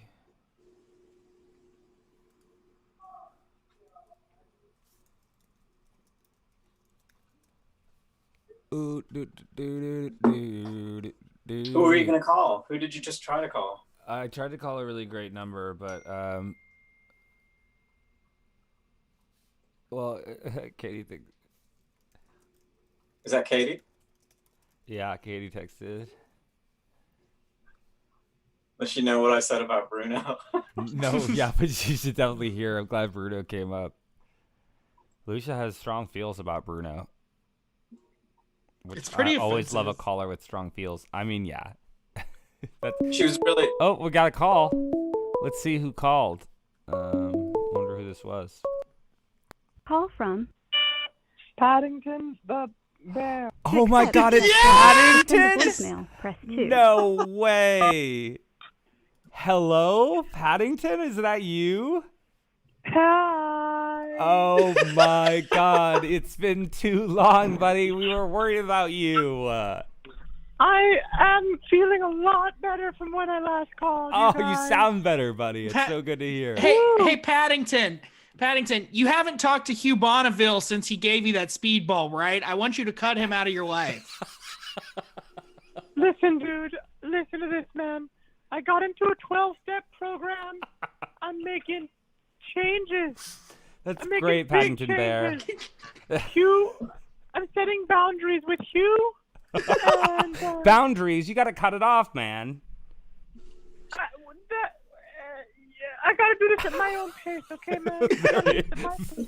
That's well, you know, deep. Paddington. Look, I really want to share. I realized something.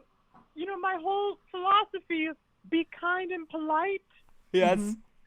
Man, I was just doing that because I thought that if I really spoke up, then people would abandon me. And so I try to be the perfect bear for everybody. But I'm not always going to be kind and polite, and that's okay. Yeah, it is okay. Sometimes we can't be kind and polite. Yeah, especially when you're dealing with cops. Well, they're not too kind and polite to you, are they, Paddington? Have you been protesting? I've been out there on the fucking front lines, you guys. Gosh. It's given me purpose, and guys, it's fucked up. It's fucked up out there. Well, it really is. Oh my. Yes. Has Paddington Bear the budget for the police office? They get $400 million a year. Do you know how much the Marmalade budget is? Well, how much a year? $5 million. Only $5 million a year on Marmalade? Yes. That's supposed to be enough marmalade for all the bears? That's not enough. Exactly, because bears need to eat 5 times their weight a day. You know a lot about being a bear. Oh man, oh baby, oh yeah. Don't get me started on that. Well, it's interesting how you've evolved. Yes, you're not so kind and polite anymore. You need to stand up for yourself. No, being kind and polite is exactly what the state wants you to do.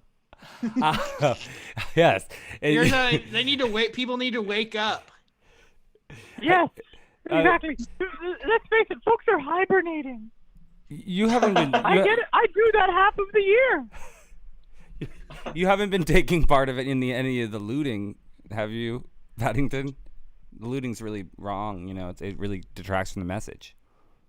Andrew, man, I didn't realize you were a cop, dude. You got me, Paddington. Got you. I'm the selfie sheriff. Got you.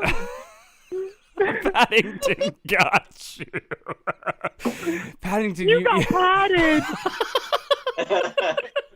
Hey, Paddington, do you think it would be a better use of the city budgets to allocate more money to such social welfare programs as like maybe community marmalade centers instead of spending so much on militarizing the police? Exactly. Like, why are we protecting our marmalade if we're not giving it out?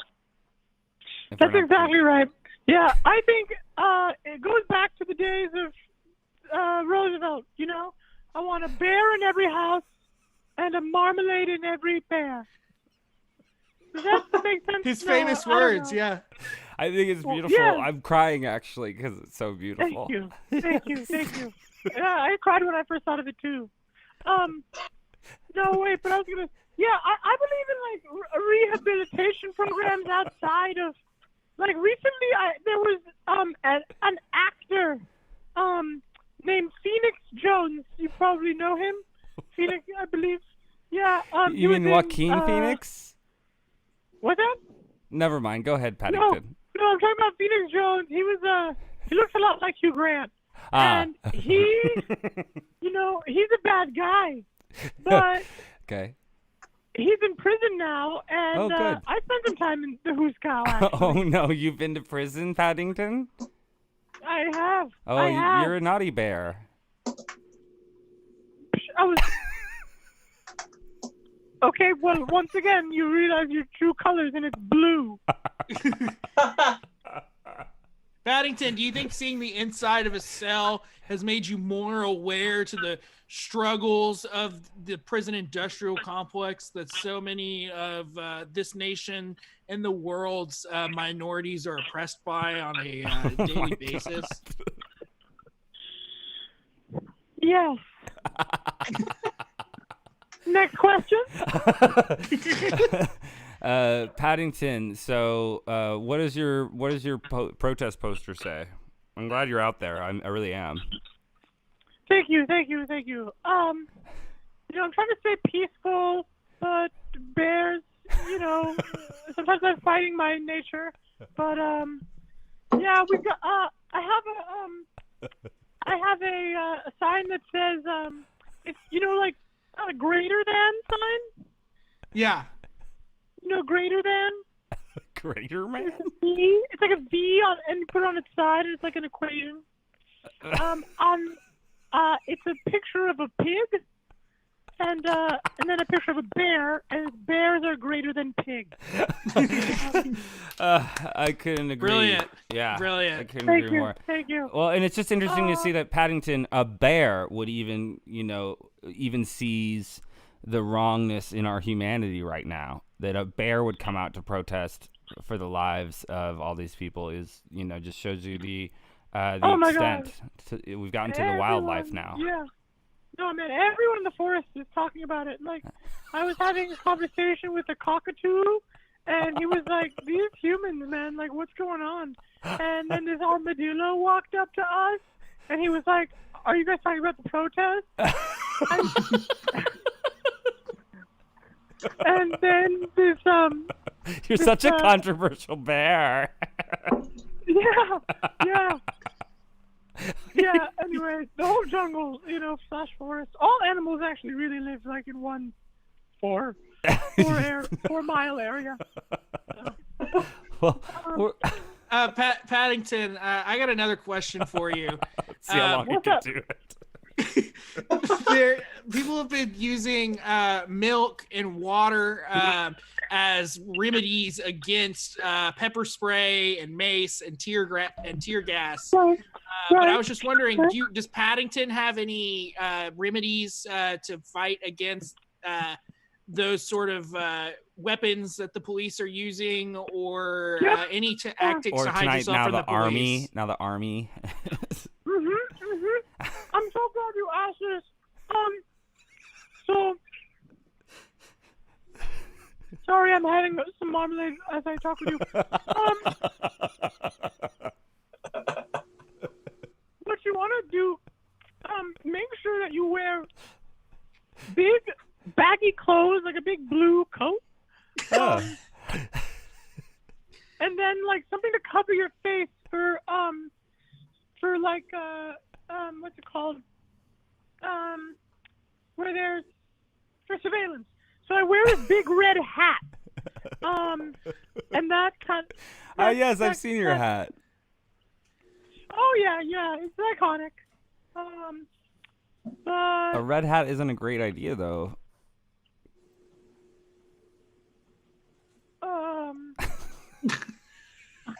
I stunned you with that one, didn't I? I'm sorry. Maybe I need to read. Go ahead. Ignore what I said.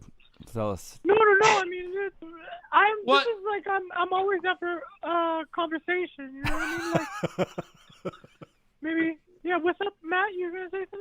Well, I was gonna say maybe you shouldn't wear your blue coat either, because people might mistake you as a police officer if you're wearing blue. Yes. Paddington, I have Oh, the doctor has a question for Paddington. The doctor has a question? Yeah, the good Dr. Sharad Patel. Do you know Winnie the Pooh? He wants to know if you know Winnie the Pooh. Winnie the Pooh. Is that the sex offender? The one who has his dick out all the time?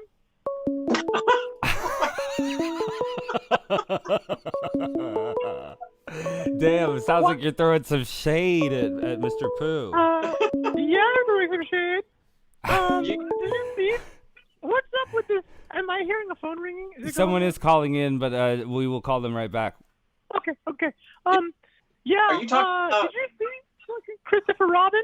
They were trying to be fucking Paddington, and it was just some cynical bullshit. Okay, Winnie the Pooh he's an addict. Okay, he needs to get into the program. Sorry. It's supposed to be anonymous, Al. From Paddington. God damn you, Craig. You did it to the troll, and now you've done it to Paddington. When he joins the program, yes, it'll be anonymous. But right now, when he's not in it, I can say, that guy's a fucking addict.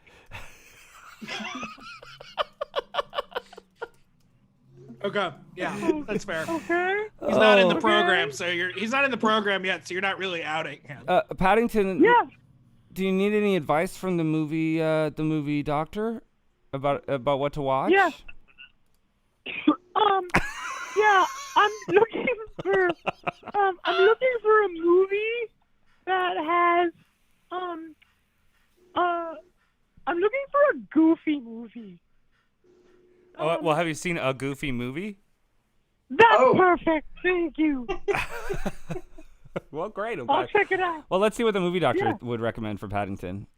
Movie doctor? Well, my idea of a goofy movie might be, I believe it was 1978 or 1979's The Prophecy. Ah. It's about. It's on Drewflix. It has an environmental message, and it's about mercury in the river that mutates bears. Oh my god! Oh my god! Mutated bears. This feels really pointed, and yeah, the crowd's turning on you, Doctor. Is there a werewolf? What was that? that was the crowd booing. Oh, thank you, folks. Yes, they were booing the doctor. You sound very, left wing Paddington, is Winnie the Pooh, is he not on the same side as you? Yeah, no, I'm so glad you asked that. Winnie the Pooh, man, he's a fucking corporate shill. Let's fucking face it. He's got fascistic policies, fascistic beliefs behind this thinly veiled. He's attractive, but it's a honeypot scheme. Don't fall for it. It's a honeypot scheme. No, there's been a lot of honeypot schemes being exposed, which is good. Yeah. CIA, man. He's CIA. You think Pooh's been to Epstein's Island? I have to ask. Oh, man.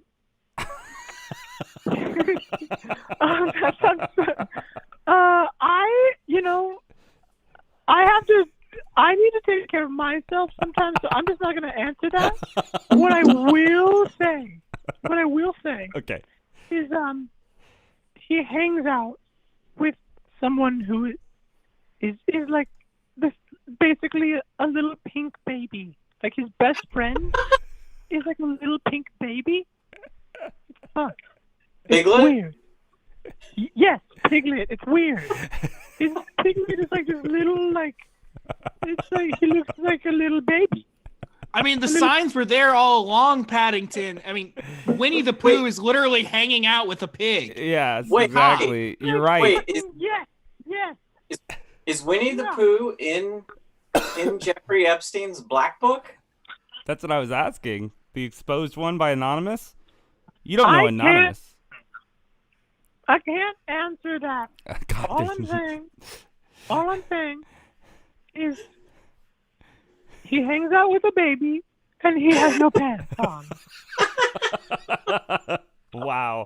I think that's a great place to wrap it up before your vocal cords snap.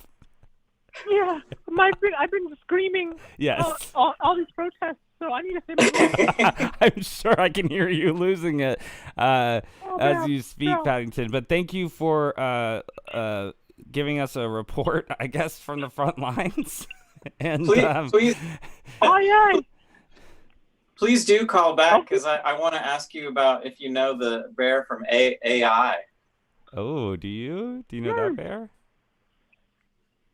Yeah, I met the bear from AI and AA.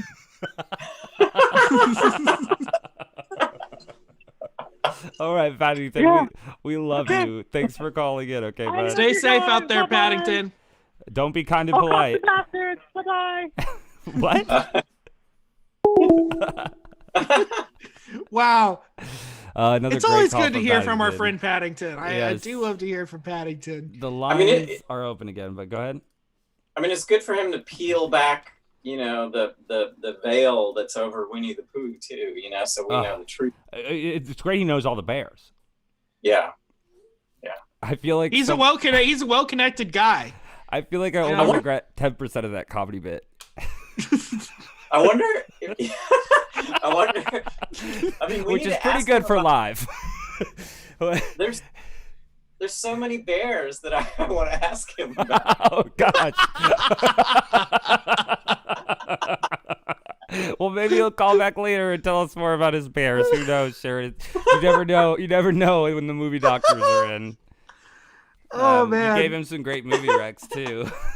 My face hurts. Oh gosh, that was good. Love hearing from Paddington. We have another I hope caller. you stay safe. I hope you stay safe out there. We have another caller. Let's see. Call from Katie.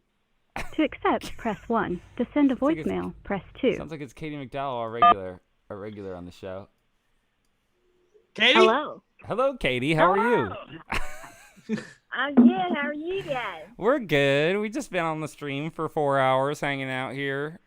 Holy shnikes. I had no idea. It's been 4 hours. Yeah, you're welcome to join us. Well, Sharad's actually doing his taxes, and we're just taking calls, hanging out. Yeah. Nice. Well, I'm glad Sharad's getting his taxes done. Dr. Sharad. Yeah. You're always invited to join us if you like. But you're on the phone here. What do you want to chat about? I just want to say that was so Great call. lovely to hear from Paddington. Yes. Now. Yes. We've heard from we have had a lot of great calls, but I actually gotta put Sheila Tequila's first, and then I'm gonna put Paddington's. Katie, did you miss the part where we talked about Bruno? I actually logged on right as you guys were saying. She's gonna think it's funny that we talked about Bruno. Then you can't go back and watch it. That's so great. That's live. It wasn't my Blu-ray, Sharad. Stop trying to blame your Bruno Blu-ray on let's me. dive into this a little bit because I think it is a great movie story. It needs to be discussed on air. Yeah, this should be brought to the air. Katie, I'd love to bring you. Should I just bring you into the show? You want me to get in here? Yeah. Let's throw you in here, and we'll be right back. I guess I shall hang up on this phone call. Yes, exactly. Very good. All right. Okay. See you soon.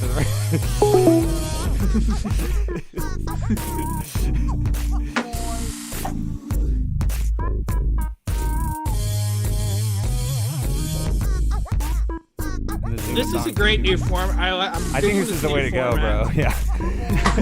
With some segments. I'm gonna try this week.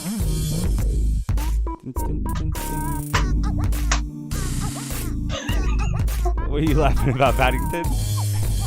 Oh wait, we're gonna get to it. They can't see you. Oh man, it's gonna be fucking great. I can't wait for this. We're having some great moments. Hello, my name is Steve. I'm calling Movie Blab. I have a comment to make. I think that Patrick Bear should be in way more episodes, if not every single one. That's all. Oh, I have it here. Good night. Oh no, it's Paddington! Oh, hey Paddington! How are you, buddy? I'm doing well because I just had a delicious marmalade sandwich. Whoa, that's great, Paddington. So you're nice and full, huh? Oh yes. Would you like a bite? I don't know. I don't know if I can eat in the virtual studio right now. I'm trying to do a show, man. But yes, I can't believe you decided to grace us with your presence. This is insane. Wow. I mean, It's really an honor. Oh, that's very sweet of you to say, Carly. Oh my god. Oh my god, it's Paddington. Well, Oh, yeah, that's- it's Paddington. Yes. Oh, have you been being kind and polite, Carly? It's always right. Oh, I yes. bet you're hungry. You want some marmalade? What'd you say, Al? What, Al? I bet you're hungry.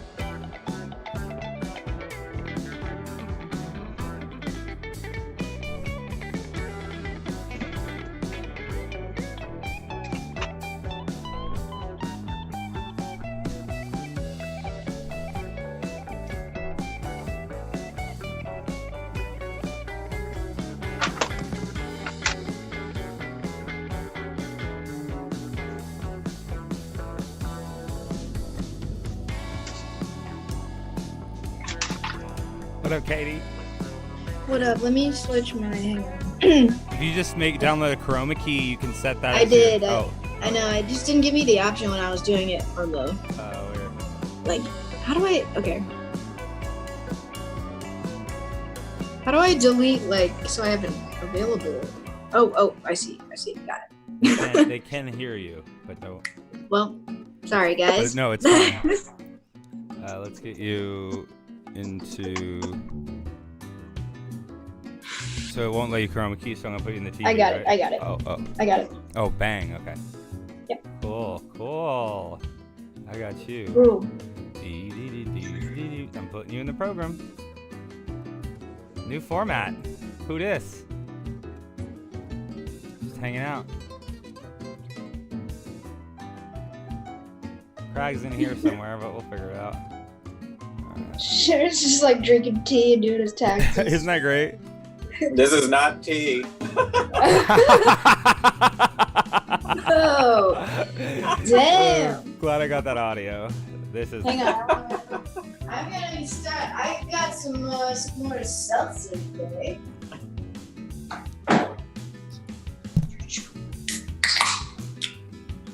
Well, I've got a fancy grapefruit soda. You know the kind you can get at Starbucks?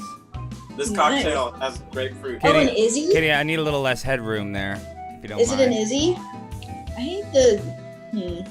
The illusion isn't working. Just a second. We're back, guys. Hell yeah.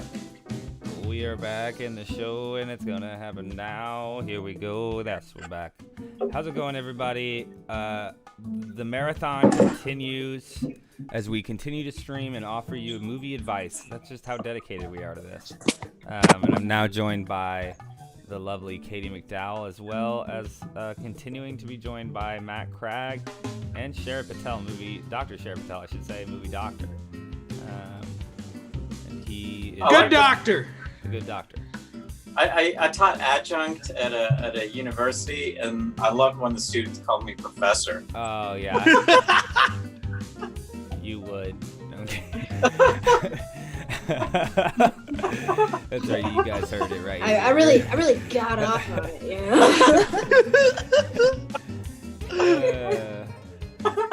Well, Katie over here by Dr. Sharad. Move this.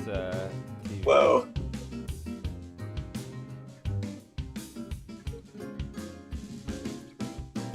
How can I not get the phone? There's the phone. No, that's not the phone. We're back, y'all. We're accepting calls. Katie, where'd you go? Oh, you're over here. You're hiding. Okay. Katie, we're gonna put you up here with me. Oh, Andrew, I gotta go eat dinner. It's okay. Just leave your stream going so you don't fuck up everything. All right. We'll see you in a little bit, Dr. Sharad. The doctor is no longer in. The doctor is not in, but we will almost forgot my bean. That y'all don't know how good that looked on the stream. Oh my gosh. Where is? I gotta find Matt Cragg now. It's a desperate mission to find Matt Cragg. Where are you, Matt? Here. Help!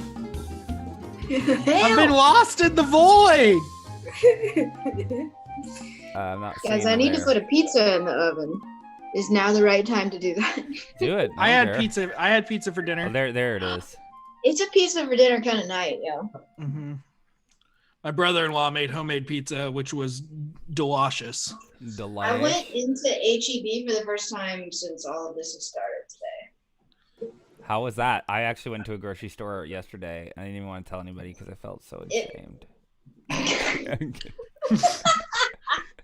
It felt so good, one, to be there and just to go grocery shopping because I love grocery shopping. Yeah. But it was also very anxiety producing because the aisles are so small and then people are walking right by you. And it was definitely a little nerve-wracking. That's why I still do the curbside. I still do the But HEB curbside. Yeah. It was nice because I could go get all my little pre-made meals, which they don't have as many options on the curbside menu as they do inside. So I got all my meals, got my seltzers. Let's go. You're right. You're bringing new energy to the blab, which is what we need to continue our blabathon. We're here, guys. We're blabbing. We're taking your calls. Taking your calls. 908-679-9940. You like that? Oh, look at that pizza. Everyone's having pizza, and it's driving me crazy. I'm going to order a pizza.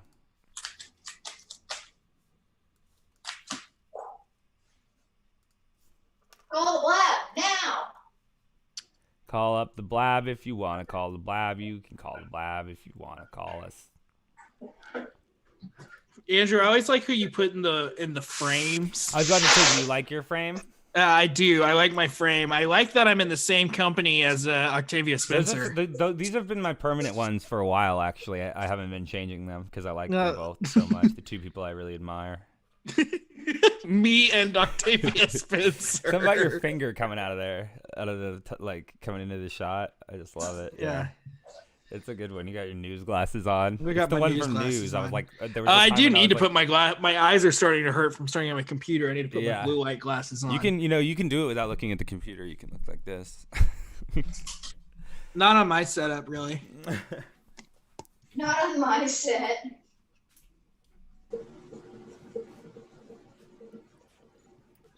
Yeah, that's right, y'all. We're taking your calls. Come on. Give us a call. We'll give you a recommendation for a movie. That's how it works. We're live. We've been live for a while, and we're enjoying ourselves. It's fun to see how far it goes. We're checking in on the protests, and we're wishing the best to all the protesters out there who are peacefully protesting. And we were talking earlier, we had amazing conversations with Conrad Gonzalez and Matt Cragg about the whole movement and also about how that relates to movies. So it's been an epic journey. We've maybe taken like 10 calls, something like that. It's been great. Katie McDowell is joining us, of course. Alexa, set timer for 10 minutes. As the show winds down, you might find us just waiting on your call, having a chat about whatever we want. That's how the blab works now. We're cranking up the blab this week. The movies will still be there, but they'll come up in an organic, fun way. As we wait and chill, the art of streaming, waiting and chilling around. Katie's got some dank moves. I feel like I need to take you to the front of the line. Al just sent me the most demented TikTok I've ever seen in my entire life. Oh, you want to send it to me? We'll look at it? Yeah, sure. Can we play TikTok on air? Yeah, we can play TikTok on air, I think. Also, is there a way, can I see the screen? Am I being an idiot right now? No, you can just pull up the stream. That's all. What I have going on, Katie, I have the stream pulled up on a different device. Okay. I have that too. I was just wondering if there's a way actually. It's just because I haven't figured out with Zoom. I can't. You can screen share, but this like if we do just Zoom this way, it makes it the most in sync. Well, it makes y'all the most tiny. Like if I share my screen, it'll make y'all all tiny, and I'm screen capping my desktop, screen capping our Zoom conversation from my desktop, and cropping it. So there's like 3 different desktop captures going on. This is a little behind the scenes insight into how we run Movie Blab for our listeners who caught that little tidbit. Yeah, I think it is. I just don't want to seem like we're trying to exploit. Let me see what I've got here on the cards. Plenty of fun characters to look at. We heard from Paddington Bear earlier. Just a little recap for some people that may just tuned in. We heard from Paddington Bear earlier, who has been in the front lines of the protest and has recently entered into AA. So he had some very interesting insights into what is going on in our country today. And it's good to hear from the perspective of a riding bear. Who else? We heard from Sheila Tequila. Oh God, great call with Sheila. Wow. Great call with Sheila, who Well, said, you who text Sheila told to us call in again. who told us Call that in she, again, Sheila. Text please. Sheila.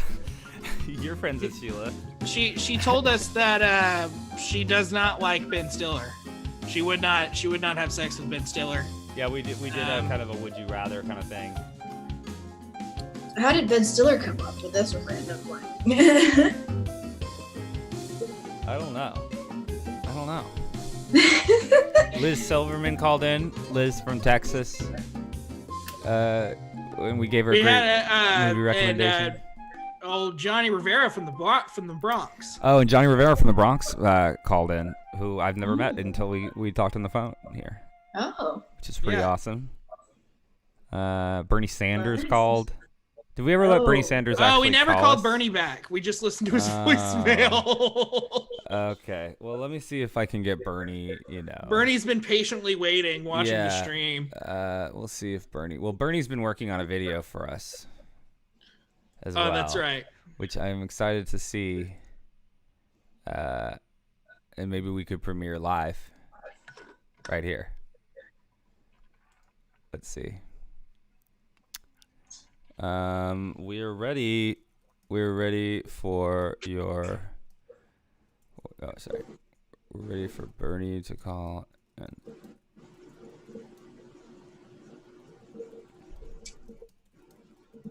Having headphone problems, guys. You ever have headphone problems where it's like, they're not quite on the way they need to be. There we go. That's better.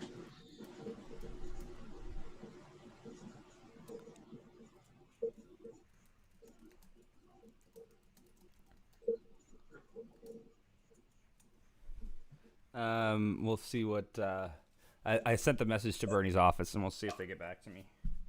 Excellent. I think it's been a good marathon blab so far, Yeah, and it's sort of a different kind of blab, and I like it. We're gonna start doing special episodes, and then episodes just like this. But with some more segments. Speaking of segments, I do have some segment ideas on here, guys. Great. That we can mess around with. Let's hear some. We got a call. We got a call. Sheila, please. I don't know if it's Sheila. Call from Bernie Sanders. Oh, it's to Bernie. accept, press 1. To send Great. Mr. Sanders? Yes, this is Bernie Sanders. Thank you so much for calling in. How are you? I'm doing well, thank you. I'm a big fan of the show. Oh, you enjoying the show? I love the show. Yes. I thought you would be out there protesting, but I'm taking a break from protesting. You're taking a break, It's a bit enjoying tiring watching for Movie those Blab. men. Okay, good. You know I marched on Washington with Martin Luther King, right? I'm sorry, I didn't understand that, Bernie. You know that I marched on Washington with Martin Luther King. Yes, I am aware of that. Yeah, you brag about that, huh? I do brag about that. I've done my fair share of protesting in my life. That's true. I was wondering if you had any movie advice for all the Bernie bros out there. Feeling down. I liked Sorry to Bother You very much. What? I'm sorry? Sorry to bother you. Oh, sorry to bother you. I liked Okay. Sorry to Bother You very much. Okay. I liked The Big Short. I liked Vice a lot. The Big Short. And also, I have one suggestion for the show. Okay. Can you stop cutting off Alex Khan so much? I don't know. I'm sorry, Bernie, but that's the way the bit works. But maybe we will allow Alex to talk a little longer like we did today. He has some good ideas, and I think that you cut him off too much. Well, let's agree to disagree on that one, Bernie. We can't all. Did you vote for me, Mr. Edison? I'm sorry? Did you vote for me, Mr. Edison? Did I vote for you? I wasn't. Yes. You mean in when? Well, Andrew would have voted in the New York primary, which was delayed. Yeah. So. No, in 2016. Oh, no, I'm sorry. I don't think I did vote for you. I'm sorry. But I did support your campaign this time until you stopped, and now I don't have to give you money anymore, but Yes. I did give you money. Yes, but I am very sad. I am very sad, but I am a big fan of the show. Oh, that's I'm a good. big That I mean, I don't feel bad, Bernie. It just didn't work out for you, and that's okay. I am a big fan of the show. After this, I am so excited to watch the show. It gives me hope. You guys are beautiful young people. You are the next generation. Well, thank you so much. Thank you so much, Bernie. Senator Sanders. That was a very successful call, and we will talk to you again soon. Thanks for being a fan. Bernie Sanders, everybody. Wow. I'm a big fan of the show. Again, stop cutting off Alex Khan. That's all I have to say. Speaking of which, we might be premiering a video of Alex Khan soon. Who knows? Actually, no, that's not happening.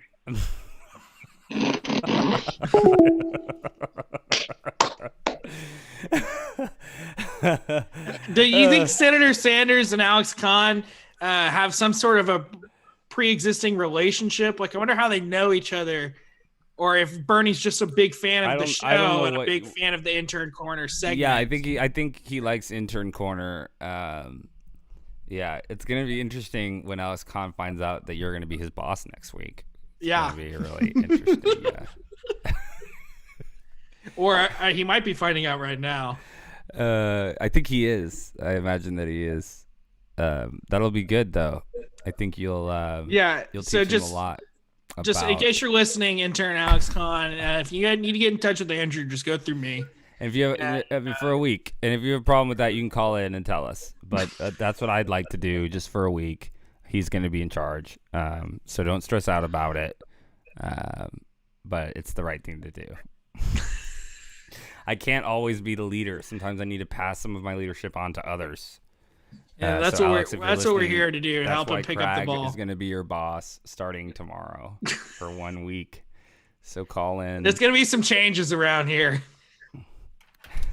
Partner. We're not going to do things the same old way anymore, Alex. Let me call him and let him know. This, of course, is Alex Khan, our intern.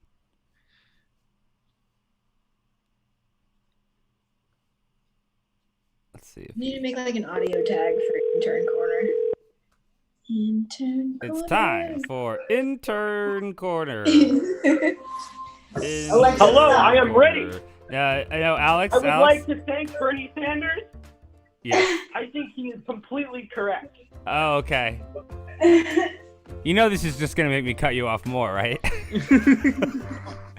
I thought you knew how my brain worked. Yeah, you're not going about this the right way. What I wanted to say is I am in complete support of what Senator Sanders has to say. Great. He is a fan of the show, and I think that Andrew should heed his advice. Because I do have a lot of things to say. I'm sure you do, but no, we're well aware. We needed to talk to you about some Movie Blab business. Okay, so what's the Movie Blab biz? So Craig, do you want to take it from here? Yeah. So Andrew's he works really hard on the show, and he's got a lot to do on his own plate. So from at least for the next week, if you have some questions about the show or anything like that, you need to get in contact with me first. Yeah, Craig's gonna be your boss for a week. I may relay that. Craig is gonna be my boss. Yeah, is that cool? I'm your boss for a week. I'm scared. Why are you scared? Well, listen, there are gonna be some changes around here, bud. All right, we're not gonna be doing things the same way. What'd you say? What'd you say, Alex? I said, what are the changes gonna be? Oh, the changes? That's for me to know and you to find out. Listen, this is gonna be classic 1980s porn line. Yeah. Andrew and I are playing a little good cop, bad cop right now, and buddy, I'm the bad cop. Oh no! Andrew, I better get a second recommendation letter then. Yeah, you can have one from Craig. But he did have some bad news since he's in charge. What's the bad? Again, I want to know this shit. I think we're gonna stop doing Intern Corner. Just for the. Oh no! Well, why do you disagree? I disagree because again, I have a lot of things to say, and we already have a presidential candidate who is in support of me. Well, he dropped out of the race. He's no longer a presidential And candidate. also, you know that Craig, I remember Craig, you were like one of the biggest fans of Intern Corner. You were one of the original fans. Well, you know, Called out. it's I gotten call it stale. out? It's gotten stale. I gotta tell Oh you. wow, you heard it. He's your boss. How am I supposed to disagree with this? It's like me going after. It's like me going after like Johnny Marr or something. Who? I don't know. I don't get that reference. Do you like the Smiths? Oh. Oh yeah. Okay. I didn't fully hear Johnny. I heard Johnny. Yeah. I thought he said Jar Jar. But you know, I mean, I'm sure he'll come up with a new bit for you that isn't Intern Corner. Okay, before we end this call, I want to know. Wait, so is this the part now as his Wait, boss? let him talk. What you ask, Alex? I want to know what this fucking bit is. You seem angry. Are you angry that Matt made this decision? Well, listen. Now that I'm in charge of Intern Corner, very mad. Oh no. Now that I'm in charge of Intern very Corner, I mad. think I should decide fuming. when we hang up. And I think we should go ahead and hang up. I'm going to tell Bernie Sanders. I'm going to tell Bernie Sanders. He already was pissed off that you guys cut me off. He's going to be even more pissed off now. You had a fan in Bernie Sanders. All right, guys, that was Intern Corner with Alex Kahn. Here's to many more, Alex. And you're cutting me off? You're going to fucking cut me off? See, guys, I already think under my leadership, his Intern Corners, they've gotten better. Listen to fucking Bernie Sanders, dude. And do that. Listen to this material he's giving us. I'm saying under my leadership, he's giving us some really great material. Under your leadership? Yeah. You're Donald Trump. I think Matt Craig is secretly Donald Trump. Whoa. Oh, I think that's a great rumor, and I bet the movie Bob Troll would endorse that too. I wish the troll was here. Also, by the way, I actually agree. Like I want to say something controversial. Shoot. I kind of agree with the movie Black Troll. All right, guys, that was no. I'm kidding. Go ahead. I actually think that the Poltergeist 2015 remake is underrated. Can't say I saw that one. Are you referring to a conversation in the comments or something from previous this was in week? the comments. Yeah. Where was that? What was that post about? Give us a little context. Remember the Social Network post? Which regards Tarantino choosing the Social Network as his favorite movie. Mm-hmm. He said the Poltergeist remake was like in the top 3. I wouldn't say it was in the top 3 of the decade, but I remember actually enjoying that. And I think Jill Kanan did actually a really good job. I like it in the same way I like I like Ouija, which is another movie that you guys all hate, but I love because it's a self-aware horror movie. What movie? A self-aware horror movie. Ouija. I love those. Ouija. I love self-aware horror. I like Ouija. Who said I hated Ouija? I'm sorry. Wait, when did I ever say I hated Ouija? Because I like Ouija. No. Remember when Kendall made fun of me? Well, we all make fun of you. That's going back. That's going back a couple weeks, bud. Tomatoes? Damn, this is a deep cut. Okay. Yeah, I remember that. When? And then she was like, and then I was like 6%. She was like 5%. Well, okay. Anything else? I'm not mad. I'm just saying. What's next? Anything? You got anything else? I think that's it, right? No, I just want to say that the Medea video is coming along pretty well. Why can we at least get a clip to air to tease it? I need some more fucking time. My Wi-Fi. No, dude. Why don't you send it to me first? You gotta send it to Matt right now. I will send it to you. I will send it to Craig. If Craig agrees to continue Intern Corner. Craig, will you consider it? Oh, it depends on the quality of this Medea video. Oh, wow. No. It depends on the fucking quality. Okay, I can't. It depends on the fucking I told quality. you the last month of your internship was going to get more rigorous. You said it would get more rigorous. I said you were going to have to work harder. Yeah, it's finals week, bud. You said it was going get more rigorous. I think honestly, honestly, it doesn't mean I tread water, which means that Andrew's gonna fucking drown me. yeah, I tell him to tread water a lot, which is don't bug me and figure it out. Basically, that is the most Sink or common swim, Andrew bud. Edison phrase. No, I haven't said it that way. I'm not joking. He's probably said that phrase more than any other fucking phrase. The only I'm gonna recommend here are Andrew's not one of those guys that uses metaphor very often. The only 2 times that you've used metaphor was once you mentioned the tortoise and the hare, and then once you mentioned, and then you said tread water I was referring to you as the hare rushing your work and not finishing it. Yeah, I know exactly what you meant, but I'm just saying that those are the only times that you ever used the word. That's the only times you've ever used the word. A metaphor? Metaphor. You've never used metaphor very much. How are you observing our interactions to the point I'm that a you're very making a chart observant about kid, us? man. Do you chart other things? Dude, what else? Tell me other observations. I'm a writer. I observe shit. Tell me other observations about me that you've observed. I'd love to hear them. I noticed again, as long as you you're the only times is I noticed that when you get mad at me, it's always at night. It is always at night. No, it's not. I get mad at you in the morning sometimes. Sometimes. I actually remember when we had that big argument when you made me do that that test. Remember when you made me do that test? Yeah, I made you take a I was on aptitude test. When I did that. I was on a flight when I did that. Well, you didn't. You could have just told me you were on a flight. No, that's how dedicated I am to Movie Blab.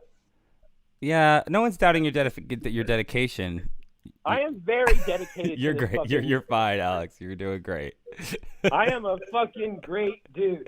And by the way, I love all of you guys. I love you. I love everybody here. I love everybody. Oh, you rock, Alex. I love you rock. even Kendall when she fucking made fun of me for liking Ouija. I don't love know. everybody here. You can make fun of me all you want. I love all of you. You don't know how big of a sense of humor I have. I do. That we know you can take it. I have a very big sense of humor. I love making you guys laugh. But yeah, Bernie Sanders likes my intern corner, and I think that we need to continue it because that's what makes the show going. It makes the show keep on going. Literally, if there's no intern corner, there's no fucking Movie Blab. Oh. Intern corner is why we have 500 fucking likes. Okay. That's you get a little big for your britches there, buddy. Yeah. I have a big ego. Literally, intern corner's gonna get me all the chicks.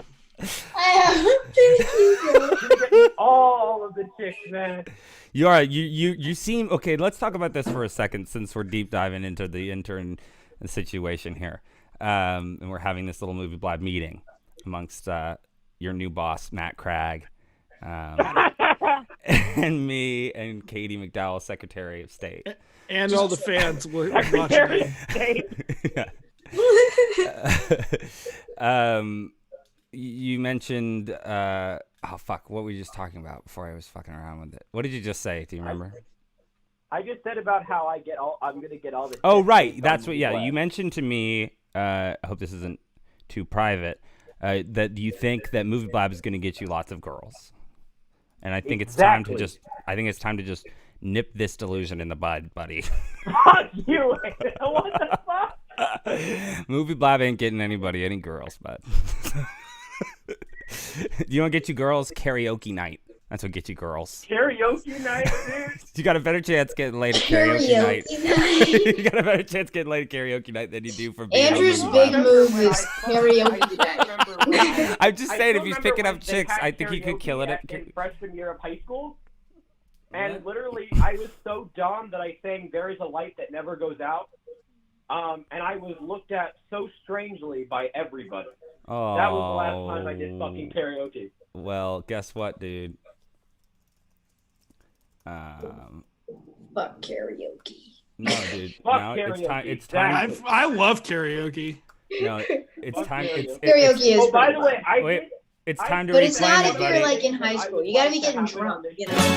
I would like to see Andrew sing all of Cats. Well, You have sick the fantasies. entirety of the show. I think that's something. What do you think, Craig and Katie? Do you hear the music? We want to hear you. I've seen him do it. You don't want it. You don't want it. You don't want that. Memory of Funny story, I thought that was like a classical song until I saw Cats recently and realized it was from Cats. I literally thought it was like a classical music like song. Could not believe it when I heard it in Cats. I was like, what the fuck? I thought this was like Bach or like Beethoven or something. I thought it was just like an 80s pop song. Like what's that song? Like I thought like it's funny because like there's like another song that was actually an 80s pop song that I thought was from a musical, which is what's that song? Every now and then I fall apart around. I thought that song was fucking from a musical. Turn around. It was actually in the underrated Strangers Pray at Night, the sequel to Strangers, which was actually pretty damn good. Again, another movie that people hate, but I like. The original Strangers actually I have probably in terms of horror, I have like possibly like the most opposite taste to like most critics on horror. Like I liked I don't really like Insidious. Like I really didn't like the. All right, guys, that was Intern Corner like with Alex Insidious? Kahn. Get out of here! Get out of here! Get out of here! Wait. Fight him on Insidious real quick. So Fight him good. on I can't Insidious believe real you don't quick. like Insidious. Come on. Okay, cool. Why don't you like Insidious? I just don't like the constant, like, I just think that it's so self-serious, and I just think that it's, like, and I'm a fan of jump scares, but there's a part of, like, but I feel like when you Craig, use you can jump cue me scares, this time. you have to at least be self-aware, and I feel like if you use constant jump scares, you need to be completely self-aware, while Insidious is completely self-serious. And again, like, someone No like way! Ari It Aster totally makes fun of doesn't itself. use The whole jump title scares, is like doesn't use jump scares very often, Insidious. and Like the writer is self-serious. Because he adds something to the film. And Get Out. I don't agree with anything you're saying. Insidious, the whole series, every one of them is so good. You think all of them are so good? I actually think. No, actually, the last one, the key. The first Conjuring is overrated. I actually He's like running over everyone. I like don't like Conjuring, Conjuring 2, either? and I like. Just ask me and I'll cut him off. the Just most ask me. recent Annabelle. I like the most Cut him recent off. Annabelle Comes Home. Fuck Annabelle. Conjuring was great. Well, sorry. And I also think Boo and Medea Halloween is another really underrated horror film, and you guys are gonna fucking hear about that pretty soon. Well, go work on your video. Go work on your video. Yeah, it was due. You said it was going to be done by 7 p.m. You said it was going to be done by 7 p.m. Like there are movies Every that, deadline, like, you don't get it. Every deadline, you don't meet it. Every single one. You haven't met a single one. You said 7 p.m. today. 7 p.m. Where is You got to meet your deadlines. Where's my movie? Yeah, I kind of fucking suck at shit. It's all right. That was a good. Hey, I'll take that explanation. That's a good explanation. No, I suck at a lot of things. Like I suck at juggling. You know what was like fucking weird? Like is like I just like watched it's so weird. All right, that was Intern Quarter, guys, with Alex Kahn. Thanks for chatting with us, Alex. We made it for real this time. Boy, did we let you talk that time before we cut you off, right? That was nice. Thank you, guys. Yeah, you're welcome. You're welcome. Just depends on how the show's evolving, buddy. It's not always going to be 15 minutes on the phone, but you managed to keep our interest. You're getting better at keeping our interests. All right, good meeting, and Facebook Matt Craig for a week. And I'll talk to you next week, okay, bud? You can call in the show. I'll talk to you then, but Matt Craig's your boss, okay? All right, bye.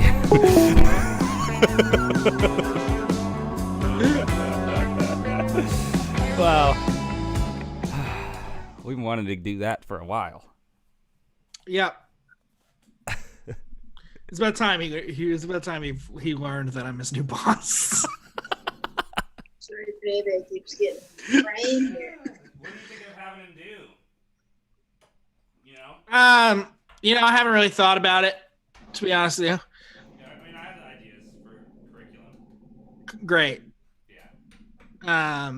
We'll see how it's all about this video, Well, yeah, I'm kind of feeling him out. You know, if I'm going to see if he's going to take initiative and Facebook message me. Because, you know, like, it's on him. You know, he's got to reach out. He's got to be the one doing the work. So he's just got to go through me.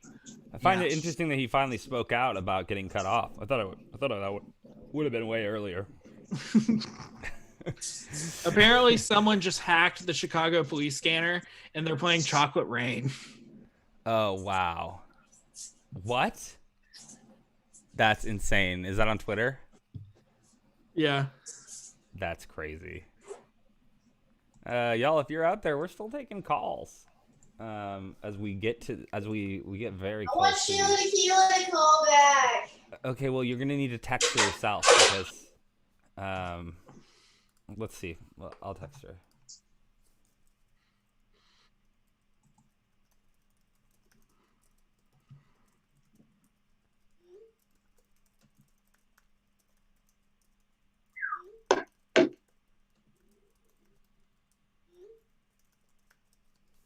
I let Sheila Tequila know that you'd like to hear from her.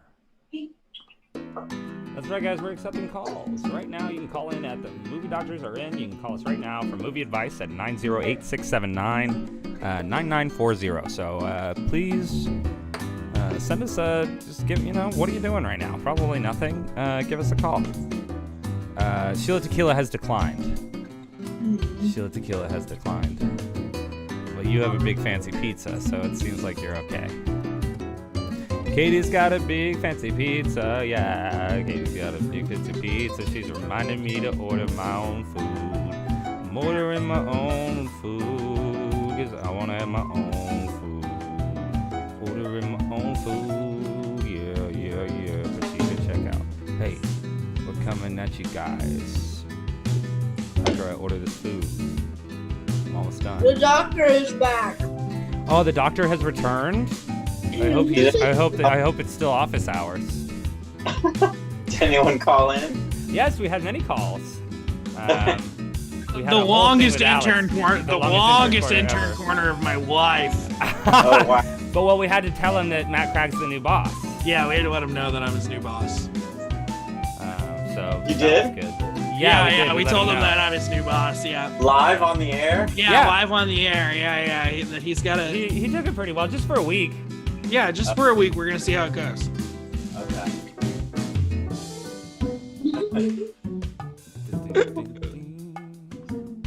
He was scared. He was. He sounded scared. Yeah, he sounded a little scared. He sounds scared. Which is good. Oh wow. Which is good.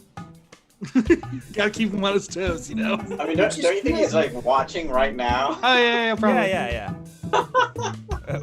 Wait, what? He also told us we just we said can all make these fun of things him to as him, much too. as he wants. He'll never stop loving us. So yeah, put that on the air. Lucia's like posting like Pauly Shore stuff on. Lucia's obsessed with Pauly Shore, and we had a conversation about it earlier. Lucia, feel free to call in for your third time. Yeah, Lucia, if you want to talk more about Pauly Shore, we can talk about Pauly again, or anything else. Once again, guys, feel free to call in. What's that number? The number is 908-679-9940. Oh, fantastic. 908-679-9940. Yeah, go ahead and save that contact into your phones. Even if you don't want to call us now. Yeah, that's what I did. I saved the line into my phone as the Movie Blab hotline. That way I always have it in case I need it. I've also set the Movie Blab hotline as my new emergency contact. So if anything ever happens to me medically, where I need immediate medical attention, they will call the Movie Blab hotline first. Yeah.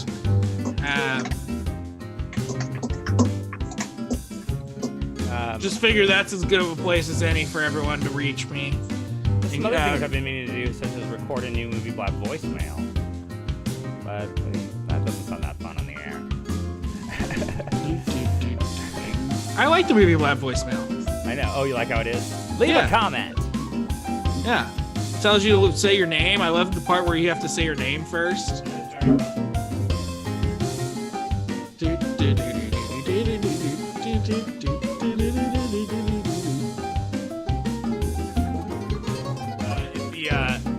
If the show ever really picks up, I'll have to outsource, some of the calls. Someone needs to man the phone lines. It's a beautiful flute at the end of this song.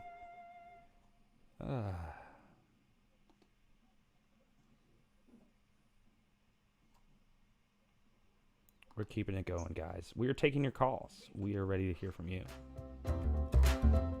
Sick of that song. There's some more songs. Where are they? 701 likes on the Movie Blab page. That's right, dude. We made it past 700. Made it past 700. I know, that feels good. I'm pretty happy about that. We're kind of gaining like 100 likes. That's about a rate of 100 likes a week since maybe a little more. Baller. Yeah, it feels good. It's nice to know there are people out there. You can see it with the interactions, the calls.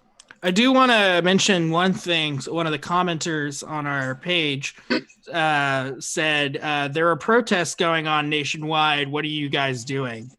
Who said that? Someone by the name of Patrick. I just want to respond to that by saying, I've donated to the Minnesota Freedom Fund. I'm having conversations with those around me who I think could best learn about police violence and racial inequality in this nation. Earlier on the stream, we talked about movies, which can be educational in helping teach those who may not know about racial inequality in this nation and the massive amount of pain it's had on communities. We found some educational materials for people to look at, such as 13th by Ava DuVernay. Yes. People's History of the United States by Howard Zinn. New Jim Crow by Michelle Alexander. I just want to I don't know. I just want to just go ahead and say just because I'm not out protesting doesn't mean that I don't care. And I live currently with some immunocompromised people, so I don't want to be in a position where I might give them coronavirus. Yep. So I'm not out on the streets, but otherwise I would be. And if you're not protesting, it doesn't mean you don't care. It really doesn't. It's a personal choice how you want to participate in protesting. And honestly, it doesn't. That kind of mentality is not going to bring more people together. Criticizing someone for being online during a protest and talking about the protest and talking about what it means. We didn't advertise this episode as being like Black Lives Matter themed or anything. That's one of the reasons that we're not doing a big crazy show right now. We're just chilling and chatting and reflecting. And we've had some great people on to talk about that. So I have no shame about being on here right now. And I'm also watching what's happening on this screen over here right now. Yeah. Because we hadn't, and I think maybe it was he tuned in later where we kind of paused for a second because you can't talk about it all the time because otherwise it can really start to weigh down on you. So we talked about some other stuff for a while. Yes. But so he may not have been tuned in at the right time or whatever. But I just wanted to address it. And I'm sorry, I'm at the epicenter of coronavirus right now. I'm not, and there's a fight to fight in terms of in certain places where coronavirus is so intense. There's a fight to fight in that way, and everyone does their part in different ways. And it's up. There's no way you can shame someone into participating differently. You can only encourage them to participate more. And so that's how we're going to take this comment. Yep. Where was this comment? On the Movie Blab live stream. Oh. Yep. So that's all I really want to say about that too. I don't want to donate too much attention to that comment. It's also like, where are you? You're like, aren't you like commenting on our live stream right now? Like, are you commenting from the? Are you on your Facebook at a protest right now? Like, what's going on? Why are we being trolled by you? It's okay though. I think it was good to address that. That's kind of our first controversial comment or a disapproval of the blab, and it hurts. But I also knew the risk getting on today, knowing that people would potentially judge me for doing a show. I don't know why. It's not a big deal. My show isn't some big fucking thing. Yeah, we're literally just. This is just me having therapy with my friends and talking. Yeah, we're having a Zoom call and talking about movies and just putting it online. So. Yeah.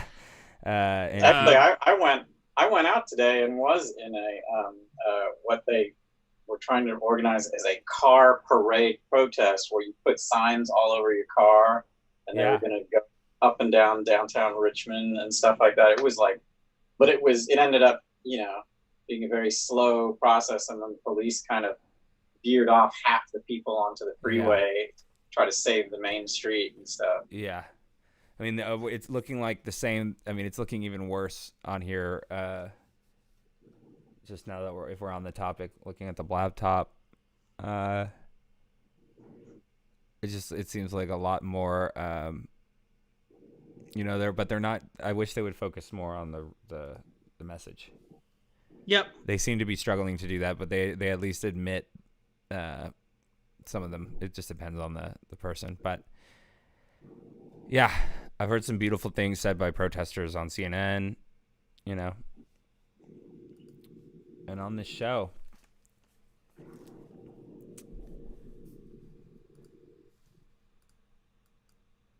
Another hilarious news, Dallas PD put out this app, iWatch, and was like, please upload videos of illegal activity.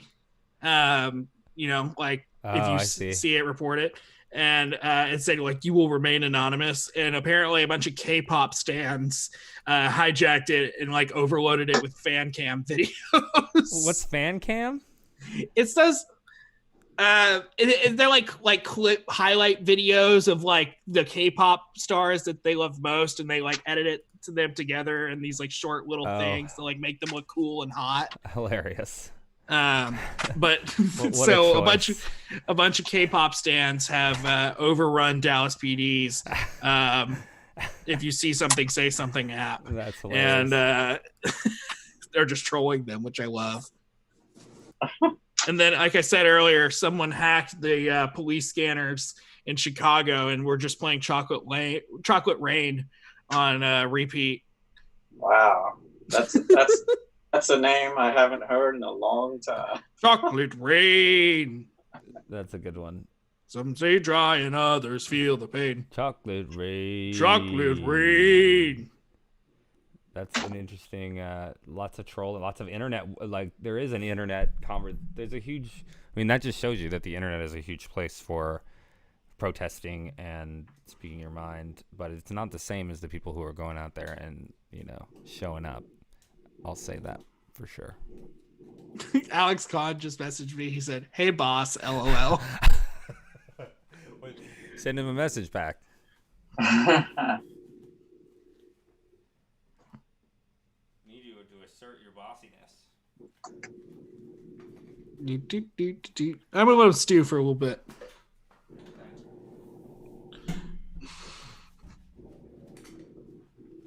Oh goodness. Katie, what up? What up? We just addressed some controversy. I'm sorry, I got a phone call while you were addressing the controversy. What? I said I got a phone call while the controversy was being addressed. Yeah, that's fine. But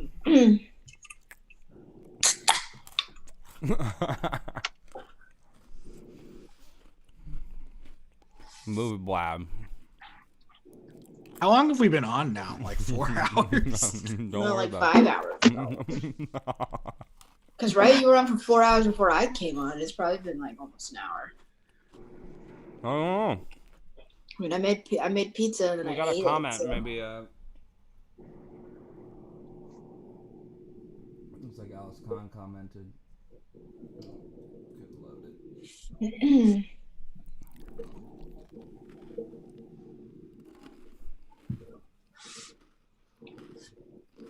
It's okay. Movie doctor's in the house. What kind of movie are you in the mood to watch tonight?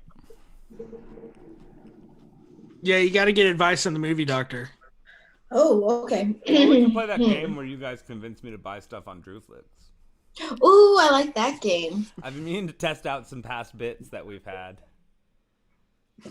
Okay, so Let's do all right, some. you want to play that? Let's do some Drewflix buy-in. I think that could be good. Let's take a look at these deals on the laptop. Cheapcharts.info. I love the laptop. Me too. It's my computer. It's my TV screen and a different computer. Where's my library? Movies. Hello. That was some good pizza. There it is. Okay. Let's take a look through, guys.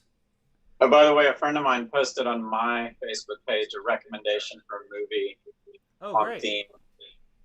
So I can cut and paste it. Into what? Onto the Movie Blab page. Sure. Because it's on my Facebook. Well, you want to just read it, or The Defiant ones. Oh yeah. Sidney Poitier and Tony Curtis. I saw that. I wasn't sure what was the conversation at that time. I think it was discussing the Black Lives Matter, right? Stuff. I haven't seen it, but it must be from the 60s. I don't know what they're just recommending a movie. Lady Bird's only $4.99.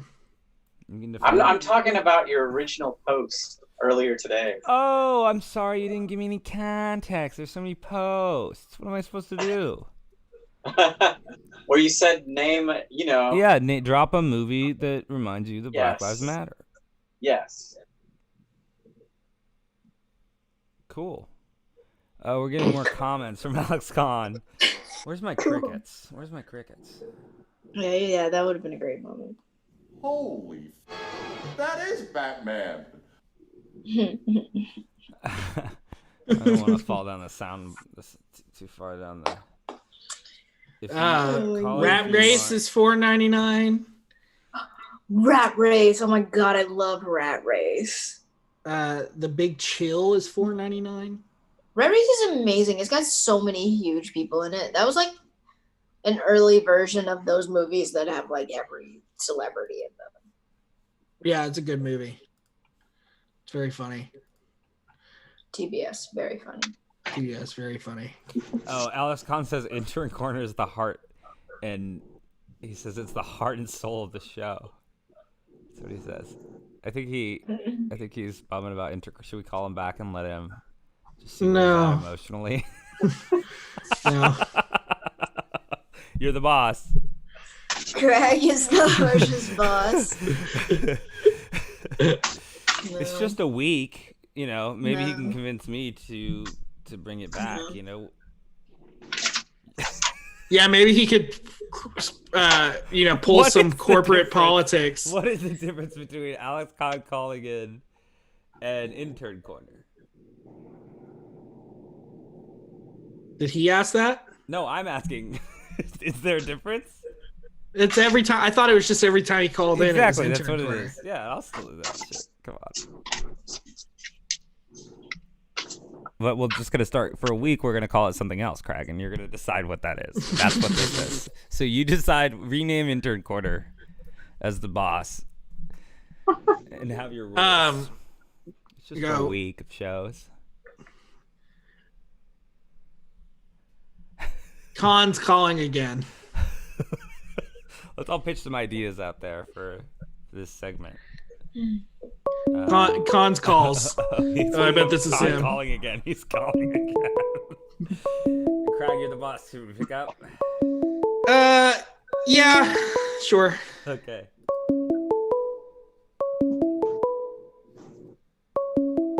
Oh shit. I'm sorry. Okay, here it is. I don't know. Maybe he'll leave a voicemail. You try to answer, but you can't. Hello? Send him to voice. Hello? Hello, is this Alex Khan?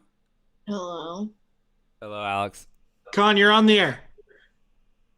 Con Air. Did he butt dial us? Let's call it Con Air. Why did he call us? He just left a voicemail. Con the Air. Oh my God, Con Air, guys. This is so Call him good. again.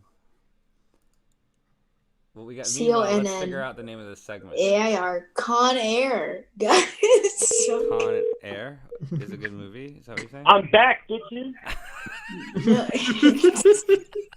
I'm back, motherfuckers. Bitch, I'm back. Yeah, I'm back. So we're trying to figure out what to I'm name your here. corner. It's a new corner. Yeah, it's a I'm brand. here to It's a defend brand myself. change. Con I'm here to Air, defend yo. myself. You don't need to defend yourself. We're just coming up with a new name for your corner.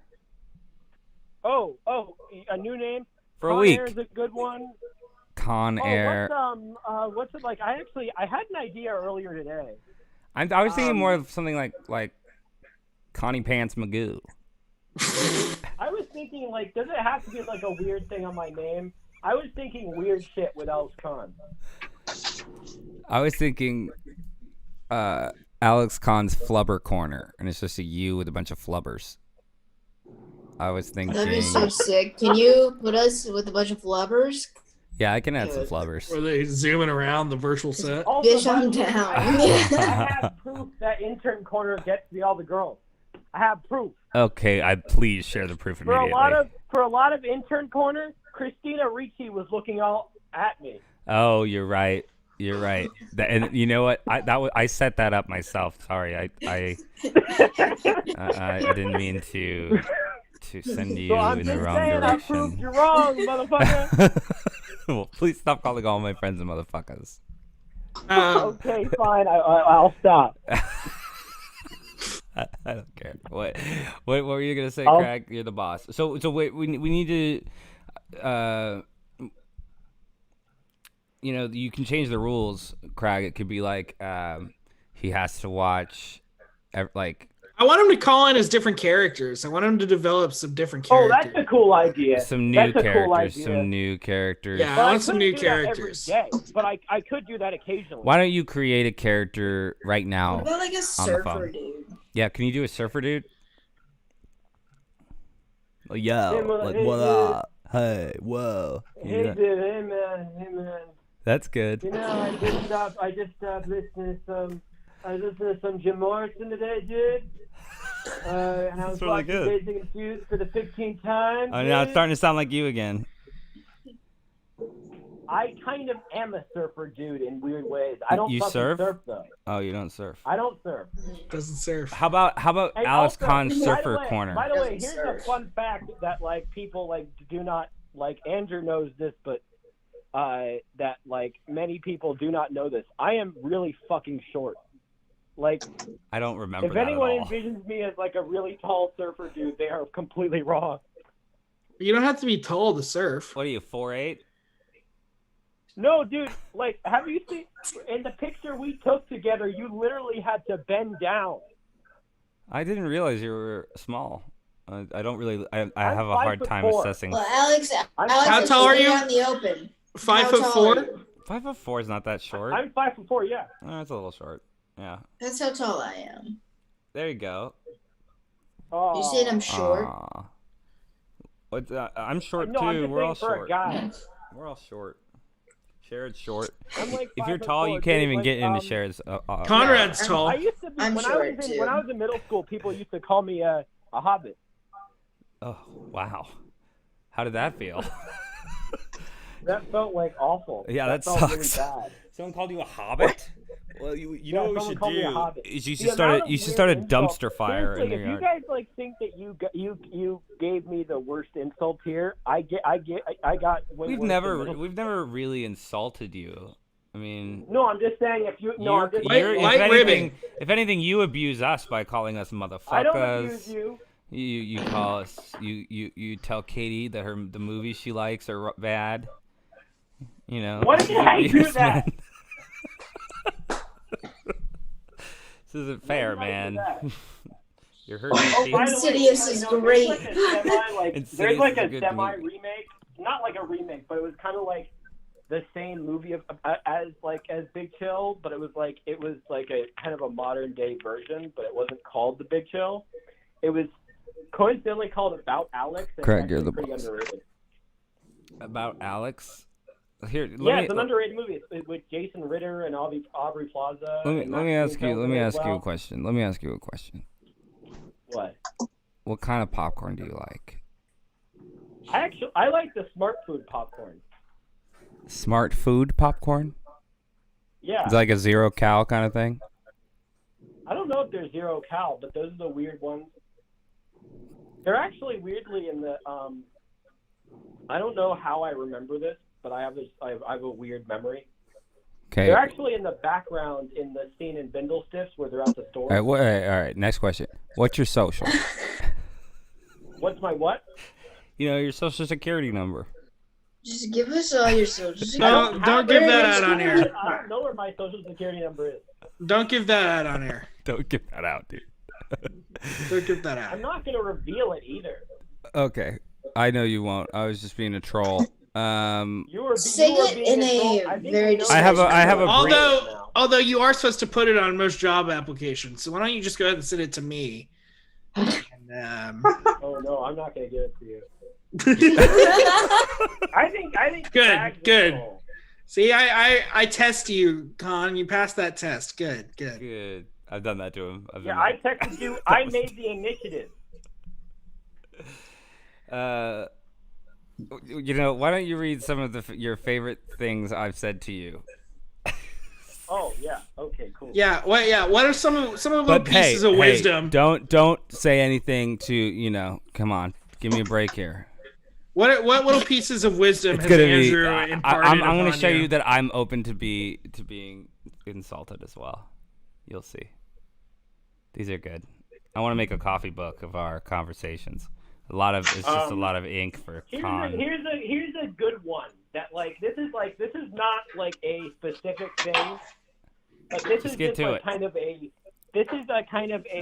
a through line between our conversations. Okay. Whenever I don't want to ask do this forever. Andrew what he thinks of my movie, he won't answer. Yeah, Wonderwall. I watched it a long time ago, dude. And you keep you just keep asking me so much. You don't get this aspect of my personality. The more you bug me about something, the more I'm gonna ignore you. Yeah. Oh yeah, you totally. Okay, here's another one that he said yesterday. He said he has a dank screenplay and a short film to finish. I'm excited about this dank screenplay. I was saying, okay, this is terrible. This bit is not working out. I thought you. These aren't pieces of wisdom. None of this is interesting. I'm talking about. Everyone has a screenplay to finish. I'm talking about philosophy here. What sort of things pull has Andrew some of the taught parts you? of me, like scolding you, lecturing you, scolding and lecturing. That's what I want. What? There was some good shit. You made me kind of started out really pissed at me, and then said something. So read one comment from that before I end this. Yeah, that's what I want to hear. I made you cry happy tears. Well, don't read all that. Don't read all that. This bit doesn't work. I'm sorry. It's over. This bit doesn't work? No, it's not a good segment. No, this has been a bad We bit. thought it would be funny, but now It's getting too personal. Yeah, you're choosing weird parts. You're choosing I'm a very high IQ person, as Trump would say. You're a very high IQ person? Yeah, as Trump would say. As My Trump IQ would say. is one of the highest. Okay, I mean, sure. Okay. Are you bragging about your IQ right now? I have warriors too, Katie. Okay, well, we're gonna let you go, bro. Congrats on your IQ. Don't. Why you cutting me off, dude? Well, because we want to do other things. We can't just talk to you the whole time. I am the heart and soul of this show, dude. Yeah, but I feel like my heart's about to explode. You think that your heart's about to explode? Movie Blab feels that way. Like its heart's about to explode. You think they? Dude, we have important stuff to talk about. Like Katie McDonald's? is about to eat some Oreos, dude. We don't have time for this. Okay, sorry. I gotta go to sleep. Yeah. All right, get some rest, buddy. Your boss says I gotta hang up now. I'm sorry. You should hit him up in the morning. Make sure you text him in the morning. Hey, make sure after this you message him how'd I do. Yeah. Oh, fuck you, Andrew. I'll see Andrew. you later, buddy. Fuck you.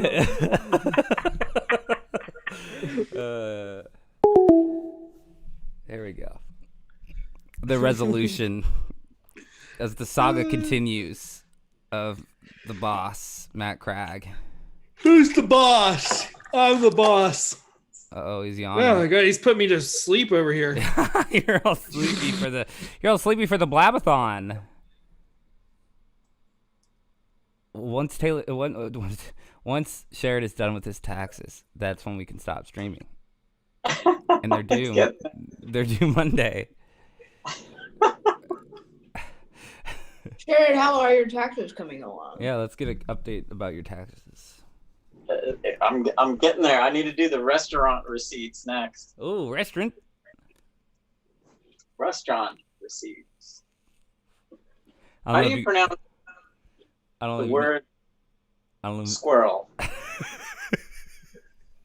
Squirrel. Are you saying it squirrel with 2 syllables? Squirrel. Are you saying squirrel? It depends on what I'm feeling. It depends on what I'm feeling in the moment. Squirrel. Squirrel. I say squirrel. This is a great shot. Look at this shot. Because I always say squirrel, and people make fun of me. Squirrel. This is a squirrel. Squirrel. Are you saying 2 syllables or 1 syllable? Squirrel. Squirrel. Squirrel. Squirrel. Or a squirrel.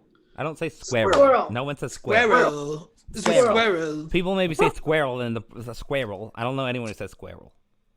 If you say squirrel, don't leave a comment. Stop watching immediately. You once wrote a script about We squirrels. asked people to comment. It's time to stop asking people to comment. I love how it's like Alex pick the thing. He picks like, hey, I'm writing a screenplay. Because that was me like explaining why I'm doing less shows. It's like what? There's lots of stuff where I'm like, get this done, go.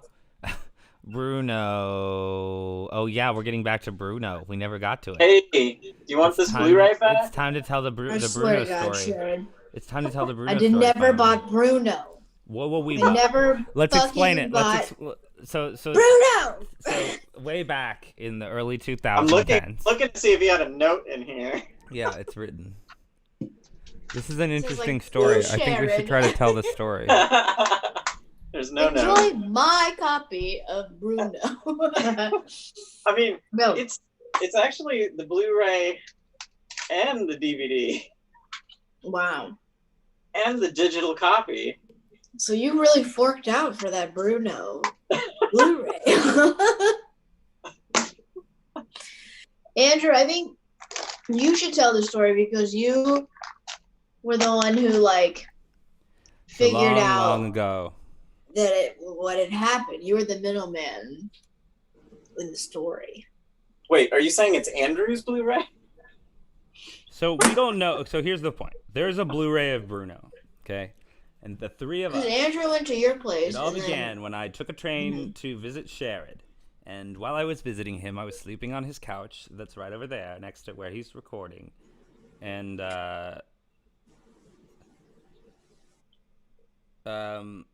then I noticed I was looking at his Blu-rays. I was remarking on his Blu-rays, and I saw Bruno, and I was like, why do you have Bruno? Like, this one really stands out to me as a not Sharad movie. And he goes, Katie lent that to me. and I was like, okay. And so I took it because I was going to see Katie. She was flying in to work on my short film. And I offered it. I said, Katie, look, Sharad told me this is your Blu-ray and that he wanted to give it back after all the years. And Katie goes, that's not my Blu-ray. I never bought Bruno on Blu-ray. I never left my Blu-ray Bruno away. I never left that. I never left that anywhere because I didn't have it to begin with. I don't believe it. I feel like I borrowed a Blu-ray from you, though. But what would it be? Like years and years ago. Quick, let's say every title in your Blu-ray collection. We'll figure this out stat. Sharad has a giant Blu-ray collection. No, I refuse. Don't believe that it was Bruno. I don't know why I would buy Bruno.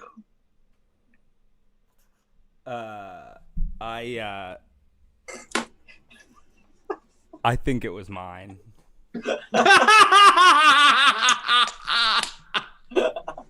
That would be my guess. I'm pretty sure it was mine. There's You know what we can say definitely? It's not mine. Speaking of which, it's time to play a little game, guys. A little game called Make Me Buy a Movie, where I'm going to spend 5 movie blab dollars on a $5 movie of our choice. And by our choice, I mean I will be the judge, and the others will argue for these films in a great segment produced by Matt Cragg, I believe, and Katie McDowell. Sure wasn't there. Okay, let's take a look at these deals, guys. We're here in the $4.99 section. We're gonna look at the laptops. Now, I own a lot of movies on iTunes, so it may be a hard pick. I guess basically you guys have to. You can't see the laptop, can you? This isn't gonna work. Basically, you have to look at cheat charts and choose a movie to represent yourself to argue for. Okay. Let's just do it how we usually do, where somebody is on there and they say the title's loud and we all go, ooh. Okay, we got Heat, we got Tropic Thunder. You gotta pick one though. Okay, Heat, Tropic Thunder. I own these. Now You See Me. Let's skip over. We got Where Eagles Dare.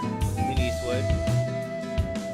We've got Hotel Artemis, Joe Kidd with Clint Eastwood, The Way Back, The River Wild, Silent Running, Superman 2, which I might have. I do. And then there's Hairspray, which I hated and I won't buy. So good luck convincing me to get that one. You don't like Hairspray? Adventureland I don't own. Adventureland is kind of fun. I've been wanting to rewatch that, but I don't know if it's worth being our buy. Andrew, you don't like Hairspray? I don't know why I walked out of it. But if you want to try to argue for it, you can. But it's going to be an uphill battle, my friend. Something called Silent Running. Surprising. Anybody want to argue for Silent Running? Sure. Silent Running is a movie I don't know. It's Douglas Trumbull. You know who that is? He did the special effects for Blade Runner and Close Encounters, but he directed this movie, Silent Running. Oh, I see there's a few other ones. We got...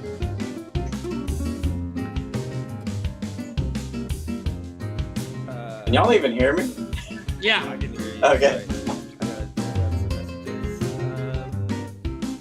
A Mighty Wind is $4.99. You already own that? That one. Here, maybe we can go up to $6.99. Old School is $4.99. Do you own Old School? I do think I have Old School.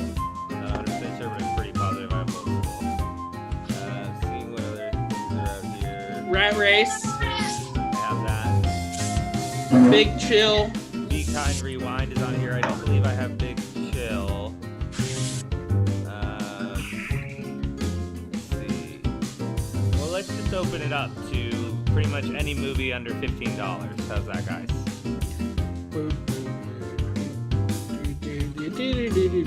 That sounds great. Just gotta pick one movie to argue for. We're gonna purchase one movie regardless of the price, as long as it's below $15.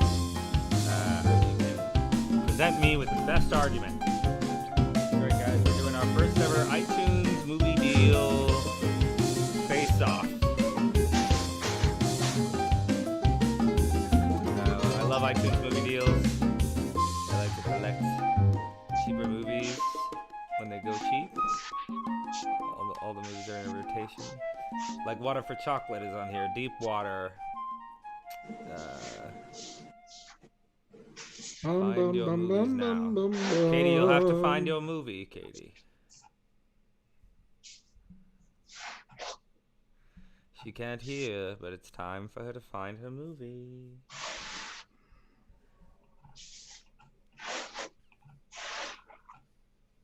God, I gotta go to bed soon. Yeah, I think this is our last bit, hey? That's a good soundbite. Oh, yeah, yeah, that is. Me too. Well, we can end it if you need to, or we can do this little movie off. I'm gonna end it. It's just hard to see, like, looking on cheap charts when I don't have Drew Flicks open up, so I don't know what you already have or not. I mean, yeah, that's true.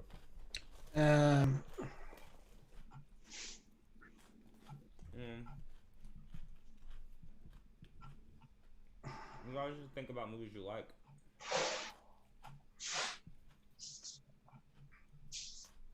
Do you have Good Night and Good Luck? It's $4.99. No, I don't. You want to argue for that one? You know, directed by George Clooney. It has a lot. In the arguments, once we all have our movies selected. This is... I'm arguing right now. Well, Katie's not even here. So how will she mount a defense?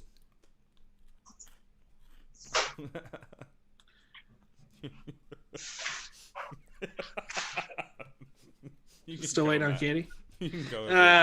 Yeah, no, Good Night and Good Luck, directed by George Clooney, has, you know, pretty topical to today's day and age about members of the media having to, you know, speak truth to power and stand up for what's right, you know, in the age of McCarthyism and you know, fear mongering being done by the government on its people, and having the courage to stand up and say, no, we won't put up with that kind of stuff. And that's exactly what Good Night, Good Luck is all about. Sure. Are you going to argue a movie, or are you too busy with your...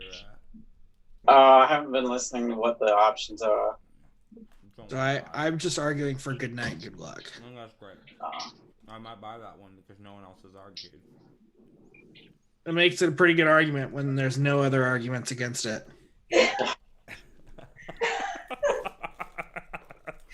I'm sorry, guys. I had like a litter box emergency.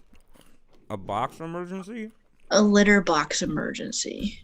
Oh, you had to go deal with some cat shit? Siriana's $5 too. That's a good one. I truly had to deal with some cat shit. Well, why don't you just find a movie to argue for, and then we can get this shit over with. What's the movies? I'm kidding. I'm sorry. Life is happening at the same time as Movie Blab. It doesn't. Yeah, speaking of... I'm going to let it go. I gotta go. Yeah, I gotta go. Unless you want to keep blabbing, Katie. No, I'm all right, Brad. I think that this is the time. Yeah, me too. All right. Guys, peace and love. It's been so epic. I want to thank Katie. I want to thank Craig. And I want to thank Sharad. We've talked to so many people. It's been so interactive and fun. I'm going to remember this episode forever. Black Lives Matter. Stay safe out there. Stay loud. Stay safe. Stay loud. Be loud. All right. Let me play the outro. Anything else you guys want to plug anything real quick for this episode? Good luck and good night. Follow me on Twitter at Cragum. I always want to keep it going because it's so funny how you forget. All right, we're out of here, guys. Peace and love. Bye. Bye. Hey, everybody. I'm Andrew Edison, and you're tuned in to Movie Blab. Why are we still on? The clock has started. It's like hell. Yeah, you're on the air. Thanks for watching Movie Blab, guys. It's been really fun, and we'll see you tomorrow. Bye.